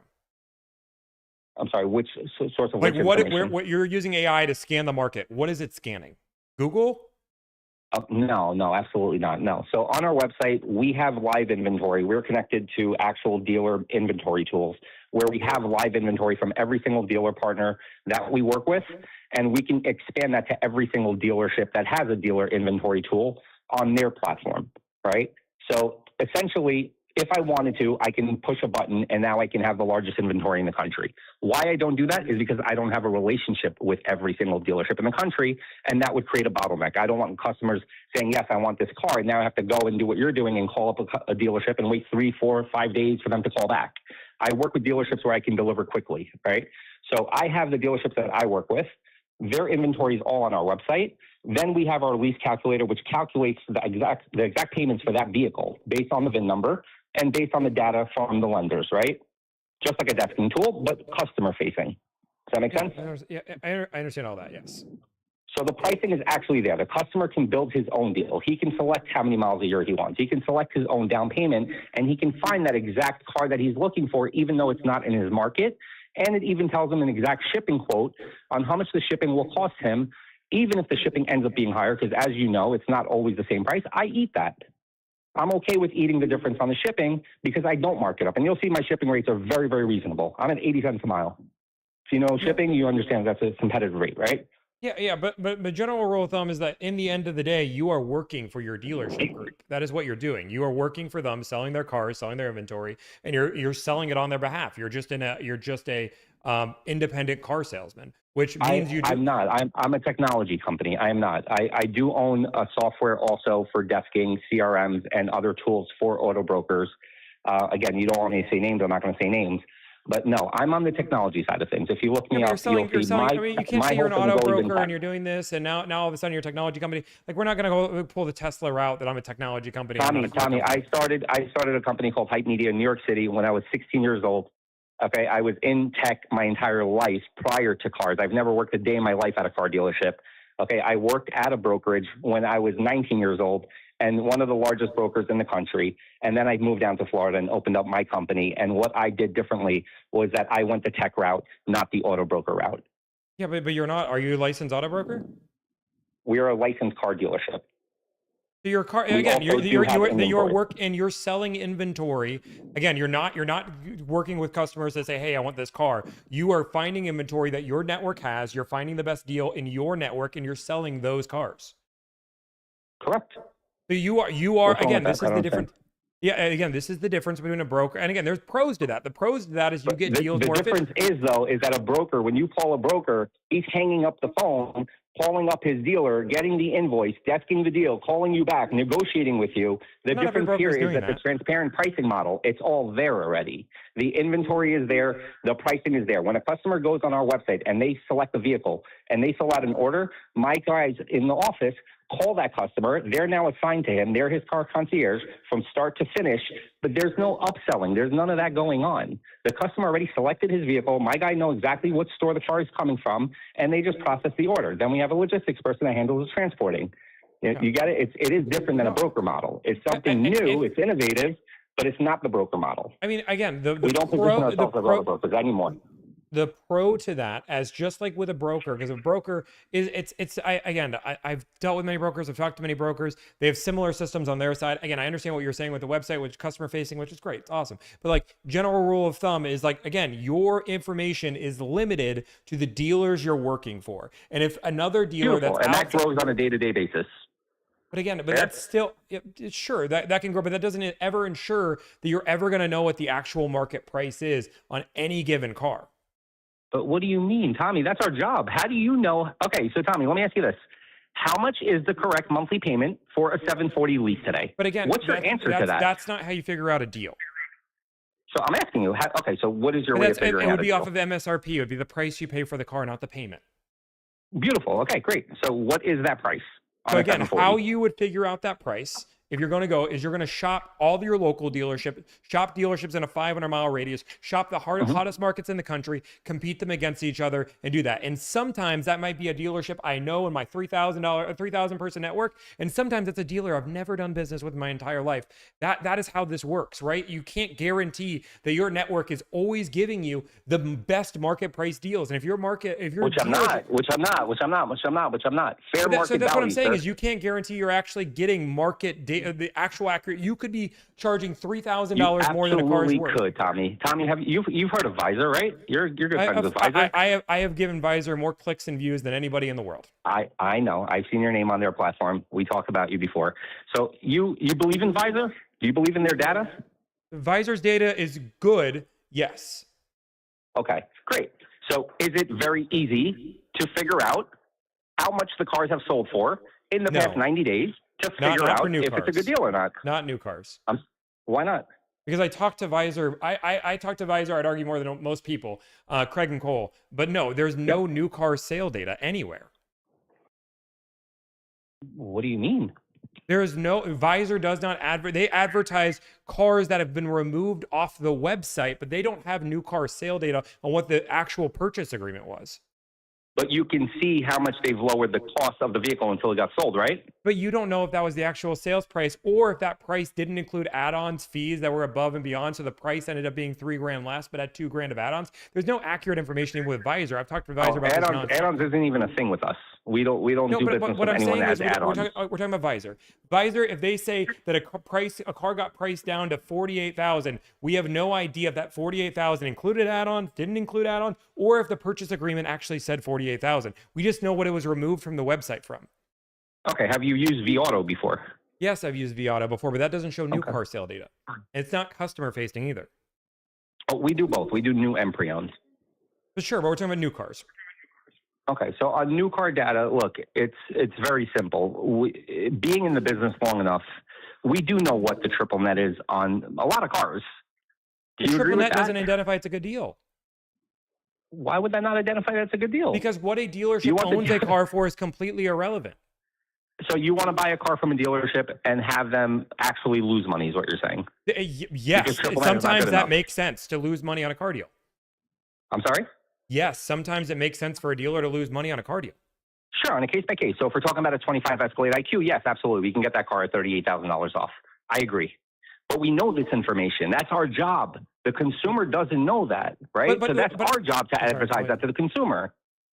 But I will challenge you there. If I didn't correct you, you just said that again, this is why I believe brokers work more for the dealership than they do the consumer. What you just said is that a triple net deal is a fair deal, which on some cars you're right and some cars you're wrong. Exactly. But the idea, that's the thing, because we're talking broad though right now. We're not talking about car by car. If you want to go into car by car, we can talk pricing car by car. I have no issues with that. Oz, what I'm saying is that you even when I said that, your next response, your intuitive response was, "Wait, you think the dealership should lose money to sell a car?" That means you are thinking about the dealership more than you are your consumer.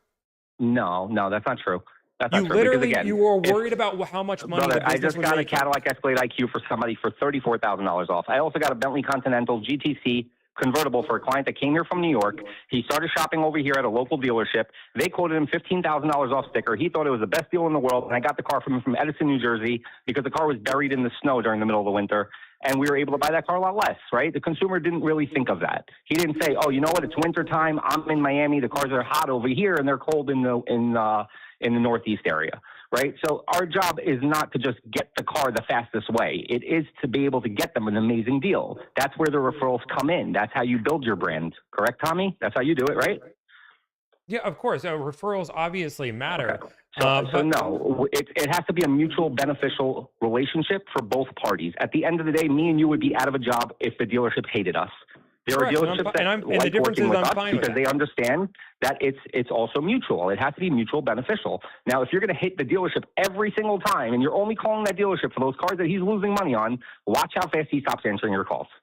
I've been doing again. I have no idea how many deals you're doing. We do 400 deals a month. We've passed this hurdle, right? We've done multiple deals. We don't run into people that don't want to do business with us. And on the contrary, not every single car is below triple net. Come on, I'm letting you finish. But what I'm saying is that you just said the advantage earlier of having a relationship with dealers is you get better deals.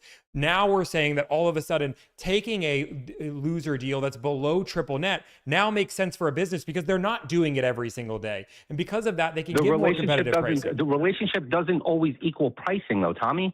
What do you mean? Why would the relationship not can be What's that? What else would the relationship mean? Oh, it can mean a lot. It can mean that, hey, Michael, I have demos on the lot because of our relationship and the way that you do business and the fact that it's so convenient working with you versus other brokers that try to beat me up and nickel and dime me for every single car. Here's our list. You can have this list and you can offer this to your clients. Is that not relationship? They're willing to sell those cars to anybody.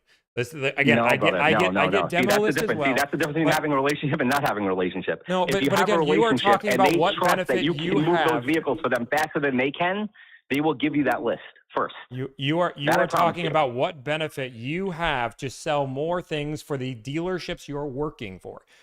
I just said my clients, brother. That's not true. No, but you're saying I now have more inventory that I can sell. Tommy, my clients get the benefit of receiving those demos or, being offered those demos before they sell out. If every broker had their hands on the demos that I get, then those demos wouldn't exist. So my customers, I'm just saying, with certain dealerships that I work with, I get that list before other people do.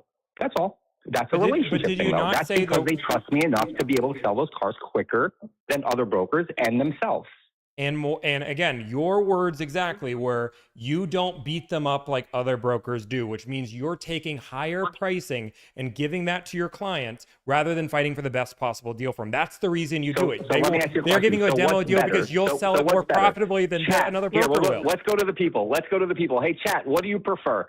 For me to give you the better deal or to give John the better deal or for all of you guys to get those demos at $500 more? What do you guys prefer? For everyone to get demos or for one person to get the demo?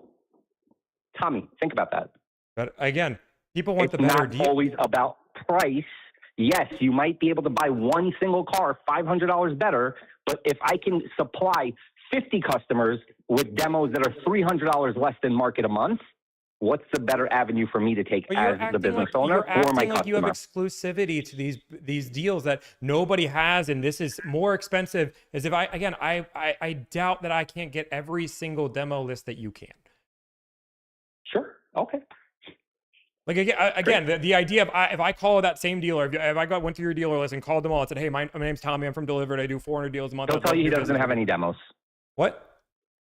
He will tell you that he doesn't have any demos. Oh my God, dude! The pool again. I don't know how many deals you're doing with every dealership per month, but again, the idea that they're hiding cars just for you. This is like this broker mentality. And again, you are a broker, but like a broker mentality that like most dealerships do not like brokers. They think they're toxic and they are a leech to the system. And like this is idea that like you have exclusive pricing that nobody else has. I will challenge it side by side and be able to find these same deals. I appreciate that you have dealers that are willing to give it to you faster, but they're giving it to you faster because you're willing to charge more for it than I would, right? Like so the customer is paying more. That's not true. It's about moving the inventory faster. You said faster. the exact words. You don't. I am a dealership owner. I have inventory.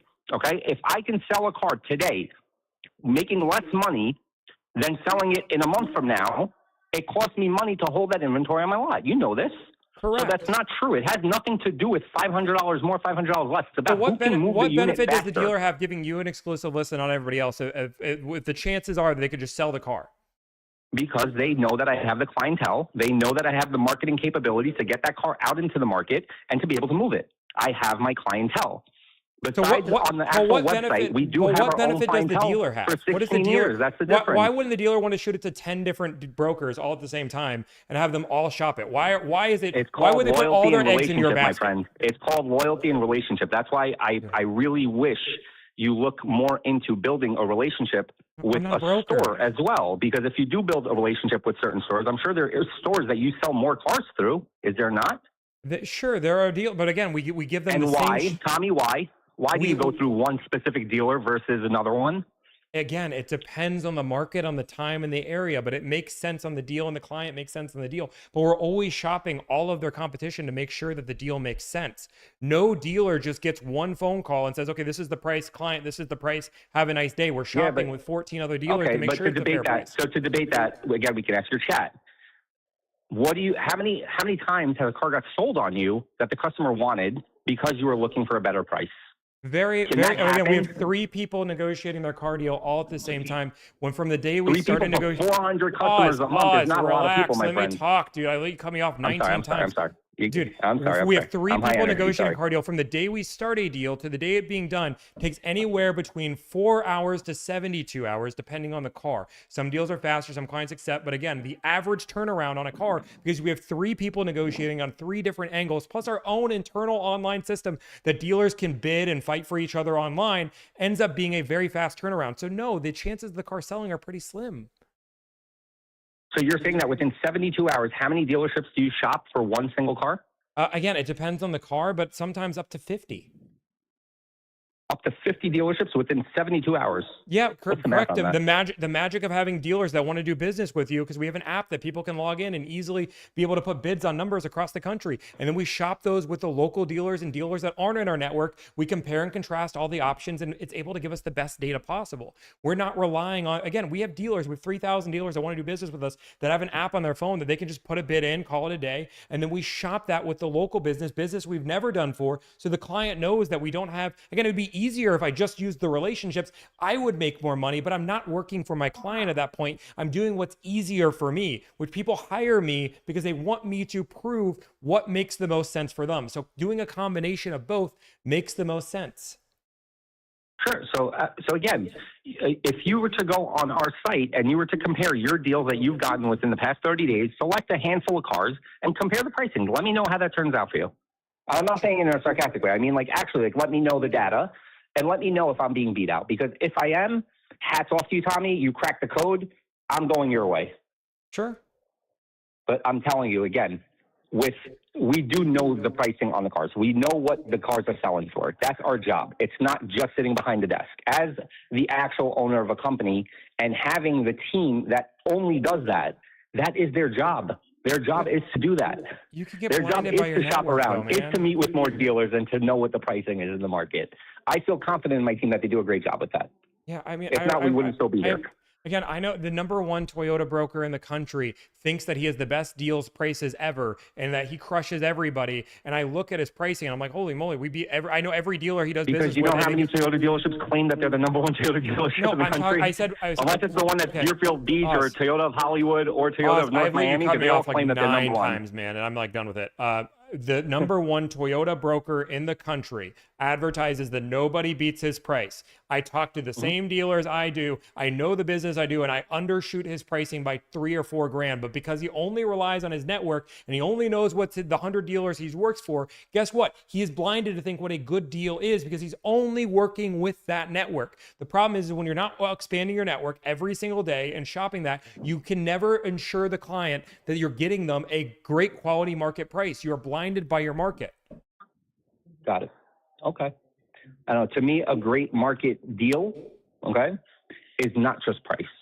To me, you know what's a great deal? The customer got the car delivered. He has a smile on his face. He's happy. He's referring people to me, and he keeps coming back. Sounds like a car Right? dealership. I feel like a car salesman would say the same exact car word. dealership, because at the car delership, if the car dealership was doing that, then I wouldn't be in business. No, but And like, neither was, you know, if I had a a few car thousand salesman on here, brokers around the would country. a car salesman not say the same thing? That it's not about price, it's about the experience, it's about the you just made the defense of why a dealer. You sound I like a 1,000% dealership. You have stand limited behind that. inventory. I 1,000% stand behind experience as well as fair pricing, not the cheapest price. I'm not a flea market. I spend money on the tools for the customer to have a great experience on the tools, on the staff, on the brand, on everything that we do. If you follow us and if you check out how we've grown over the past 13 years, how we started, where we're at today, you will see that. That I promise you, Tommy. I appreciate you. You can tell that you obviously dislike brokers. And again, No, I don't am not dislike a broker. brokers. I have again. Don't I've said multiple times. Brokers have a purpose, right? And their purpose is they get deals much more efficiently than me. But this idea that you have a superior model or your pricing is you don't know. Like you just don't know what you don't But know again, because you you're keep limited. going back to pricing, brother. I'm not selling price. There is nothing on my website. There is nothing in my marketing, in my language that says we have the best possible deals. That's a dealership. That's what a dealership does. They lowball prices to get you in the door. You spend hours there until you're exhausted and you pull the trigger and sign the paperwork. That's not what we do. The customer can view the pricing transparently on their own, make their own decision without speaking to anyone, and only then, after the fact, will we reach out to them, introduce ourselves, and tell them, if you have any questions, we're here. We're going to be walking you through the process since this is something new. That's all. It's not a broker model. You've called me a broker several times on this call because you keep positioning me as a broker. I am not an auto broker. You have yet to see a website like ours. And again, prove me wrong. Is there any other website that has live inventory with real-time pricing on their website where a customer can check out 100% online on new and pre-owned vehicles? Yes, there's multiple brokers that have a similar type of website. Just go on to Lease Sure. Hacker. Can you mention? Can you name one? Again, I will message you offline on them, but I don't advertise other people's businesses. No problem. But again, Please do. but again, I'm looking at your website right now, and I am seeing that I can go through and just pick cars like it's inventory. Which is one of the reasons why But it people is say inventory. It is inventory. That's live inventory. You can't keep cutting me off. But again, I'm that sorry. inventory is not your inventory. Is that correct? Are those on your lot? Is this Acura Correct. ADX 2026 on your lot? Correct. No. So again, you are selling it on behalf of somebody else. Correct. That would make you, I understand in the state of Florida, which again, people like to call me a broker, but this is the definition of a broker. Somebody who's taking inventory from somebody else, putting it on their website, and then selling that inventory. That is the difference between a broker and a car buying advocate. For all the No, people out there that want to know, again, you're advertising inventory. And again, you're licensed as a dealer in Florida, which is great, but none of this is your inventory. Correct. But again, you're saying broker. The broker doesn't give you a real price on his website that you can check out on and show you live inventory. So there you are wrong. That does not exist. A broker advertises the cars that they have connections with and can close. Yes, A there are bad broker brokers out there, but like advertises you a haven't sample like car at a base MSRP, Tommy. If you go on any broker's website, you're going to see a base starting at MSRP with a lowball price that says $299 a month for whatever car, And then when you call in, it's okay. And what packages and options would you like? Oh, by the way, you don't have Conquest. Oh, by the way, you don't have Loyalty. Oh, by the way, that's a one-pay lease. Should we talk about Lease Hacker and Swap Lease? Yeah, again, I'm not saying Lease Hacker is a perfect system at all. I don't even like Lease Hacker as a whole, but the general, So again, I think you will like our website, Tommy. Again, I really do. If you actually spend the time on it, I think you'll like it. It's the most transparent way for a consumer to view a real price and be able to check out. Is that price the cheapest possible? No. Are they going to get a great experience? That's where I invest my money. I invest my money into the technology to make the process easy for the consumer and for my team so that we can deliver quickly, efficiently, and still provide a great customer experience over a dealership, over a broker. while making That's sure that where the I dealership grew doesn't feel out of being a abused. broker. And making sure, again, you've said multiple times and why you're working for the dealership in order to make their life as efficient as possible, and also to Brother, make sure you're not we all taking. work for the dealership. I don't work for the unless dealership. I work for the direct-to-consumer consumer. Brother, you have to get your car from a dealership. There is no direct-to-consumer model yet. When you can get a BMW directly from BMW, we can have a different conversation. Yeah, I'll but be there too. I don't work I'll be for on the that line. dealership. Correct. I neither do I. I don't negotiate work for against the dealership. I don't work for a dealership. I work for my company. You advertise I their don't work for a inventory. dealership. Beautiful, and you sell their inventory. What's the difference? Because I'm not That you don't advertising their advertise your business model is getting their car and saying, "Hey, I have this car at this price, buy it." Me, I'm saying hire me to No, go my find the business market. model is, hey, I have their car at this price without you having to go to the dealership. Is my Again, but business model. are you You're advertising missing the their point, car? Tommy. Yes or no? It's not about the price. It's about the consumer not having to go dealership to dealership and spending their weekends there shopping around for the best possible price. There are Again, plenty of people I'm not saying that anything don't have about the time price, to do Oz. that. I'm not saying anything If about I price. own a retail business, You are if I own working. a retail business and I work 6 days a week or I work 7 days a week, okay, I'm busting my ass because I just started a new business. I don't have the time to go to dealerships, so I would appreciate a website like this. That is our consumer. I'm not saying that every customer is our customer. They're not. I didn't say that every customer, but again, you have to understand who your customer is and who you're working for. And again, you make money off rate by selling dealership inventory. You again, correct me if I'm wrong, you're not taking money from consumers. So the person who's paying your bills is dealerships. You're selling their inventory and doing that. So it means you work for the dealership, and that's okay. That's what a broker does. No. Hold on. Let's go back to selling price. If a dealership sells the car to you at $60,000 and you charge your customer $61,000, are you not marking up the dealership price? No, the client pays me $1,000 up front. Beautiful. So what's the difference if I'm selling the car at $61,000 or if you're selling it at $61,000? The fact that you're collecting the money from the customer? Yeah, again, the the customer difference doesn't. The here? customer has That's no the problem? idea. No, the customer has no idea what you made or what was a fair price on the car. It's hidden behind a closed door. And again, even with I'm your sorry. own So when you go to Oz, Macy's and one you go buy a second, you shirt, do they keep give you a cutting- receipt and say, oh, by the way, this Oz, is my cost? Oz, you're cutting me off every single time. Stop I'm it, dude. sorry, You're go gonna ahead, get go hung ahead. up on. Sorry, go ahead. Again, the customer does not. Again, they understand what they paid to use delivered service, not my profit, but what they paid to use it. It was $1,000. That made sense to them, so they hired us to use the service. You said in your own words, if you can make more money on a card, it makes sense. You're willing to do that, which means you're not working for the customer. You're working to see if I can make, again, on a 7 Series, where in the market in Miami, it's MSRP, but out of the market, and you can charge more, you will make more, which means you're working for yourself and you're working for the dealership. Again, that's your business model. And there's our pros to that. Again, faster, you advertise inventory, real deals. I would say, right, yeah. Go ahead. No, yeah. It's No, more but transparent when it you're comes down to saying pricing. it They in know the exactly what sense they're of, getting. like greed, but you're saying it, Tommy, in the sense of greed, like, oh, I can make more money. No, we have to make more money on certain vehicles, right, that we're able to buy better in order to be able to sustain our business. If we want to continue being in business and continue growing the business, then we do have to do that. It's not a car dealership, and not That is how the car dealership business model exists. Tommy, the car dealership pays the same cost for the vehicle every single time.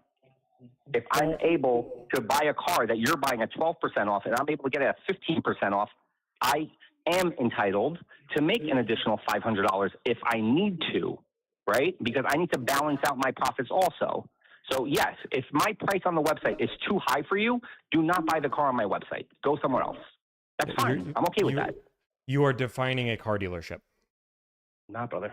Not. Because again, the experience is what's different. So, What so you're if, not if a car understanding- dealership ends up buying a car less than the market value, are they not saying they're entitled to sell the car for more because they bought it for less and it's still market value? Okay. You're using, So here- again, if you were to let me ask you listen a to question. yourself So and if listen to if yourself find again, a you would Rolex see. on the floor.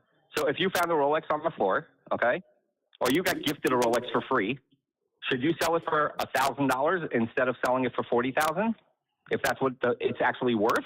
If I'm hiring somebody to represent me to deal with the dealership, and I know for a fact I charged somebody paid $1,000 to take care of me, and they're representing me, compared to your business model, which again is I'm going to make the money that, as you just used, that I'm entitled to if it makes sense. You're now can see that you've used language that I'm working for myself. I'm working for making sure the dealership isn't beat up. I'm not doing this. All of the things that I do are for the customer. I make $0 from the dealership. I make no money on products. I don't sell products. I don't finance. I don't do any of that. So I'm working for the consumer. So that, again, that's how they know they're getting the best possible deal, because I'm working for them so they know the actual market price. For you, if you can make you're- more you're money, claiming that you've you got the openly best admitted you're possible willing price to. in the country. You're claiming that you have the best possible prices in the country. No, I am saying that we have the most competitive pricing on the market. But again, anybody What's can the go out and difference? get. Define that. What's the most competitive versus the best price? They are going to be able to check every single market and be able to determine what a good deal is in their area, in another area, and whatever A radius good they deal want is to figure different out. than the best deal, right? So I'm going to claim that also. I also have good pricing, just like you. The only difference is the customer doesn't have to wait 72 hours. They can do it from their bedroom in 10 minutes. Yeah, but again, you can't confirm to the client and show them the 9 other dealers you talk to and their pricing in comparison. Sure, but I'm also not charging them $1,000 to do that. But you're charging whatever you can make. So that could be more than $1,000. Could be nothing. You're saying you make $0 on car deals as a broker? Could be. Playing devil's advocate here. Could be. If I need to move a few more units for whatever what? reason, because of a relationship, because I want to help my dealership out because he needs to hit a certain stair step, and I need to move an extra couple units because he asked me for his help, why not? So you've Why just wouldn't I do defined that? you are helping a dealership out to hit their goal, and you're Sure, willing why to not? you are willing to With lose money making to do zero that, profit and but selling you're them the not car at willing your to do a cost. set model to price to make sure your consumer. But I'm selling them the car at your cost. So the customer's paying you more now. Again, you don't know what my cost is because you don't do the research. That's not true. Why are you saying that we don't do the research? We Because just you had this only conversation. I told rely you that on we have a your whole team dealer that only network. does the research. That's not true. I don't only rely on my dealer network. I can actually send you a contact right now if you'd like for a dealership in California on the West Coast that I just got a Cadillac Escalade IQ for a customer for, the IQL, and it was a much better deal than the dealers in my network. Not every single dealership is in my network. But when does that If I have a you're now customer just that's describing not that you all of a located sudden in my reach network, out? I am When gonna does go this outside happen? of my network and then negotiate the deal. How can you advertise inventory on your website and now say that you go shop that? It makes no sense. You just said you have transparent pricing that somebody can do in 5 minutes, but now you're shopping dealers? Sure, let me explain. This specific customer wanted a Cadillac Escalade IQL, okay? He already saw a price somewhere else. So they went on our website. They saw that with the shipping, the pricing would be too high for them because they were on the West Coast. Okay? I didn't have a dealership in my network. Should I not follow up with that customer and say, hey, maybe I can get you that car locally to you? You think we don't do that too? You think I'm just going to let a customer walk? No, I'm going to still try to service him and try to find him the vehicle. We're not Carvana. We're not Tesla. Fair? Yeah. I mean, like I said, I work with dealerships literally all over the country, and that's why I tell you our dealership base grows on a day-to-day. And you can check our inventory on a daily basis, and you'll see that the actual inventory on our site goes up because we are constantly adding new dealers. Yeah. Yeah, we had this debate on Car Dealership Guy. I don't know if you saw me on Car Dealership Guy a few months back, but we did the whole, direct-to-consumer, auto broker versus car dealership. And we had the same debate as well. And, it comes down to that at the end of the day, if you're getting a car from a dealership, you cannot guarantee that you're getting the best possible deal. It's just impossible. It's not, because you're, like you said, I'm sending it to 50 dealers. Okay, well, there's 1,000 dealers. So you can't say that. You can't claim that you're getting them the best possible deal. You could say that you're getting them a fair deal. Yeah, and that's fine. My approach is not just fair deal, though. My approach is, again, from the tech side of things. Our website, I believe, is definitely the easiest experience out there. That I'll put a stamp on. There is no other broker website that is like our website where you can complete a deal, see complete transparent pricing, and actually have a team of people that are going to walk you through the deal start to finish. And again, and it's okay, but you are, as you've said in this call, you are a dealership, you are a broker, and you work for that side. And you've openly admitted you're willing to make more money if you can on a car deal rather than giving that savings to a client. And the reason why people are moving towards— I don't charge a flat profit. No, I'm not going to sit here and say that I do. I don't. I do not charge a flat profit on every you single deal. talking No. loudly is not making your point. You're losing your point. I I'm think not there's a certain talking point where loud. I'm talking at the same you volume. are cutting me off more times than I can count. But Right. Oz, when somebody pays $1,000, I have zero motivation to convince them to take one deal or another. I make the same amount of money depending whatever car they get. You have openly admitted if you can make more money on a car, it makes sense for you to make more money on the car. Meaning you are no longer having any fiduciary responsibility to your client at all, because if it makes sense for you to make more money, you're going to do it. You've said it on this 3 times. And again, Tommy, because I am not claiming to be cheaper than you. I think that's, this is turning into who's better, me or you. No, I'm saying That's you're not working for we're your two different customers. business models. No, We I'm are saying you're completely not two different working for business your models. customers. You're working for the dealership, and you keep denying that. And that's what I'm trying to prove. That's okay. It's 2 different business models, but you are 100% working for your dealership and working for yourself. You're not working and representing consumers. False. Again, false. You If that was advertise the case, if that was dealership's the case, inventories, Tommy, you to debate sell that, off your then I would dealership's I would inventory, continue- and if you can Tommy, make more money, you let me certainly speak, can. Because I cut you off, but you didn't give me a chance to speak. So if that was the case, then why did I pivot from the broker model where I can desk a deal myself, build in however much profit I want on a deal? So let me give you an example. If when I was a broker, okay, or any broker, let's just say if they had a customer that they were able to make $5,000 on, okay? Why would they ever change their website to a flat price of, let's just say, $1,000 on that car every single time when they know that that customer is going to call them back that paid them $5,000 last time? So let me defend myself there. So Because again, you know how you're hard not- it is for any dealership to go flat price? JM Lexus did it. Do you remember when JM Lexus did that? Correct. You I work with them at all? understand, Yes, I know JM So Lexus. JM Lexus would usually sell their cars anywhere, I don't know, probably between invoice to MSRP. And then they decided we're just going to go flat price invoice, thinking that the consumer is going to recognize that it's a better deal and that they're going to sell more cars. How did that work out for them? It didn't. Because the dealership, they don't know who's working for who, and they don't trust them.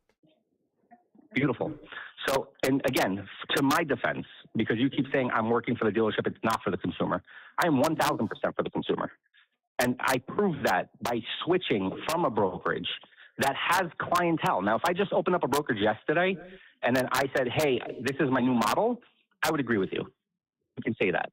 But not for someone who has a client base where he was making more than $1,000 per car and now advertises that same car at $1,000 to the same client, to his contact list, email blast, text blast, and everything. I am not. Are you making I'm more looking money to or sell less more money than you did volume. in that model? I'm sorry? Are you making more money per year or less money per year in this business model? In this new business model? Correct. Within the new business model, 1,000% make more money because of more volume. So again, this wasn't like you were trying to help the consumer. It made more sense for a business, and this is nothing Brother, we're wrong. not a charity. I never said I'm a charity. I'm here to No, grow a business. I never said you're a charity, but if you have the opportunity to make more money selling a car, you're going to. That is the problem I have with the broker because I've model. also invested a lot of money, more than anyone that you know, into the website for the client experience to be able to evolve an industry that I hated. That's why I got into this business. Like I said, I've never worked at a car dealership. I started this business because I hated car dealerships. And I saw the opportunity there to be able to do something transparent. You're acting like nobody spent money on tech before, man. You're not the first person to spend. We spent $50,000 over the last 3 months on our own internal CRM that we built from the ground up. Like again, the idea that you spent money on tech, Beautiful, but I provide the tech. Tommy. We provide That's the tech different. to our clients and the dealers. For the clients, I also provide it for the dealers and for the brokers. That's why I was telling you. I have another company that I also have where I sell the softwares to the brokers and to the dealers to provide a better experience. My website that you're seeing right now, I guarantee you, within the next let's call it 6 months, you will see it on probably 30% of the brokers' websites, because they are now open to doing it my way because they saw that it worked for us. And they are ready to actually shift their business model and work more for the consumer, because the consumer does have the answers at their fingertips. There is no more of these games that the dealerships are going to play. It's over. That's what I truly believe. And I've been saying this. If my that was message has been the true, then same why for would your business 13 model years. exist? If that was true, why would your business? If there's no games and no gimmicks and everybody has the information, why do either one of us exist? Well, look, I'm building my exit. Again, I've been doing this for many, many years. I built out my platform, right? I'm ready now to sell this to dealerships to help them evolve as well. And I'm done. That's it. I'm over the car game because this is an industry that I don't like. And I don't like it because of this whole transparency issue. There is a huge issue with transparency. There is a huge issue with the way that they actually do business internally. I don't like it. I watch you on the phones with these dealers, and I'm like, how does this guy do this still? I don't understand. How does he do this every single day? Hats off to you, Tommy. I cannot stay on the phone with a dealer for more than 15 minutes. Okay. 15 minutes is my maximum with them. That's it. Just But to that's why I clarify. hired a team to do it. Okay, just to clarify, you get inventory that you are selling from dealerships. You then mark that inventory, whatever you need to make a profit from the dealership. And your end goal is to sell the network you've built to a dealership. And you're going to stand here and say that you are working for the consumer? Yes, Everything because, you're again, fighting what towards, you're building the Brother, most what I'm efficient building- system for what I'm building dealerships. What I'm building out is the ability for the consumer to see transparent pricing and check out on their own online and not deal with the lowball pricing that the dealerships offer. Your business model Is that doesn't. wrong? Again, your business model is just going through and building in it's not even a 10-click system, because that's not exactly how this works either. But you're building in markup to what the car makes sense. And again, depending on the car and depending on the pricing, you can change that markup if you can take advantage of somebody that doesn't know better. What? Where do you get that from? Because Why? if you are every single again, customer is getting the same pricing, is that not fixing the problem? No. That's not fixing the problem. If there was a flat price for every single customer across the board, you're telling me that customers would not appreciate that more than this whole haggling back and forth thing. No, I think they want the dealer to make the same amount no matter I think what. you They don't like it. I think you don't like it because then maybe you would be out of a job. Is that the case? No, not at all. You are literally trying to build a business that Okay. you're selling to dealerships. Why would I be worried about you? I'm not saying worried about me. I'm saying worried about the dealerships going direct to consumer. If the I'm dealerships end up literally going direct to fighting consumer, for that then what every happens? day for direct to consumer to exist. No, I don't think Beautiful. dealerships So, can I'm not understanding why you would not like my model. My model because I don't believe would be the dealerships can direct-to-consumer self-regulate. model. I'm sorry? I don't believe dealerships can self-regulate. In what sense? In the sense that just because you have software doesn't mean all dealerships are automatically going to start being honest, easy, and simple without true competition. There is no industry in the history of the world that has been able to self-regulate itself.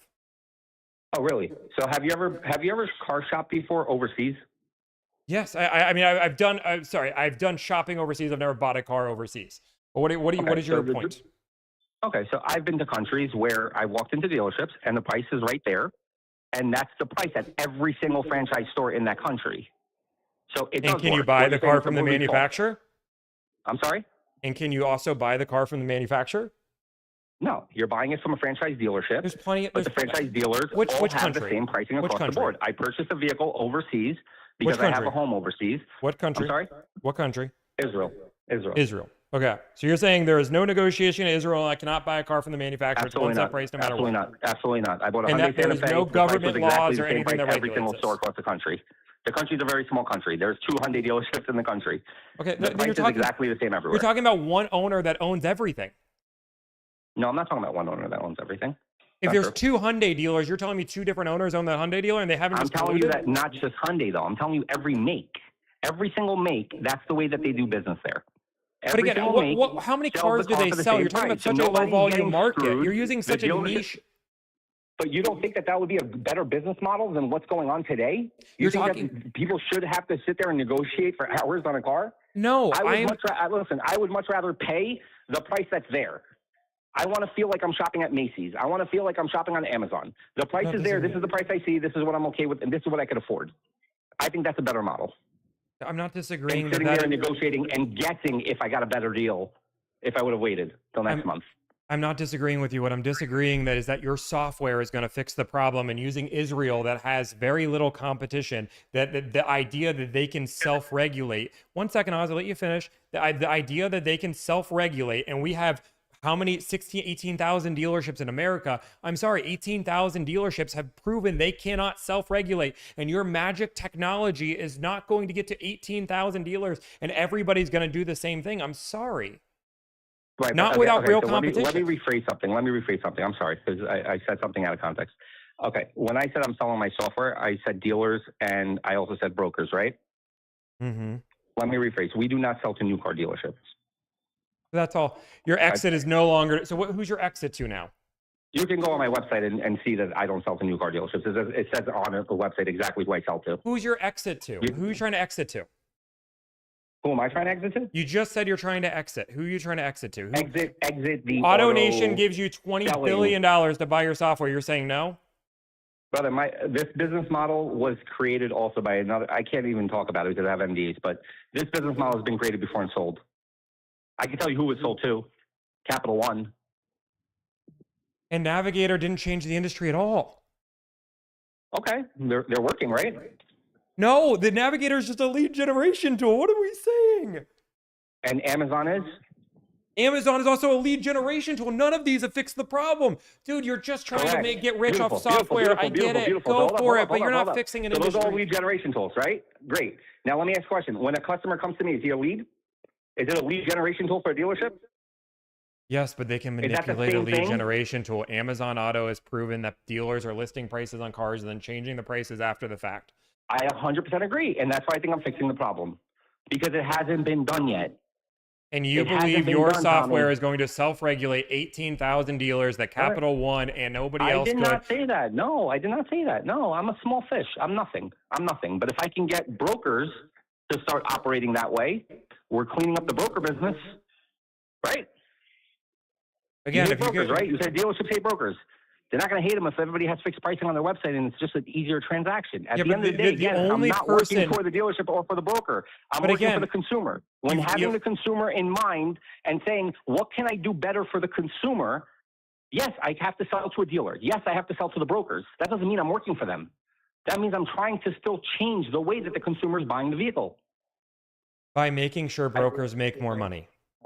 And making dealers more money. It has nothing to do with brokers making more money. A broker can again, price, he can you set his just price said whatever he wants to set it. That's his business model. The reason why brokers are hated are for many different reasons, but it's not. And one of them is the pricing and how they get beat up on pricing. You just said that one of the reasons the dealer, yes. Okay. So you just said that the reason you're absolutely. You just said that your software will make it so dealers want to do business with brokers because they won't be beat up the head on pricing. No. The customer, Tommy. The customer is seeing a transparent price. That is where the whole problem is. The problem is that right now as a consumer, if you go on Infinity's website and you try to find yourself a QX60, can you actually go and find the cheapest QX60 by going to their website? You can't find it on your website either. Price. What's that? You can't find it on your website either. Why not?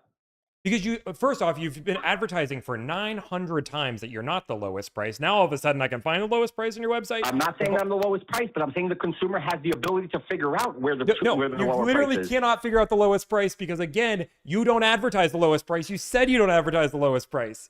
So they can't use your website to find it. Brother, again, hear me out. You're not hearing what I'm saying because you keep thinking that I'm trying to sell the price. I'm not. So hear what I'm saying. If the customer goes to my website and they see a higher price, right? And if everyone was on the same playing field and they can go to 30 different brokerages or 30 different dealerships and everyone had fixed pricing where you can actually check out, are you able to find the cheapest deal yourself versus today's model where you see a lowball advertisement, you think you found the best price, then you spend hours going into the dealership to find out that they're actually the highest price. Do you agree with that? Again, I don't believe in your business model, but I don't believe in the current dealership model either. Like, both can be true. Because you keep going back to price, and I'm telling you that I'm not claiming that I'm the cheapest out there. No, I'm not trying to sell price. I'm using your exact word. My customer is the guy who doesn't have the time to go do the legwork, the same as yours. Okay. That's it. And if you're cheaper than me, by all means, let them pay you $1,000 and pay me nothing and compare the price.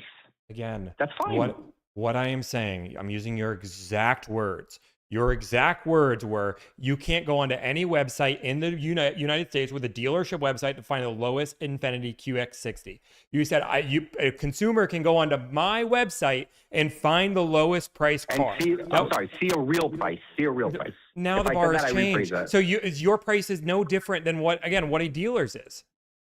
It is, because the dealership is not going to give you the price that's on his website, Tommy. So, You know so that. what is What are we the saying right now? benefit? are we What is the saying? benefit of on your my website? If you click on a car and you submit your application, you're getting that car at that price every single time. But I'm not comparing and you do any that on a pricing. dealership's website.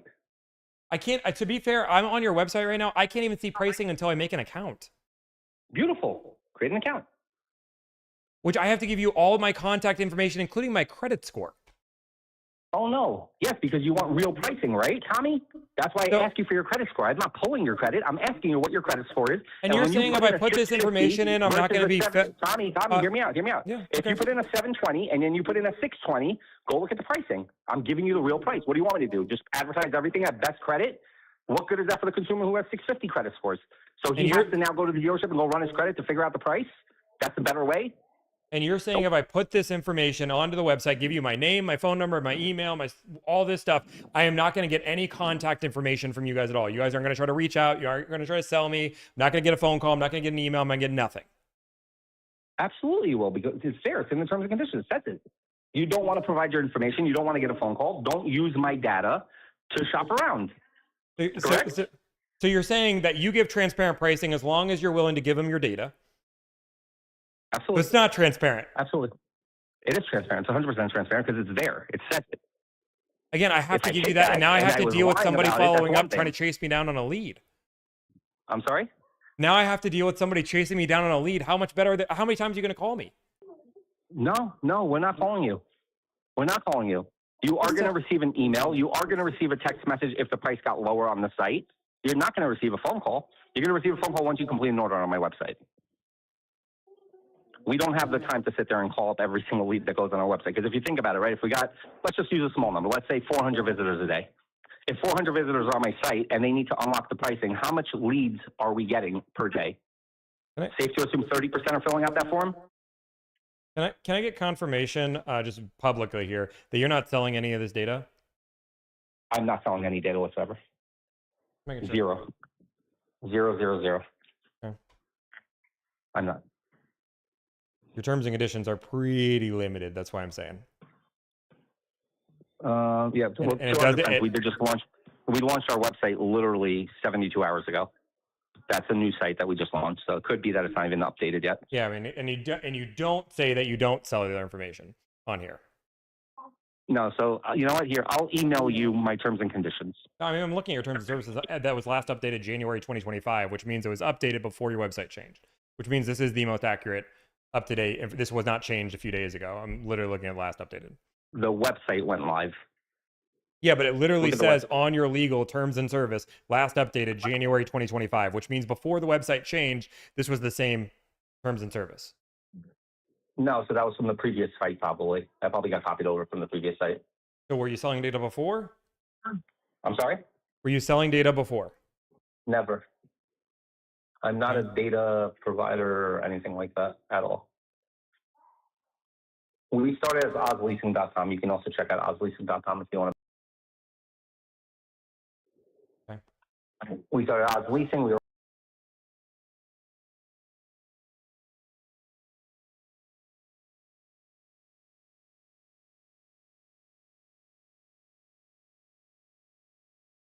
we never But, like- had live inventory. But like you are talking so much like as if this is a proven, you've just said you've just started this 72 hours ago. You're not acting as if, hey, we're testing this. We really believe in the future, but you know, obviously there could be some bugs. You've been selling this entire time. Like this is a proven business model that you've been doing. Now we've learned you started this idea 72 hours ago and this is the future and everybody should like, No, Tommy. dude, No, I have to cut you off.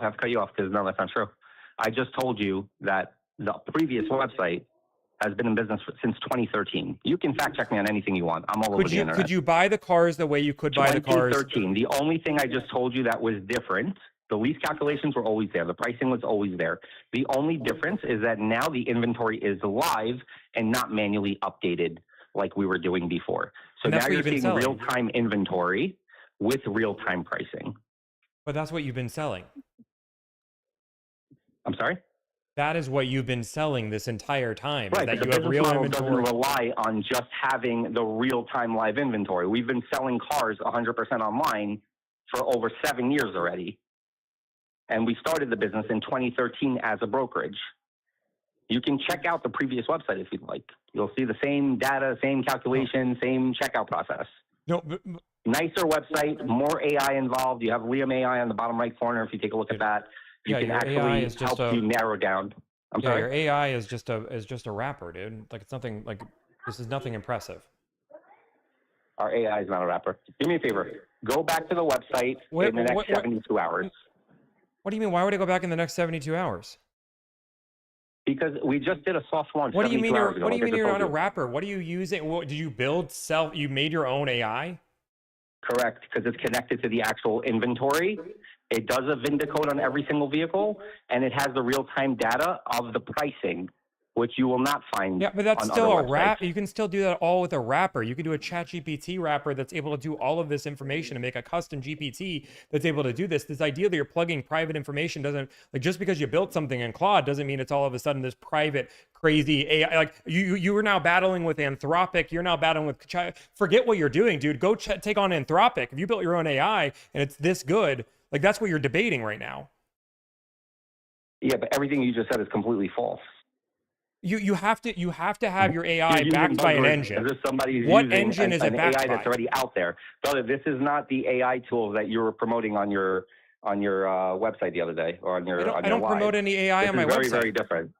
No, you had somebody up here that had some AI tool. I forgot who it was. No, again, One of your the guys that calls AI the is either dealership. built from the ground up, which means you built your own internal AI, which means you're competing with Anthropic, ChatGPT, Grok, all of those worlds, or you are. And again, it's very scary if you don't know this. Or you are using something that all the information is feeding through. Again, your information is valuable. I'm not saying, like, for example, we back all of our information with Anthropic, meaning Anthropic is the heart and soul of the AI in our internal system. Correct. Wait, One one second. But no, of course, 100%. No, we are not competing with OpenAI by any means. But you not have at to. all. It has to be backed by something. Like something has to be running the heart and soul of this, and it's not just Correct, your own absolutely, AI. of course it is. Of course No, you is. said it wasn't. The difference here is the data. No. The difference is the data. This is not just ChatGPT on my website, and you're asking it, what is the best lease deal I can find on a BMW X5. This is very different because it has real data behind it. Again, all I asked. Can you find that? Can you show me that? Can you show me something all that I asked actually was has who is- live inventory tied to it with a real price? What That was model? my claim. Yeah, our software. I would argue our software has way more information, is better. And again, we use actually, funny enough, we actually do use our own internal system along with Anthropic side by side in order to. But that's a whole different thing.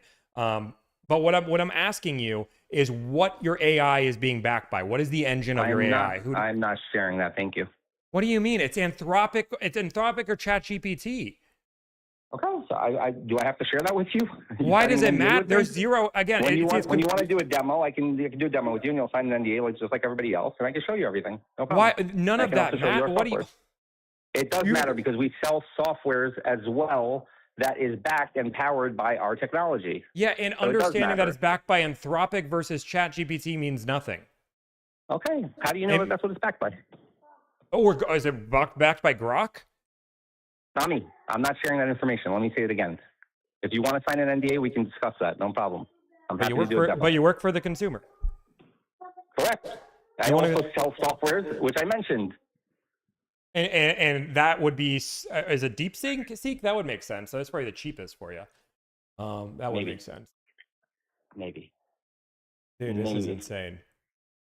I don't think you understand it. I think that's the problem. You're right. Did you build this, or did you pay for this to be built? I paid for it to be built. By who? Are you seriously asking me these questions? Yeah. I'm curious. Did you hire a third party to come in to build it, or do you have an internal team? No, I do have an internal team. You have an internal team. So why wouldn't you say their Yep. names? That makes no sense. They work for you. Because why would I share who my team of developers are for your live to know who I'm using. Why would I ever do that when you have dealers Are on they here? W-2 employees at your company? Are you the IRS? I'm getting super. I can tell you that again, this is not hard. All of our software is backed by our team. My brother is the one that runs that division with his company, Thank You. That is how that works. He's built that entire thing from the ground up. It is backed by Anthropic. Beautiful. This idea that this is some hidden secret. Again, this is super concerning that you can't even back through the company. Again, so are they W-2 employees that work for you? Or did you hire them as 1099? No, they are W-2 employees of the company. Okay. The W-2 that built this from the ground up. Correct. Okay. That is 2 years in the making. And you said you spent how much to build this?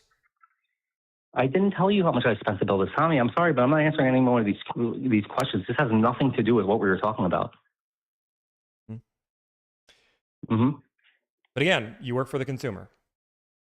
Correct, I do. And I told you I also own another company. Would you like me to say the name of the company? No. Oh, okay. But you want to know everything else. Just wondering. No, because I'm not giving you free advertising with thousands of people. I'm not looking for free advertising, buddy. I mean, dude, you've been trying to sell your service the whole time. I'm not. I haven't mentioned my brand once. You have mentioned it a few times, but that's okay. You also, people knew that you were coming on up, so like, it's fine. Okay, I'm not trying to sell. Tommy, I wanted to reached out to you. Tommy, I reached out to you previously, and you can go back into your DMs and see what my angle is. Because I think you're mistaken. And if you know the guy's advisor, you should talk to them too about me. I know. I will tell you that we have been with Visor before anybody knew about who Visor was. We were the first people to promote them. We pushed them on their website. Like this idea that, you should ask them what Michael Oz has said about you to them. See if I've ever badmouthed you a day in my life. I don't think you would. I didn't come on here to go head to head with you. I came to actually show you that I was doing something very similar. In my eyes, I thought I was doing something very similar to you. I liked the fact that you said that you are for the consumer, because I did see that. And that's why I reached out to you the first time. But you took it to a completely different level and completely made me out to be a bad guy because you have this animosity towards auto brokers. But what you're not understanding is that I'm here trying to change the auto broker model because I was part of it and I didn't like it. And I saw the flaws in it. And that's what I tried to kind of revolutionize. I don't understand why you don't respect that. You should respect that and say, oh, here's an auto broker that actually understood that the auto broker business was flawed as well as the dealership and is trying to do something different.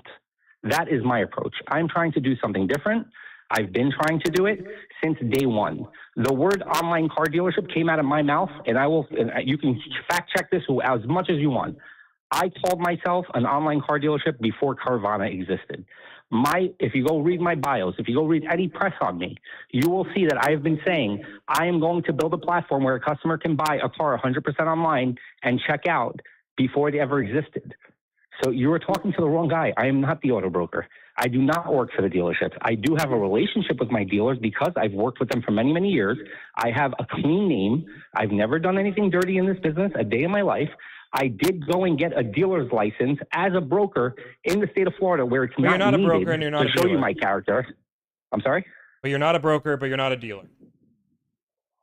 Okay, so here, let me. No, let but me you explain to a little bit just about the- said I'm not a broker, I'm not a dealer, but I got my dealer's license as a broker. So let me explain. Ready? In the state of New York, okay, you need a dealer's license or a broker's license, right? So me, just to show you my character, even though it's not needed in the state of Florida, I said I'm still going to go and buy a building, get a dealer's license, and work under regulations. And that's how we operate. Is that respected by you for an auto broker to go and do that? Yeah, it doesn't give me any more respect or not respect. Like none of that matters to me. How you registered your business, and again, what concerns me is the words that you're saying, which is you've said on this thing, I'm not a dealer, I don't work for dealers, I'm not a broker, well, I'm but yet I sell cars, I use I'm inventory. very proud of myself that I went through that process and that I do obey by dealer laws and that I do protect the consumer where other brokers do not. And credit applications that are handled are actually safe, and you can backtrack who I am when you give me information. Are you saying credit apps aren't safe with dealerships? If I go to George Saliba's website right now, I'm saying with an auto broker. it's not safe. No, I'm saying with an auto broker. But again, you're saying you're Do not. you know a how many broker. auto brokers work out of their basement and they collect their credit application from a Great, customer? but you're not an auto broker. You're a dealer. But you're not a dealer. You're a broker. But you're not a broker. And You're a what dealer. and what I said was that when we were a broker, I went and applied for a dealer license. So what are you? Is that What, not what what I are said? you? Just for the record, what are you? Are you a broker or are you a dealer? We started off. What do you want to know? Like legally, am I a dealer? Or a Do car I buying hold a dealer advocate. I'll give license? you car Yes, I have buying a dealer advocate. license. I'll give you my I have a ring. dealer's license. I have a dealer's license. Do I what hold are you? inventory and What sell? are you? No. Are you a broker, a car buying advocate, or a dealership? Which one? Again, it's I'll let you call it whatever you want to call it. What do you I'm call it? asking you. You saw the website now. I'm a car now you saw buying. the website. I'm a car So buying it's a advocate. different I would industry consider you a altogether. broker. It's a different industry because it hasn't been done. So you can call it whatever you want. I would call it an online car buying platform. That's my definition. Again, just because you change the way somebody checks out, you're still doing all the things that a broker would do, which is taking inventory from a dealership, pricing that inventory the way you want it, selling that inventory. That is a broker. You can call it that. I don't agree with you. Are you not selling inventory from a dealership? Yep. Do you Are handle you? the paperwork or do they? Are you? Am I what? No, I do not sell inventory for a dealership. No. You don't sell cars for a dealership? No, I do not sell cars for a dealership. I help consumers purchase Tommy, cars. that's debatable. That's debatable. It's not That's debatable. I help again. It is. It's 100% debatable. The same way you're debating me on what I do, I'm going to debate you on what you do. Okay, You absolutely do sell cars for a dealership. Do you have the No. cars in your bedroom? No, you don't. No. You have to go to a dealership and get that car, and you're selling the car for them, right? I'm gonna explain it super simply for you, just so you know. Mhm. On your website, for me to do business with you, I have to go to your website. On your website, you have very particular inventory you are selling. I have to then check out that inventory, buy the car that I select, and do that. That means you are selling the car from the dealership. When people check, if you go to my website, it's the exact opposite. People pay me $1,000 and I help them And and then you guide them call through that the dealership, and you go to his website and find the inventory, and then you call him on that inventory that he's advertising. Same shit. Sorry to tell Again, you, buddy. I'm It's the same helping thing. a consumer purchase a car. I'm And not so helping am I. a I'm dealer. helping. I'm also No, you're facilitating the selling. lease or purchase Again, you're of a vehicle. selling a very I'm particular. not selling. I'm not selling. Is there a bill of sale? I'm not selling. Is You there a bill are- of sale with my company? Is there a VIN you're selling? Is there a particular VIN you're selling? If I click this Alfa Romeo No, Tonale I'm Sprint not all-wheel selling drive, anything. so this that's stock the part number you're not means understanding. nothing. Tommy, I don't sell anything. There's no bill of sale. So if you want to get into technical terms, if I go to court tomorrow and the customer says, I bought a car from him, I can turn around and say, no, you did not buy a car from me. You bought a car from them. Correct? You agree with that statement? Are Is you that a fact? based on broker law and how broker law would work, which is why you have your broker's license? You are I advertising. don't have a broker's license. I don't have a broker's license. Oh, sorry, you're a dealership, so you're able to bypass all of this because a dealer can broker deals. So, like a broker, just so the audience understands, broker is one level, a dealer is another. In most states, dealerships can actually broker car deals. So, like if you have your dealer's license, in some states you don't actually have to be a broker, and you can still do the broker model. That's how that works. And again, every state's a little bit different, but that's New York, I would say, has that, and I want to say Florida, similar concept. If I remember Florida law when I was there. But what I am saying is, I cannot go and hire you to go find me X car. If I'm on your website, as you've said that you're so proud of that you do, you have very particular inventory that has distance, again, 9 miles, 14 miles, 5. Like this is very particular cars that dealerships have given you that said, hey, this is the list of cars that I have that I can sell. You then take those cars, put them on your website and say, buy these vehicles. Is that what you do? I don't say buy these vehicles. No, Oh, I sorry. let the consumer. I let the consumer do their research. They find us online. They can browse the dealership's inventory that we work with. They can see a price and they can check out and buy that car if they want to from that dealership. They are signing the contract with the dealership. They are filling out the credit application with the dealership. They are taking delivery from a dealership. I am not selling them a car. That's where I'm going with this. I am not the one. You kept saying I'm selling them a car. I am 1,000% not selling them the car. I am a platform where consumers can go, browse vehicles, and purchase a car that does not belong to me. I think it's crazy that Now, I had somebody. is that a broker or is that a website? That's a Tommy? broker. Okay, so to you that's a broker. To me, it's a website. No, it's not. It's not. That's It's very again, different. It's funny because people If claim I that go on Swap-A-Lease and I take over somebody's lease, did I buy that car from Swap-A-Lease? Is Swap-A-Lease a broker? Is that what you would call Swaplease, a brokerage? So, that's going to be two individual parties meeting together. Like, that is two individual purchases. But again, we're talking about a random Swaplease website. You're talking about I'm a dating site. You're talking about a dealership's inventory and a consumer that's looking for inventory, and I'm in the middle. That's a broker. And That's it's not a crazy. broker. It's crazy to The me that Swaplease- people say that again, I the dodge the Swaplease- word broker, Swaplease to you and is a like you are brokerage. dodging it more, and you literally are taking. Again, this is an exact VIN that I'm selling. Hey, I have this car. If you click this Not button, selling. select, It doesn't and say I'll anywhere that connect I'm to you. selling. It doesn't This say is- anywhere that I'm selling. I'm not selling anything. Select deal. If I click I'm select deal, facilitating. That's the difference. It's a facilitation of the purchase. It's not me selling the car. People think that I Swaplease does dodge not sell cars. Swaplease advertises a VIN number and finds a consumer that's looking for that vehicle, and that vehicle then goes to the bank and does a lease assumption, correct? And how is that any different how is that than what I connected am to- doing? Because swap lease is done by two individual parties that are agreeing on a neutral site. You are not a No, it's neutral not, because party. Swaplease is a company, my friend. And I so understand is, the and so swap are lease we. company, and they take up again, but the consumers or anybody has to put their lease up to sell on their platform. That's the difference. The consumer has to put You their are lease selling up on the dealership platform, yes. inventory. That's okay. There's nothing wrong with what you're doing. But this idea that you're changing, But you are you're selling making it dealer sound like it's inventory. so You've bad. even said on this phone call, I get exclusive dealer inventory, but nobody else gets. You are 1,000% selling cars for dealers. Remember, I have a list of demos that only I get. That's what a broker would. Correct. And that's me speaking as a broker. Correct. Yes. That, in the broker world, you can call that a broker. But again, if I have advertised vehicles on my website that I do have exclusivity to, and a customer can get that, what is the issue here? I don't understand why you see this as a negative thing. Again, That's where I'm stuck. Why I'm is this such a concerned- bad model to you? I'm what concerned is that you wrong with can't it for be you? honest Why about are your we own the bad business guys? model. I'm sorry? I'm concerned that you can't be honest about your own business model.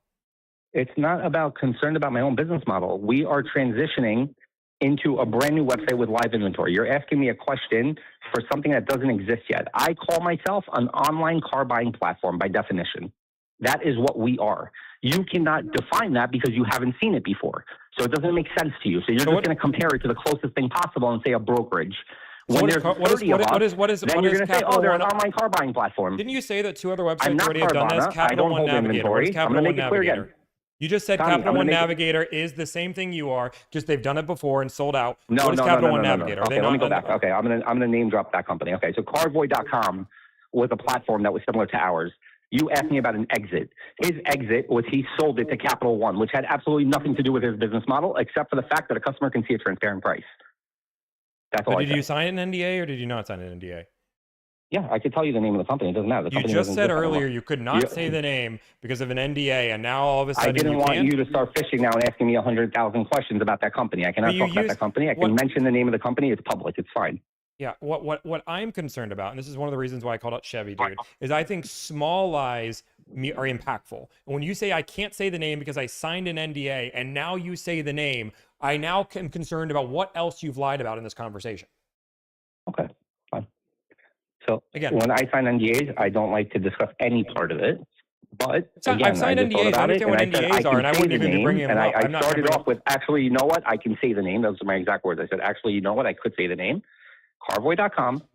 They had live inventory on their website. They had live pricing, but they didn't have the checkout process. Mm-hmm. The difference there was that they were selling off the leads. That is not our business model. They sold, their exit was a sale to Capital One Navigator, which just became a shopping tool. That's it. And So again, you you asked me think what my you think exit you'll would be be. able to? I'm not saying that that's my exit. I was giving you an example of another company that was starting to become something that I was building, and that's where they pivoted. And your entire business. Roadster would be a good comparison if you want to compare Roadster.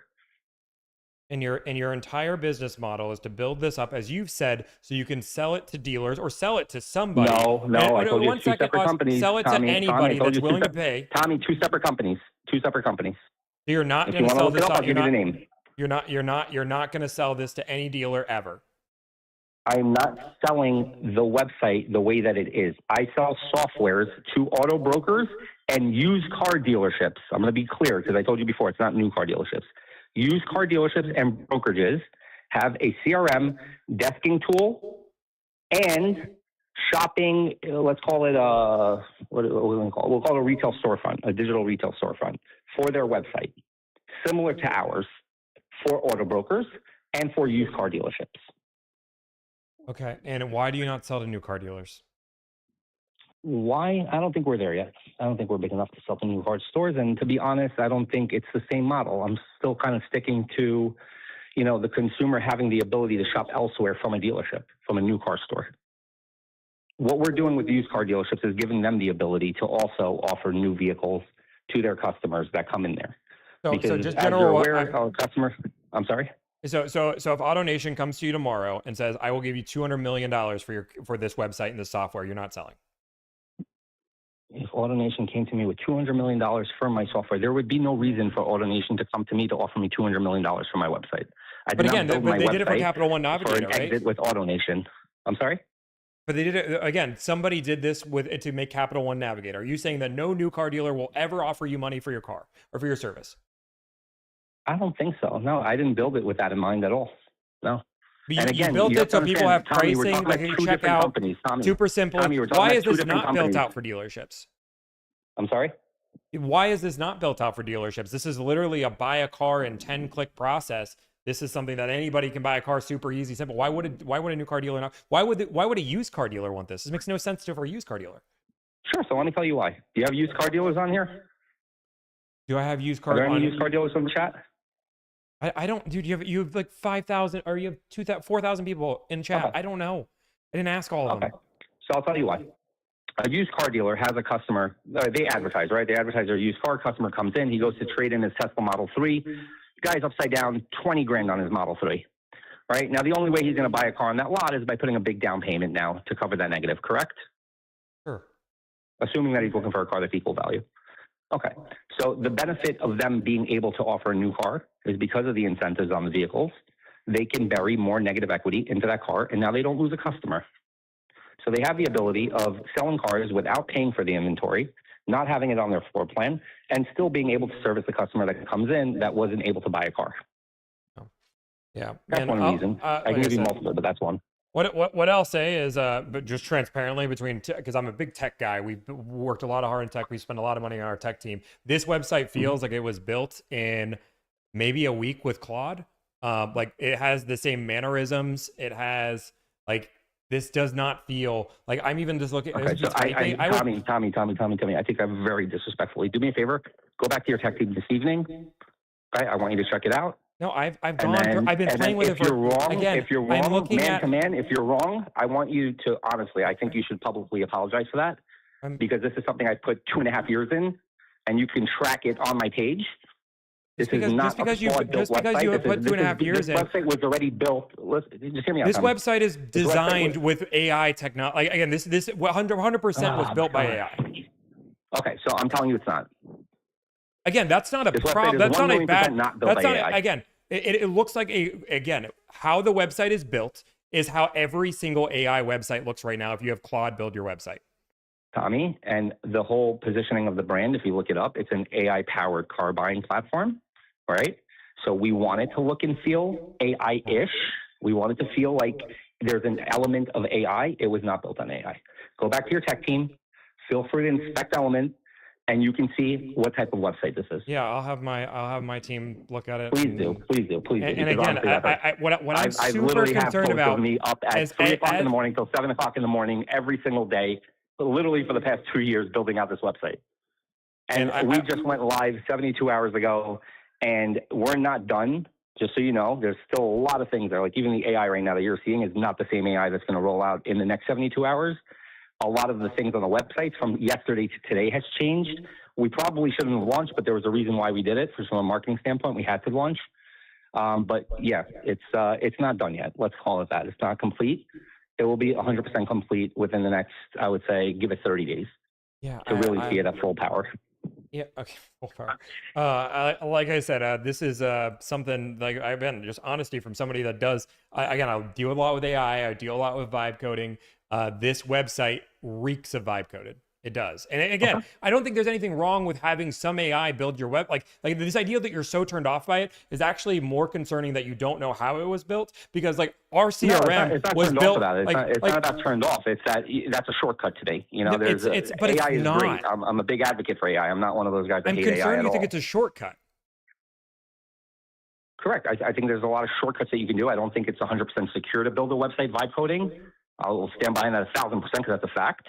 And that's not what we do. With a proper developer, being able to use AI makes them work 10 times more efficiently. Correct. And unfortunately, it didn't even exist when we started building this. You know, So the you're whole thing saying with the vibe you coding didn't is how change old the now? technology. The technology you're using on this website is 2 years old. No, not everything. Not at all. Again, we just completed, I would say about 2 weeks ago, and we went live 72 hours ago. I'm not going to tell you that there isn't any AI that worked on the website, but the website is not built 100% by AI. It's not what you're saying. But you're just changing. You're changing it again. You said it was not built at all by AI. Now you're saying there's parts of it is. No. You claim that the whole website was built by AI. No, I said it looked like it was vibe coded. It was not vibe coded. But vibe coding is building the website I can show you mainly design with files AI. 2 years old. I can show you design files 2 years old. Timestamped. I will share that with you, no problem. I'll show you a wireframe from 2 years ago. A wire transfer is what you said? Yeah, you want to see a wireframe and designs? Sure, if that's what you want to do, dude. I don't know. You listen. Again, I took that to heart because I put my blood, sweat, and tears into this website. So I just don't take that lightly. Dude, but you didn't even. But you just said you didn't build it. You paid a team to build it. Okay, and see what I did. You can ask me what I did on the website. You want to ask me what I do? I thought you sold cars, but sure. What do you do now? All right, Tommy, I'm good. Man. That's enough of this. This is a relationship I was looking to build with you, and what relationship would I gain here? At all. I'm sorry? What would I gain here? What would you gain? Yeah, are you just trying to sell me your software? There's having another person that shares the same vision as far as where this industry is heading, and somebody that does see the industry the same way. I don't know. That's all. I'm not a guy that fights with other dealers. I like relationships. Clearly, you don't, and that's it. I reached out to you for no other reason than to meet you and say hello and introduce myself. Oh, okay. So that's okay. I guess that's okay. I'm well, not now here you've to met me. promote You know myself. who I am. That's it. Unfortunately, this is not a good match. I thought that we can definitely work together and help each other out. Yeah, I don't think we are, but I wish you the best of luck. You as well. Bye. People wonder all the time, like, hey, Tommy, what is the difference between a broker and what I do? I want you, it's not even about everything the things it said. It is the mindset. You guys heard in that conversation what it feels like you're talking. Did that feel like you were talking to a Tommy, just a different Tommy? Or did that feel like you were talking to a car salesman? Be honest. I want to know in chat. Did it feel like that's Tommy 2.0 there, just the AI technology? Or did it feel like you're just talking to a car dealership? George, I love you. Thank you for being here. George, I need to figure out where to buy watch from. Car salesman, car salesman. Can we find Chevy Dude? Have we got any word from Chevy Dude? I'm trying to stay live really long as I can. I'm doing my best. Let me see if Chevy Dude answered anything here. Let's just go check his video out. A car salesman. Who would have guessed? I don't think he's responded to anything. Chevy Dude, Chevy Dude, Chevy Dude, Chevy Dude. We're trying to debate Chevy Dude. Holy moly. Actually, I'm going to call Emil.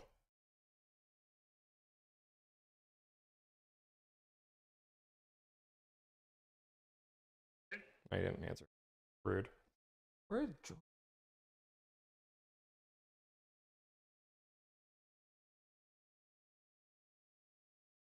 Tell me another video now. Okay. Okay. Are we going to get Chevy Dude on here? This is like his moment. Let me just see if he responded to Facebook. I'll give you a deal on the watch. Dude, bet. Give me a deal on the watch. Okay. I'm seeing if we can get Chevy Dude on here. Chevy Dude, again, he has me at a moment where I've been streaming for 5 hours. Like, this is his premium moment to take me down. He can get me when I've been streaming for 5 hours.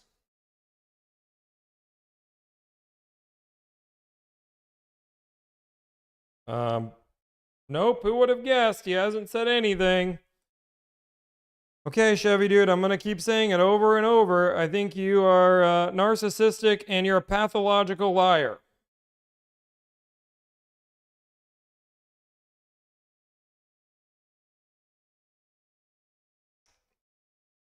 You've made multiple videos lying.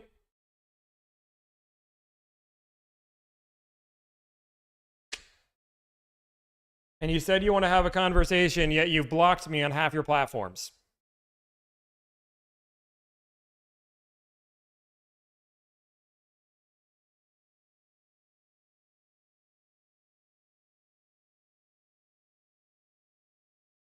Juliana is. Okay. Trying to buy a Pagani. Can you please help? Dude, he's gone. I just don't. I feel like he's hiding.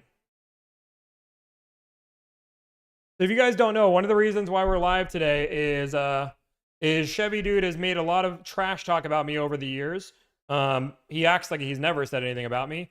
George has the Pagani. George will take care of you. I trust George. Go George. George. Rain like crazy. Dude. When is she coming home? Okay. He still hasn't showed up. He came on and said that he wants to talk. So I've given him the platform. And it's been 5 hours I've been here. He's blocked me when I've just said, hey, I'm ready to talk live. He says he's never lied to his audience once. I call BS on that.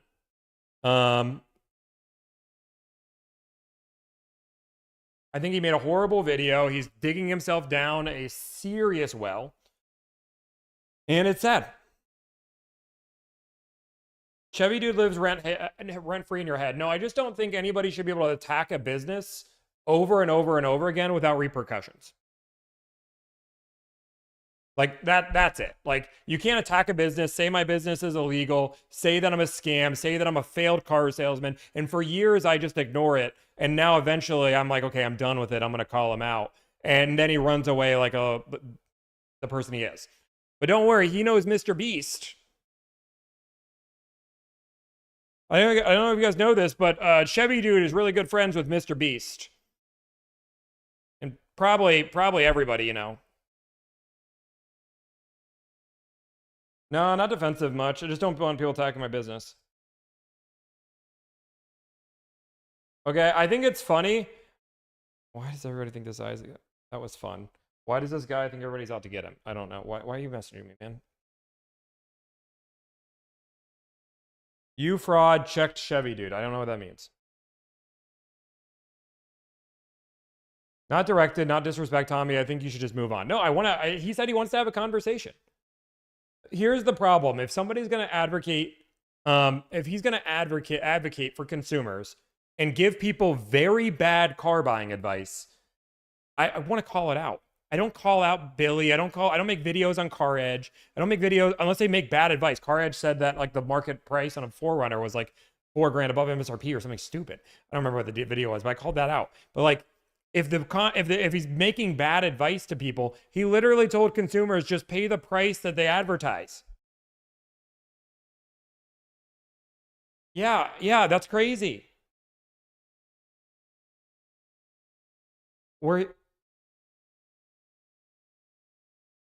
He only wants to record it back and forth. He said he wants to do a live stream.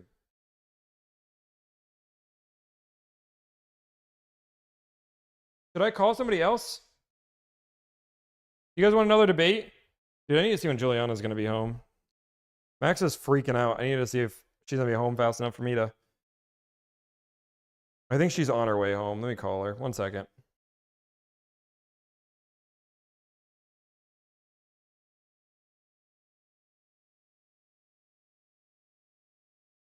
Hey, when are you going to be home? Yeah, I'm still alive, but Max is like freaking the heck out. Okay, sounds good. Max is going a little crazy, so I'll see you in a few.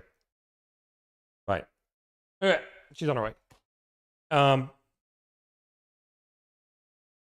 Yeah, dude, I don't want to... See, here's the problem is I'd rather resolve this via video, like via live stream, right? Live stream will get less views than a video will. Like that, like honestly, he has less exposure just to do this live.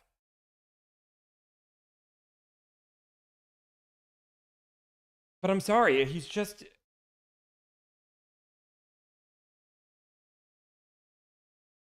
I think it's completely fair to expect someone bad-mouthing you to explain themselves. Yeah, he outed a car salesman because he disagreed with him and leaked to who the person was and their name and their picture to 1 million people. That's insane. I will debate people. If people want to debate, I'm all for it. I'll keep debating for a while until maybe Chevy Dude pops up. Who would have guessed? Chevy Dude's ghosting everybody.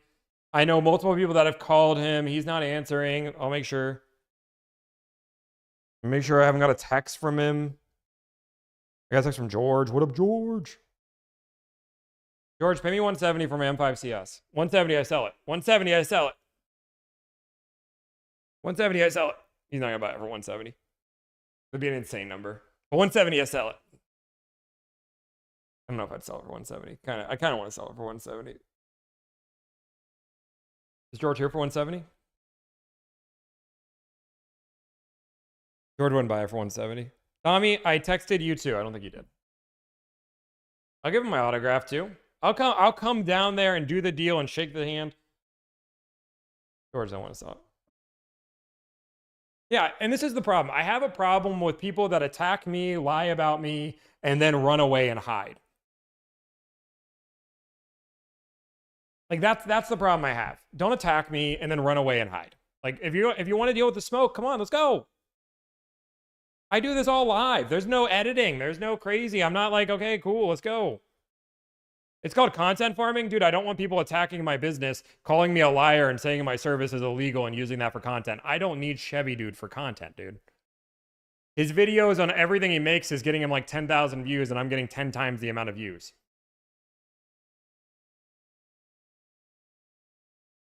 Dude, can we ban one? One, you're declined to client. Watch this. One, I never want to do business with you. I'm sorry. I don't know who you are. You've been spamming comment. Like, I'm sorry, you're not a right fit. I apologize. Go to the guy that talked to us last. He might work with you. Ban him call today. Stop spamming my cat. Yeah. Okay.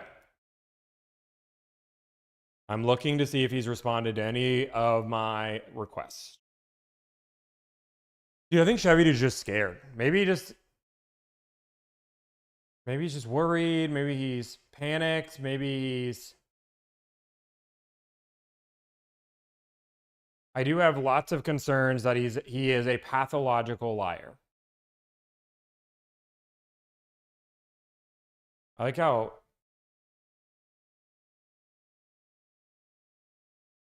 Maybe he's AI. Maybe he is.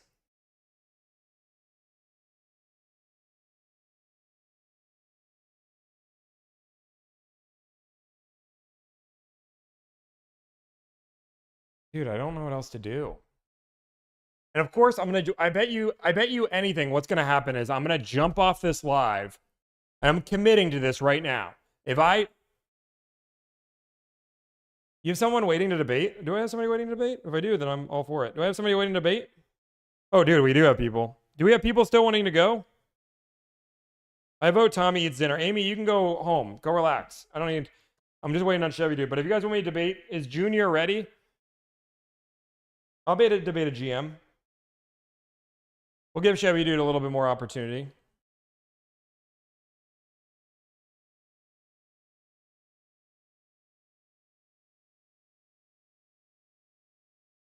A real businessman has plenty to do. Yeah, I forgot. He has a way more successful business than I do. Okay, you can leave too, Alyssa. You guys can both leave. Fine, get out of here. I don't need you. Go home. I'm calling Junior on my own. Can't even type. Good. Dude, Max is freaking out. Giuliani's going home. Otherwise, I'm going to have to leave. But I know the second I'm going to leave, what's going to happen is... I didn't realize Giuliana would be gone for 5 hours. I actually don't know how long she's gone. I think she's been gone. I don't know how long she's been gone.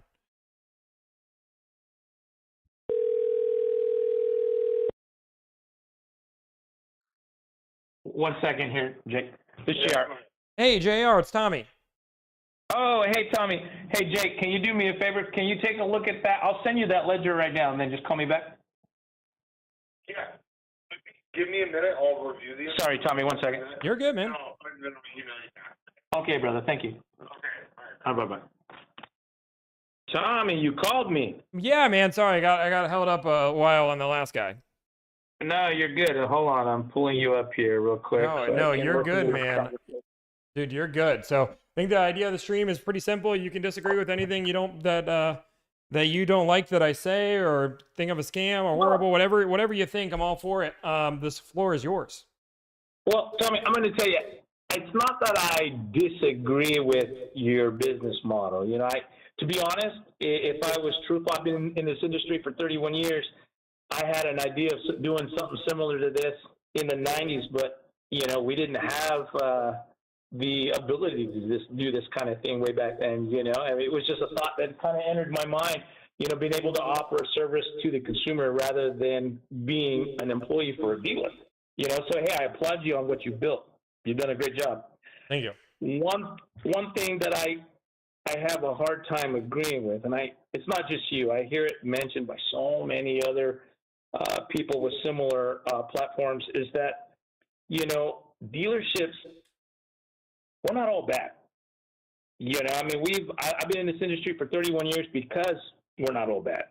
Sure. You know, back when I was actually selling cars in the late 80s, early 90s, we didn't have social media. We did all our follow-up by, you know, picking up the phone and calling people, cold calling, walking into business, offering our services. And I've heard you just talking to the last gentleman that you were talking with that we don't offer anything other than an experience of buying a car. I mean, there's more to it than that. I've been to my customers' birthday parties. I've been to marriages, bar mitzvahs. I've created relationships with a large clientele base, and that's why I was very successful for so many years, is just making myself different. And I'm not the only guy. I've met a lot of great salespeople out there in the country that have done the exact same thing themselves. And to hear people say that car salesmen are scum and, you know, we're liars. I mean, I do understand that that's part of the industry. I get it. And I understand that you build a business platform because of that. You know, so many people are afraid to deal with car salesmen. So many people are afraid to go in and actually work a car deal with a dealership. And why that is, especially at this day and age with all the information that's available for the consumer, I could have understood it, you know, 25 years ago. But this day and age, anybody can have the ability to do what you offer. And granted, you make it easy because they pay you directly. But I just find it kind of upsetting that there's so many people out there that call salespeople just complete liars. Yeah, I don't think there's any content out there of me saying that all dealerships are horrible or all dealerships are scam artists. Like I said, I said that dealerships can be, and you should prepare as if they are because that's the better way to do it. But I don't think there's a single video out there saying every dealership is bad. No, and I would agree with that. It's just we do, like the gentleman that you were talking to previously, we do offer an experience, okay? And what that experience is, an easy buying process when that relationship has been created and cultivated. I mean, I've sold generations, parents, their kids, their grandkids, their brothers, their sisters, their kids. And you're able to do that because you're offering and granted, we have the right to make a profit. Dealers have a right to make a profit. You have a right to allow a dealership to make a profit when you are working for the consumer. We wouldn't be in business if we weren't making a profit. And I do agree with you that there's some dealerships take it a little too extreme. They take it a little too far. You know, when it comes in, especially the finance department, you know, I've trained my finance department to be very transparent, and we try to offer the same pricing on back-end products to every individual. And there's some products I won't sell because I just don't believe that the consumer actually needs them. I'm not going to sell Gap to a customer that doesn't need Gap. If they're coming in with a large down payment and the value of the car is there, I won't even sell it to them. Because Yeah, but also, I mean, to be fair on that point, like you're also might not be legally allowed to sell them Gap. There are regulations on when you can sell Gap and when you can't. I'm not disagreeing with everything you're saying, but I am saying like Gap is a hard one to use because like some banks won't take Gap if they have 70%. If you're putting or financing less than 70%. Right. You're absolutely right. There's some lenders out there that, yeah, absolutely. And I didn't mean to cut you off. I think there's a little bit of lag here between because I'm looking at your stream and Yeah, and listen to the phone call. So yeah, don't watch the stream. It's not a good way to do it. Just listen to the phone call. But like I appreciate all of that, right? Like all of that. But my thing is that I am buying a product from you, and the reason I should buy that product from you is all of the reasons you just mentioned. I don't believe consumers are putting a price on that. I believe that the reason I buy the product from you versus Steve down the road is that you are personal. Well, you do X, Y, and Z, you do this. I don't think I should have to pay more for that experience. I don't think that does not mean anything. It's the reason why I do business with you, but it's not a reason why I should pay more. And I don't think consumers would put a dollar tag on that. Well, and I can agree to that to an extent, but if I'm doing more work than the guy next to me, if I'm doing more work to provide you a service than the guy next to me, isn't that worth something? But is that work? You're saying that work is going to somebody's bar mitzvah? Well, no, not the bar mitzvah. I'm saying that if I'm willing to take time, if my sales guys are willing to take time to take the vehicle to you, to your house, to present the vehicle to you, you're not even coming to the store. Or if I send my guy to pick you up and drive you down here, all that is worth something. It's not, I'm not expecting you to do everything yourself. I'm trying to set us apart from the guy that's next door, from the guy that's down the road. And I think you're overestimating what that's worth. Like that's an Uber ride. Like you're paying for somebody's Uber, which $50. Well, let's just say Uber didn't exist. Like I said, Uber didn't exist 20 years ago, so you know they wouldn't have had that ability. But what I'm saying is, like you said, you're offering a service to somebody that's got a busy schedule. They're professionals. They don't have time to. They don't want to bother with negotiating a deal. That's why they're hiring you. Correct? Correct. Okay, so you're providing a service that you're wanting to get paid for.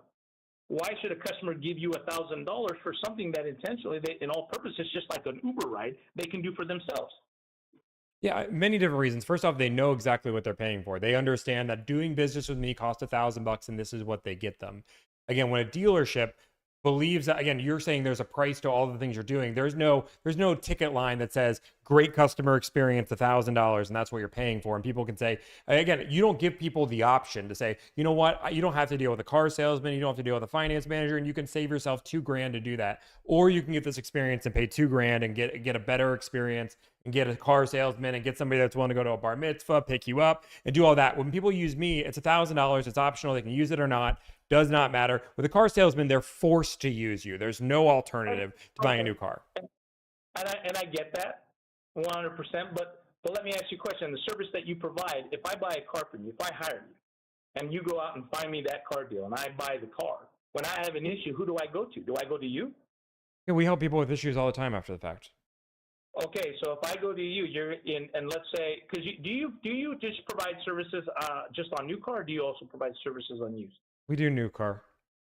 Okay. That I wasn't 100% clear on. Sure. Like I said, I'm just fairly new to watching your content, and first time I looked at your website, to be honest. But what I'm just trying to express is that you know some dealers, they don't take care of customers. We do. If you buy a used car from us, 6 months down your road, your transmission goes out, you're not going to be there for somebody to help them. We will.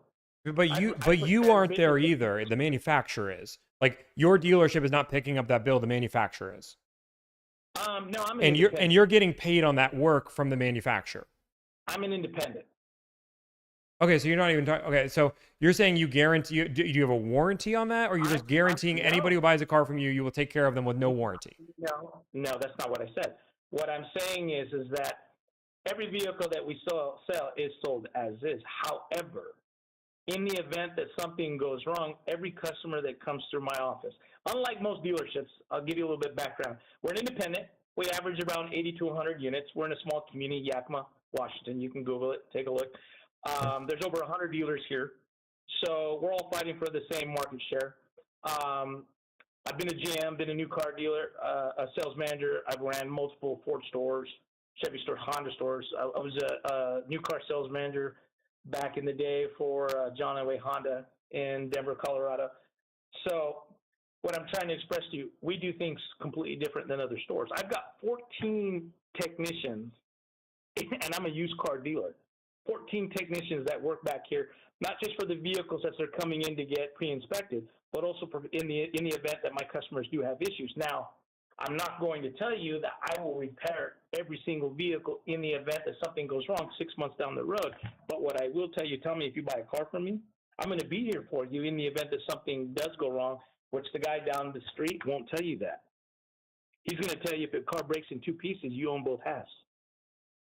Yeah, but like, there's no. Like, I appreciate those are all just words, and a customer doesn't know if that's true or not because the person down the street's also saying that. But second, I'd be more than happy to FaceTime you and walk you through my shop. No, but like, why is your car as? If you believe in this so strongly, why is your car sold as is? It's because all cars are being disclosed as is legally because that's what they are. They're being sold as is. Yeah, but why not include a warranty with every single one? Well, because if I sell you a warranty, and if I advertise it as a warranty, it's a service contract. I can only give you like a 90-day warranty. I can only give you like a 90-day warranty. If I say, look, Tommy, if something goes wrong down the road, a warranty and a service contract are two totally different things. Yeah, I understand. Warranty is easier for consumers to understand. But yeah, a service contract. But you could 100% buy. You could buy a 5-year powertrain warranty on every single used car if you wanted. The expense would be crazy, but like you could do a 6-month at the very least. If it's a service contract, I have to charge you. You would have to sign a contract for it. Correct, but you don't have to charge anybody anything. You can include that in the price of the vehicle. No, but if it's a warranty, I'm giving it to you. You're not able to. You're not obligated to sign anything. Because I wish I could warranty every single used vehicle that gets sold for 6 months to a year to 5 years, but you know that would be impossible. If you're selling cars that have, if you come in, you buy a 190,000-mile diesel truck, how can I warranty that thing for 6 months? But you just said if somebody buys that truck, you're going to take care of them if it breaks down in 6 months. No, that's not what I said. What I said is if something does go wrong, I will be here for you. If that transmission goes out, I may come to you and say, Tommy, look, that tranny went out. It's been 6 months. You put 8,000 miles on this thing. You bought a 190,000-mile diesel truck. It's just maintenance. We thoroughly checked the vehicle out. You paid to have a pre-delivery inspection done. Everything was fine when you bought it. Unfortunately, these things happen when you buy a 195,000-mile rig. What I will do for you, I can't cover the cost of the vehicle 100%, but what I will do for you, I have found this used transmission. It's a $3,000 tranny. I'll pay $1,000. You pay $2,000. I'll do the labor for free. Who does that? We do. So that's what I'm trying to express to you. Not all dealerships are the same. You're just doing service work. Like you're just describing you're going to be there to be there for. Like you're doing what every dealer would do in that situation. Let me fix the car, and this is the bill. Not every dealership does this, but they are. Not every dealer wants service work. What's that? Not every dealer would want to do the service work on the car and get paid on the service work. That's not what I said, Tommy. We're not making money on that service work. We're not making money on that service work. Do you know what it would cost to replace the transmission? Do you not know what it would cost? It depends on the car, but we're also using hypothetical numbers. I don't actually know if you're getting a used transmission for $3,000 either. Like we're using hypotheticals. Right, but just labor itself. If a shop charges $170 an hour, what do you think that? For a used truck, I understand what you're putting down. You're saying that you would make $0 for how long? When is at the point where you decide? Sorry, you there? I'm sorry. I'm looking at the stream here. It's my discretion, John or Tommy. It's my discretion. Every deal is different. Every situation is different. But do you see that? And they haven't come. If you came into me, Tommy, if you bought a car from me, you came in and you were irate, upset, you came in, you were yelling, screaming, cussing, and you haven't even given me an opportunity to help you. Why would I be willing to help you, especially if you've been on my website and you bashed me? Why would I be willing to help you? Because I bought a car from you, and that relationship was supposed to mean something. What you just said earlier. So you're picking and choosing whose relationship matters. I can't control the emotions of every purchase. That's the problem. Every individual, every situation is completely different. I'll give you an example. I had a guy just 2 hours ago came in here. He bought a vehicle from us, and he came here upset about rock chips in the windshield. Yep. He looked at the vehicle 3 different times. He got his own financing, brought in a check. He came in 2 days later after bashing my salesman, wanted me to replace his windshield. What we agreed upon outside, I said, look, obviously I'm not obligated to do anything, but I tell you what I'm going to do. I'm going to repair the windshield for you. I will get those stars repaired. I didn't have to do anything, but we still took care of our customer. I'm just saying there are dealers out there, not just us, even new car dealers that go above and beyond the norm to take care of their customers. And that service, if you're saying, does it mean anything? I say you're wrong. I mean, again, you're saying it means something, but like it's like you pick and choose depending on who you want to do. Even though they all bought the car from you, which is. But one second, let me finish because I'm letting you talk. But I want to be able to put my point. I'm not gonna let you cut me off again. But like you're making a point that all of a sudden, if I buy a car from you, I get you, and regardless of how if I'm frustrated with the process or not, I still bought the process and I get you. So why would it be when a moment where I'm weak and I'm frustrated with the process? Why do I now lose you? It's I get you. If I do everything you ask me to, you have the proper discretion and it makes sense for you, and I'm also do the things you ask me to do, then I get you. Otherwise, the service isn't there, but I paid the same price either way.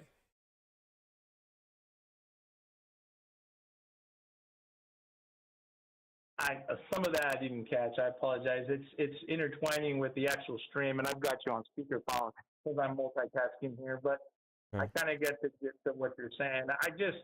I'm just trying to get across to you that, and to your listeners out there are a lot of dealerships out there that do more than what you lead on, and the services that these dealerships provide for the more than you think. Because if I send you out there to look for a car for me, and I'm willing to pay you $1,000, and I also notice you charge a $2,500 service, I don't know what I would get for that. That would make it so special.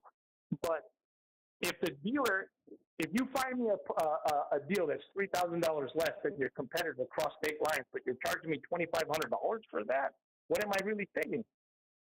Yeah, but I mean, you're now. I would be very careful about talking about my services because you don't know what the services come with. The $2,500 service is only a legacy option for legacy clients, and we don't even do them at all anymore. It's on the website for legacy clients that it used to do it. That was my first service I ever offered.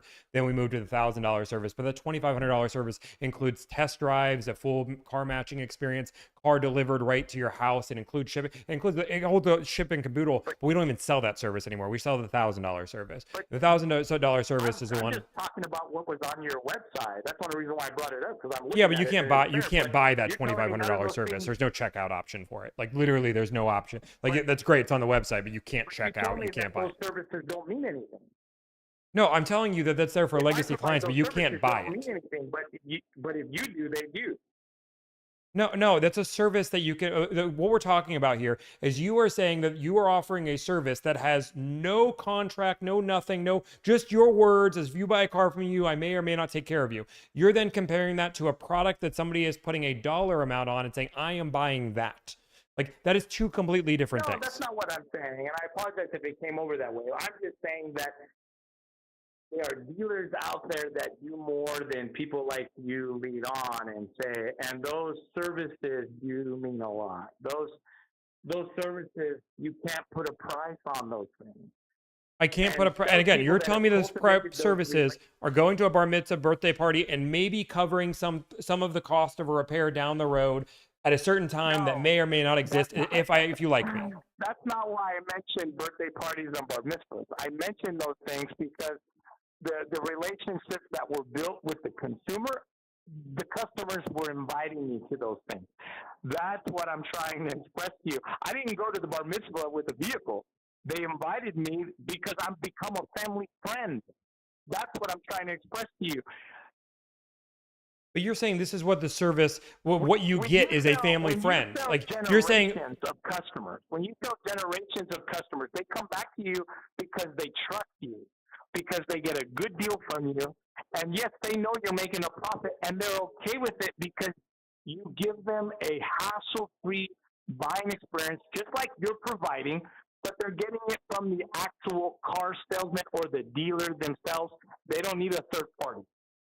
yeah, but I would, again, you do used cars and we do this, but like even just the thing, I would be, if you told, I did this even in the new car. I even did this in the new car industry. Okay, fine. You do this on new cars. I would not allow any of my clients to buy into the idea of you don't have a warranty, but this dealership says that they will take care of you on a repair. By that, they will give you their cost to a certain amount of time. Like none of this is tangible.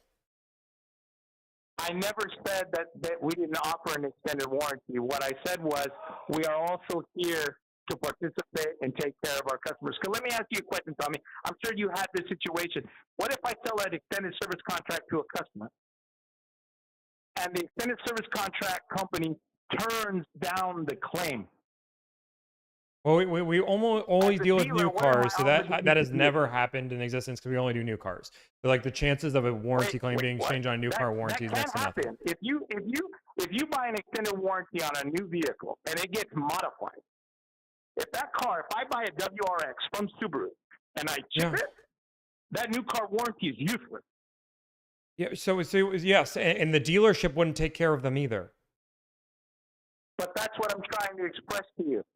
But nobody's taking care of that client. You're not taking care of them. I'm not taking care of them. New or used, and the extended service contract turns down that customer. As a dealer, what am I obligated to do? Nothing, right? Yep. And if I choose to take care of my customer, that's not worth something? But what is taking care of to you? Selling, you're still charging them for the car, right? It would make more sense if you said, hey, Tommy, if they decline a claim, I take it over and I do it for them because I believe that's strong on my warranties. Like that. And you're also choosing when you do it. Dealers, not just myself. There are dealers out there that go above and beyond and take care of the customers when they're not obligated to. And yet dealerships do lose money. We lose money.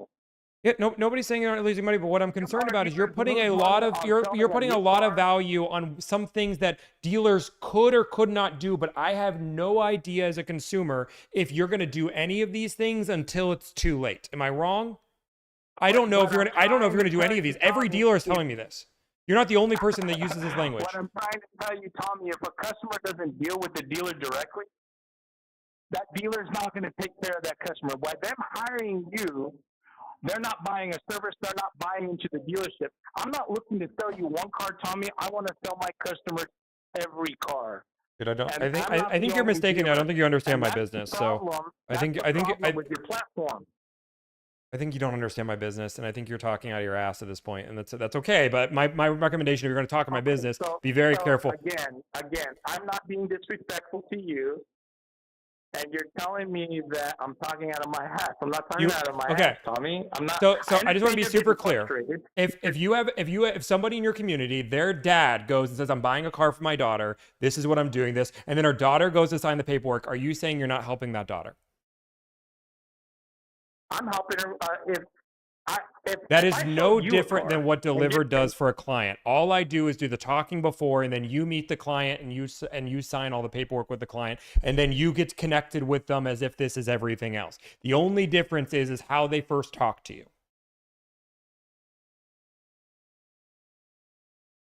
I'm not doing the paperwork. I'm not doing any of that. If a dealer if a customer came to me and said, "Look, I've hired Joe Blow. They found me this deal." What if I came back and said, "You know what? I'm gonna save you $500 less than what you're getting from Joe Blow"? I mean, you certainly could do that, but they don't trust you anyway. Why wouldn't you just done that in the first place? But why should I trust you, Tommy? Because I charge a flat fee of $1,000 and I don't overpromise that I'm gonna maybe cover a warranty possibly in 6 months if things like people But you don't see what I promise do. anything. You don't provide me anything. What do you mean I don't provide you anything? You don't provide me anything. You're making money. You're making money by charging money to the customer and relying on their fears. of Relying on walking their into what? a I'm sorry, you cut dealership off. I want to make sure we buy a get that car. word. That's what your whole business model is. No, what am I relying on? You're literally feeding off the consumer's fears of dealing with a dealer. That's why you're able to make a living. I want to be super clear.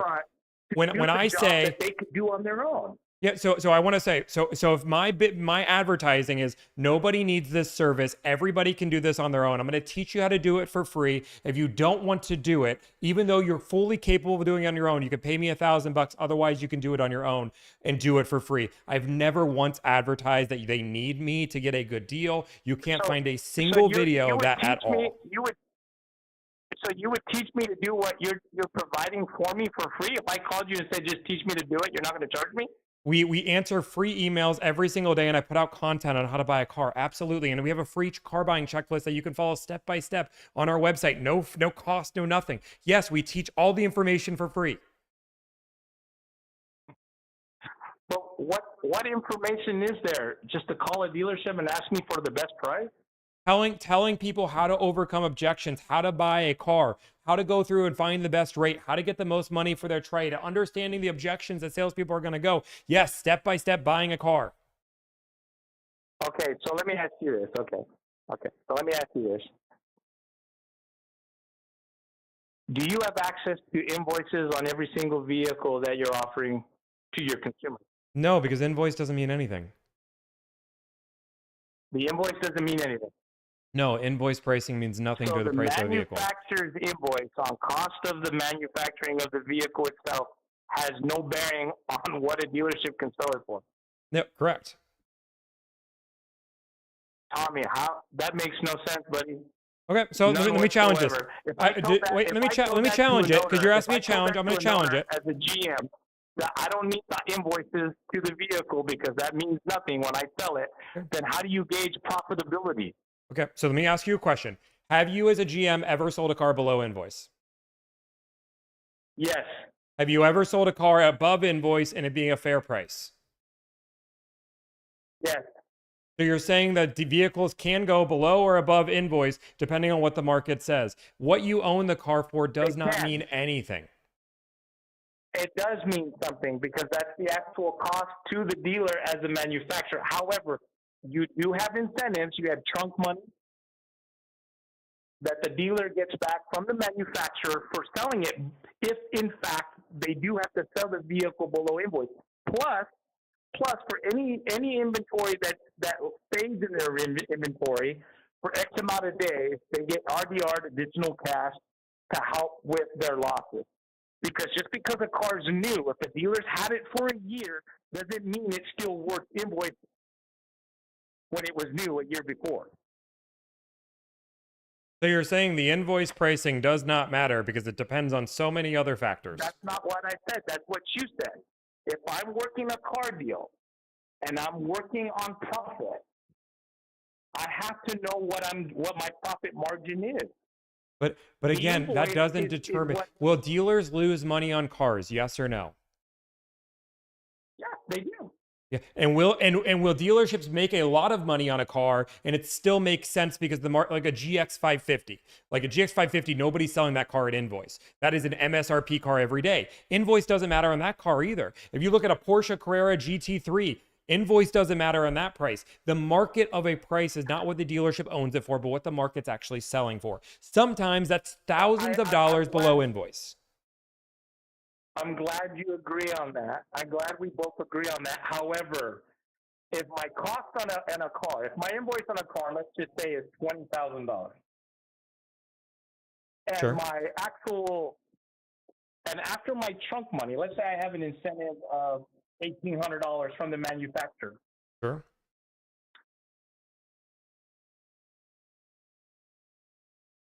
So what's my actual true cost? Your true, so your invoice is 21. Your true cost here is 20,800. Or sorry, you said 1,800. 20,200. I said my invoice was 20 grand, and I had $1,800 worth Sorry, of truck money. your mic is one of the roughest things I've ever heard, but that's okay. Sorry, 20 grand is this 1,800. So you're at 18,200. That is your true cost. 18,200. $1,800. Okay. So if my cost is $18,200 and I sell you the vehicle for $18,700, I'm not going to sell that car for 18 grand. I'm not going to sell that car for 17.5. I'm not going to sell that car for 17 grand. I don't know a dealership out there that's going to sell that car unless that car is a year old and the manufacturer has submitted them an additional, let's say, $2,500 to help offset their loss on a vehicle that's still sitting on their lot. But that has no bearing on what the actual vehicle was worth to the consumer because the actual cost of the vehicle was $20,000.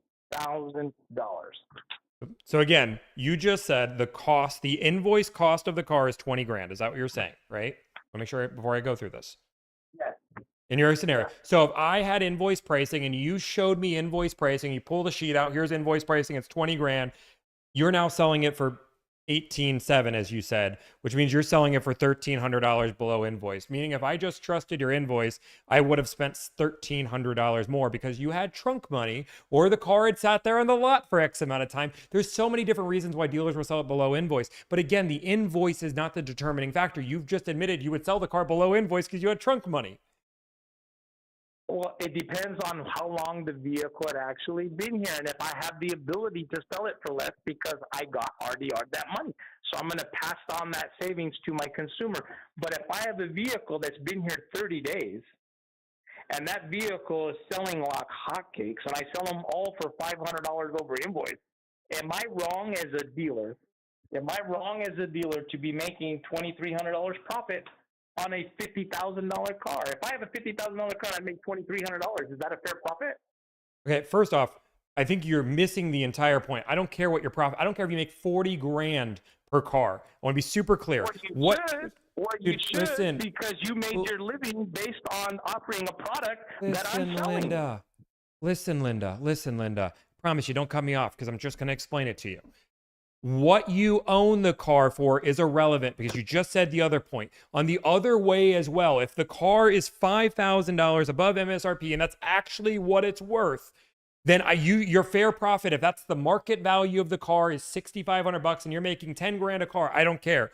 Just like I don't care if it's $3,000 below your cost because you've been sitting on it for 3 years. Again, the invoice does not determine if it's a good deal because there are many other factors. It can be above invoice or it can be below invoice. Well, we're just going to agree to disagree. Dude, you literally told me you'll sell a car below invoice, but you're also fine selling a car above invoice, meaning that the invoice didn't change anything. I didn't tell you that I would sell any car below invoice. What I said was there are times that dealers do sell cars below invoice. That's a completely... What was the invoice of the $20,000 car, and what were you willing to sell it for? $20,000 was the invoice. What would you be willing to sell for? With $1,800 of trunk money, what would you be willing to sell that car for? If I had a car that had an invoice of $20,000 and it was a car that was a cookie cutter, that I didn't care what it was. If it was a Nissan Altima base model little bitty car that I could order 10 more on next week. If I wanted to sell it below $500 below invoice, that would be my choice, and it would be a good deal to a consumer, a decent deal for me, and we'd move on. So you're saying the invoice didn't matter in the pricing because you were willing to sell it. You had reasons on why you would sell that car because you're making money elsewhere. It did matter because your salesmen that get paid based on commission now didn't get a commission. He got a mini. And most of your new car dealers out there, they pay a $150 mini. It doesn't matter if the salesman spent 3 hours with the customer or spent 8 hours with the customer. They're only going to get $150. You're saying that it matters for the salesperson, but it doesn't matter for the customer. If I sell a car for $5,000 over invoice, the salesman's going to make 25% above and beyond. The salesman's going to make $1,250 if I sell it for $5,000 over invoice. So why not just pay your car salesman a fair price, a fair salary to begin with? A fair what? a fair salary to begin with. Why should Why I? are you Why, making them rely why? on the pricing that they can't control? Because I feel that my salespeople deserve to be rewarded. I agree to pay them very well. In this But again, you industry, just said let me they ask you a only question. make $150 for selling a car below invoice, which is just the market of the car. We're agreeing you could get 15 others. You're hurting that salesperson because it's an easy car to get and it's below invoice and below cost. Why not just pay him a salary, call it a day, make it guaranteed It's pay? not hurting him at all. Not hurting him at all. Everybody participates. If I sell a car for a little profit, I'm not going to pay a salesman based on that profit. It's no different than buying a house, Tommy. If I buy a house that's got a market value of $1 million and I get paid a commission, that based I get on paid a $1 million percentage of the versus house selling a itself, house not the profit. That was $300,000. How is that not the same? Because I'm up getting paid front, what I'm worth.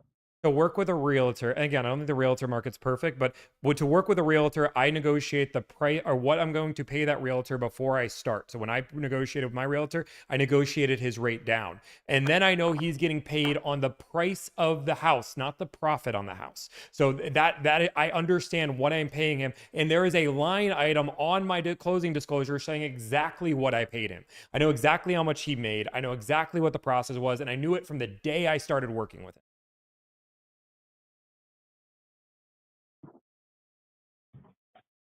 Granted, I agree with that. But But you're I'm going to just use car saying, sales as an I believe example. I'm paying my salespeople based on how hard they're willing to work. If I got a guy that's For selling 8 you, cars not a the month, customer. Does he deserve to make the same amount of money as a guy that's selling 30 cars plus a month? No. Again, but doesn't. you're paying them to work hard for you. You're not paying them to represent your customer.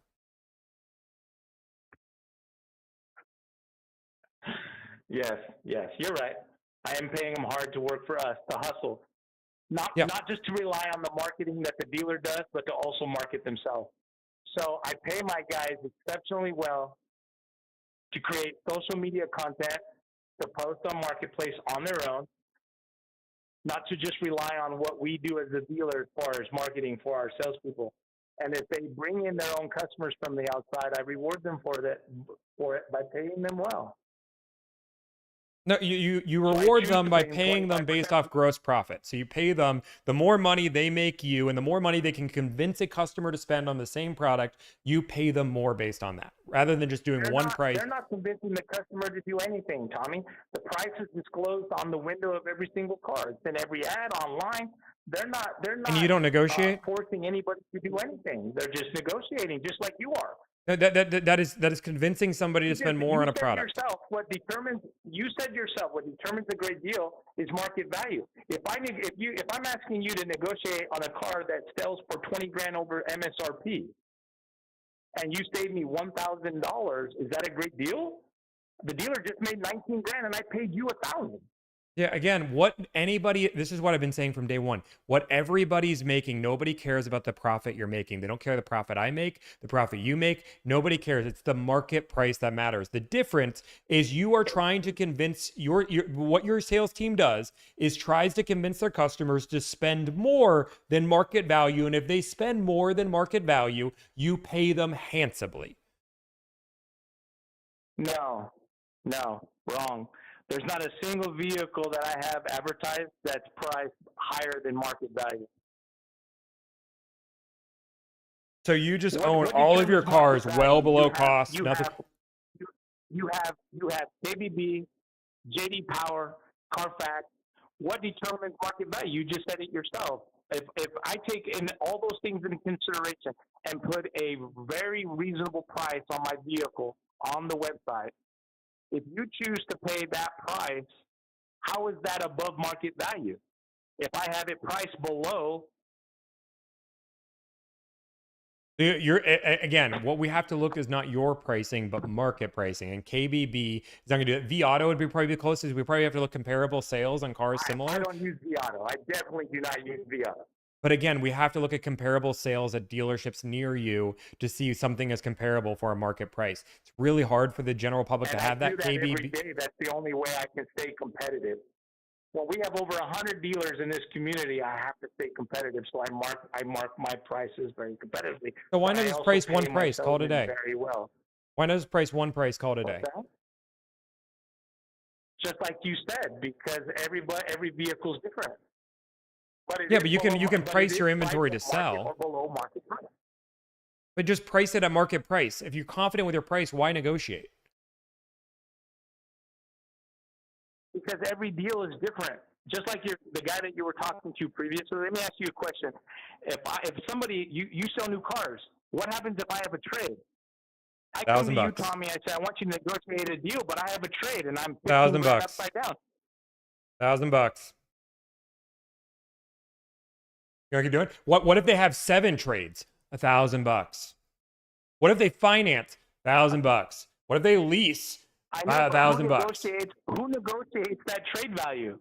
We do. So you actually negotiate the trade value for the customer with the dealer? Yes. So how am I guaranteed that was the most money I could get for my trade? Because we shop it with multiple different dealers with sight unseen appraisals. But if you call me and shop a trade and I haven't touched it, I haven't felt it, I haven't driven it, how is that trade appraisal accurate? Well, first off, most of my clients aren't trading in a 190,000 mile trucks that you're selling. If you have Tommy, listen to what you're saying. If you have a Hemi, if you have a Ram 5.7 Hemi, and you bring it in and you negotiate the deal, and then I get it, and I got engine tick. So how is Carvana and CarMax able to do it? Because they're idiots. I've sold cars to them myself as a dealer. They're idiots. That whole platform, absolutely insane. Is it bad for the consumer that's getting more money for their trade? How do you take a vehicle sight unseen that has no issue? I have no idea. It blows my mind.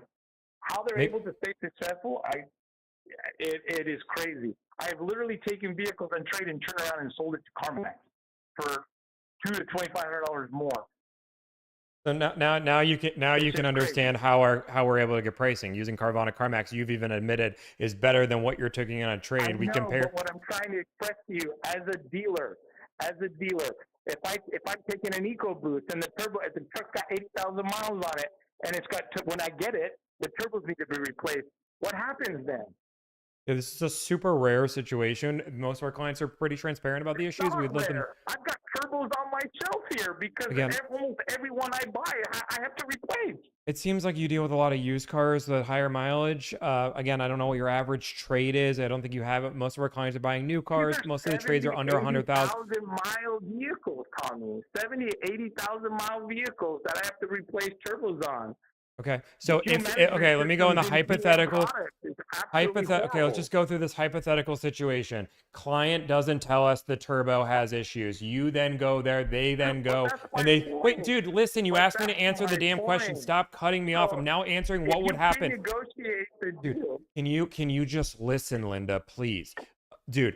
If this happened, I'm gonna describe it exactly what. Tommy, why are you calling me Linda? Because it's a meme. It's a joke. Okay, go watch Listen Linda. It's hilarious. But what I'm telling you is what would happen in this scenario, because you said, how do you do this? In the rare situation, less than 0.5% of the time this would ever happen. But if the client lies to us about the trade, does not tell us about the engine ticking or anything along those lines, we get numbers, we do the evaluation, then the dealer says, oh, shoot, numbers mean nothing. Dude, can you listen? Can you listen for a second? It's no different than the value of the car. If I can't sit in it and drive it, that vehicle means that number you. I'm glad it means nothing to you. It doesn't mean nothing to anybody else. But again, I'm going to explain it. Just let me keep going, brother. I'm going to get there. I promise you. Again, I'm going to use example.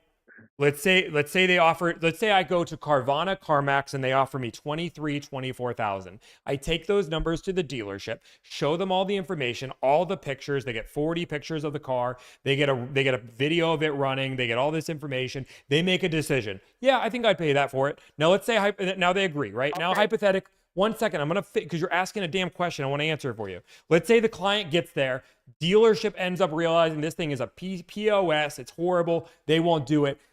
Client calls us. Hey, dude, they're not willing to give me this. I try to negotiate it for him. And if that fails, we then just go with the 24 number from Carvana CarMax, which you've openly admitted they will happily buy the car without a problem. Okay. All right. I get that. All right. I see that. All right. I can see that happening, Tommy. So, yeah. Absolutely. No, I see that. Okay. So that makes sense to me now. I'm just wondering what happens to these dealers that get these pre-negotiated trades and then they end up having to drop $2,400 on this thing and they only made $2,500 on the vehicle they're sold and now they're losing money. You can see where that becomes. Do they not want? Should I not give them the option for the trade? Should I just sell them all to Carvana CarMax and not give them the option at all? Yeah. No. It's a risk of business. Would you not want? Let me ask you this: if I gave you 50 deals a month and all of them had trades, and you knew there was risk to all of these trades, would you not want to take the opportunity to take that risk on the trade, or would you be like, I don't know about these. I'm just going to let you pass them all? This can happen to any trade you do ever. If you were sending me 50 car deals a day, if you were sending me 50 car deals a month, I would probably make an exception on a few of them. Let's just say that.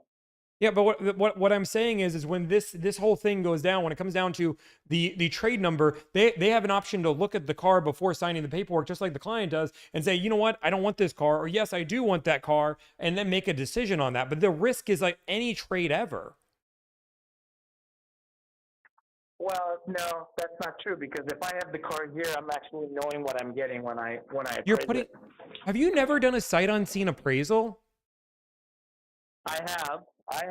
That's what this is a sight unseen appraisal. You're doing a sight unseen appraisal, and then they evaluate the car when it gets there. It's not like they're like it's bound, like they're doing I don't think you understand my business model. I negotiate everything, and then the client comes to see you. You then look at their trade, and then if something doesn't line up, we just jump on the phone. Okay. No, I appreciate you clearing that for me. That was the thing I wasn't quite sure about. So like, yeah, like this is like such a rare situation, but like you have the option to back out of this trade. You don't have to, it's not like you're signed, sealed, and delivered. Like you have to go through, like you don't have to. Okay. All right. I got that. All right. You made your point on that. Like I said, I wasn't aware of that. I'm just throwing it out there because I'm thinking, what is going on when you have people that want to trade in these vehicles? Yep. Yeah. Yeah, but I mean, this is the problem, man. I appreciate you coming on here, but like, you're coming on here and you've bashed my business model, right? Like, I'm willing to have a conversation with anybody at any time. You've bashed my business model. You've said this, but you didn't understand that, like, and it like blows your mind. Like, you were like, what happens if somebody has a trade? What if somebody has to do this? I charge the same fee no matter what. Everybody knows I charge $1,000. It doesn't matter if you live in California, if you live in New York. It doesn't matter if you are buying a car and trading in 7 cars. It's the same fee, and that's why people like me, because they know how much money I make, and they say, that's fair. I think that's fair. Okay. I'm willing to pay that. And if they don't think it's fair, they don't hire me. Tommy, can I ask you a question now? Sure. One other thing I wanted to ask when it comes to financing, because you're just negotiating the deal. If I paid you $1,000 and the dealer doesn't get me approved, do you refund me my money?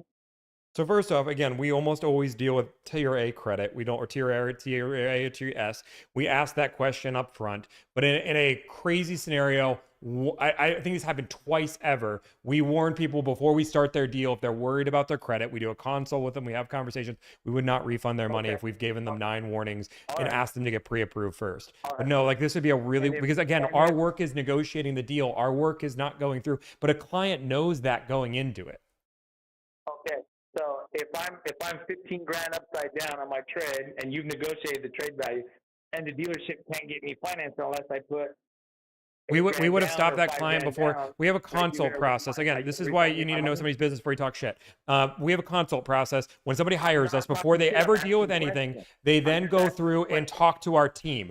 My team is trained to figure out, okay, let me get a rough idea what your trade's worth. And if they find somebody 15 grand upside down, we stop, warn them, let them know we need that. We need some cash down. Otherwise, this won't work, and we refund them.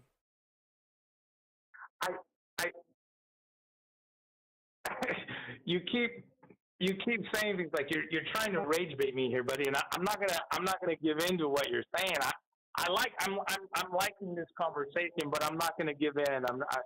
There's no reason for me to get upset at you, Tommy. None whatsoever. What do you mean I'm trying to rage bait? You're saying like what happens if somebody's upside down? I'm telling you we would refund that money because we would have never done their deal. Like we have I understand that some people are upside down. I'm not stupid. So like we built a process so I can evaluate and make sure that client makes sense for delivered. And if they don't, we just refund them before we ever start. But if a client did lie to us about saying they owed no money on their trade, we did an evaluation, we warned them about all of these things, and we end up getting to the scenario where we negotiate a deal and they're like, oh, I just lied. We didn't have 15 grand more for our trade. We're upside down there and I'm a 420. Like, no, we would not refund their money because we gave every opportunity to check and we still did the work as delivered promised.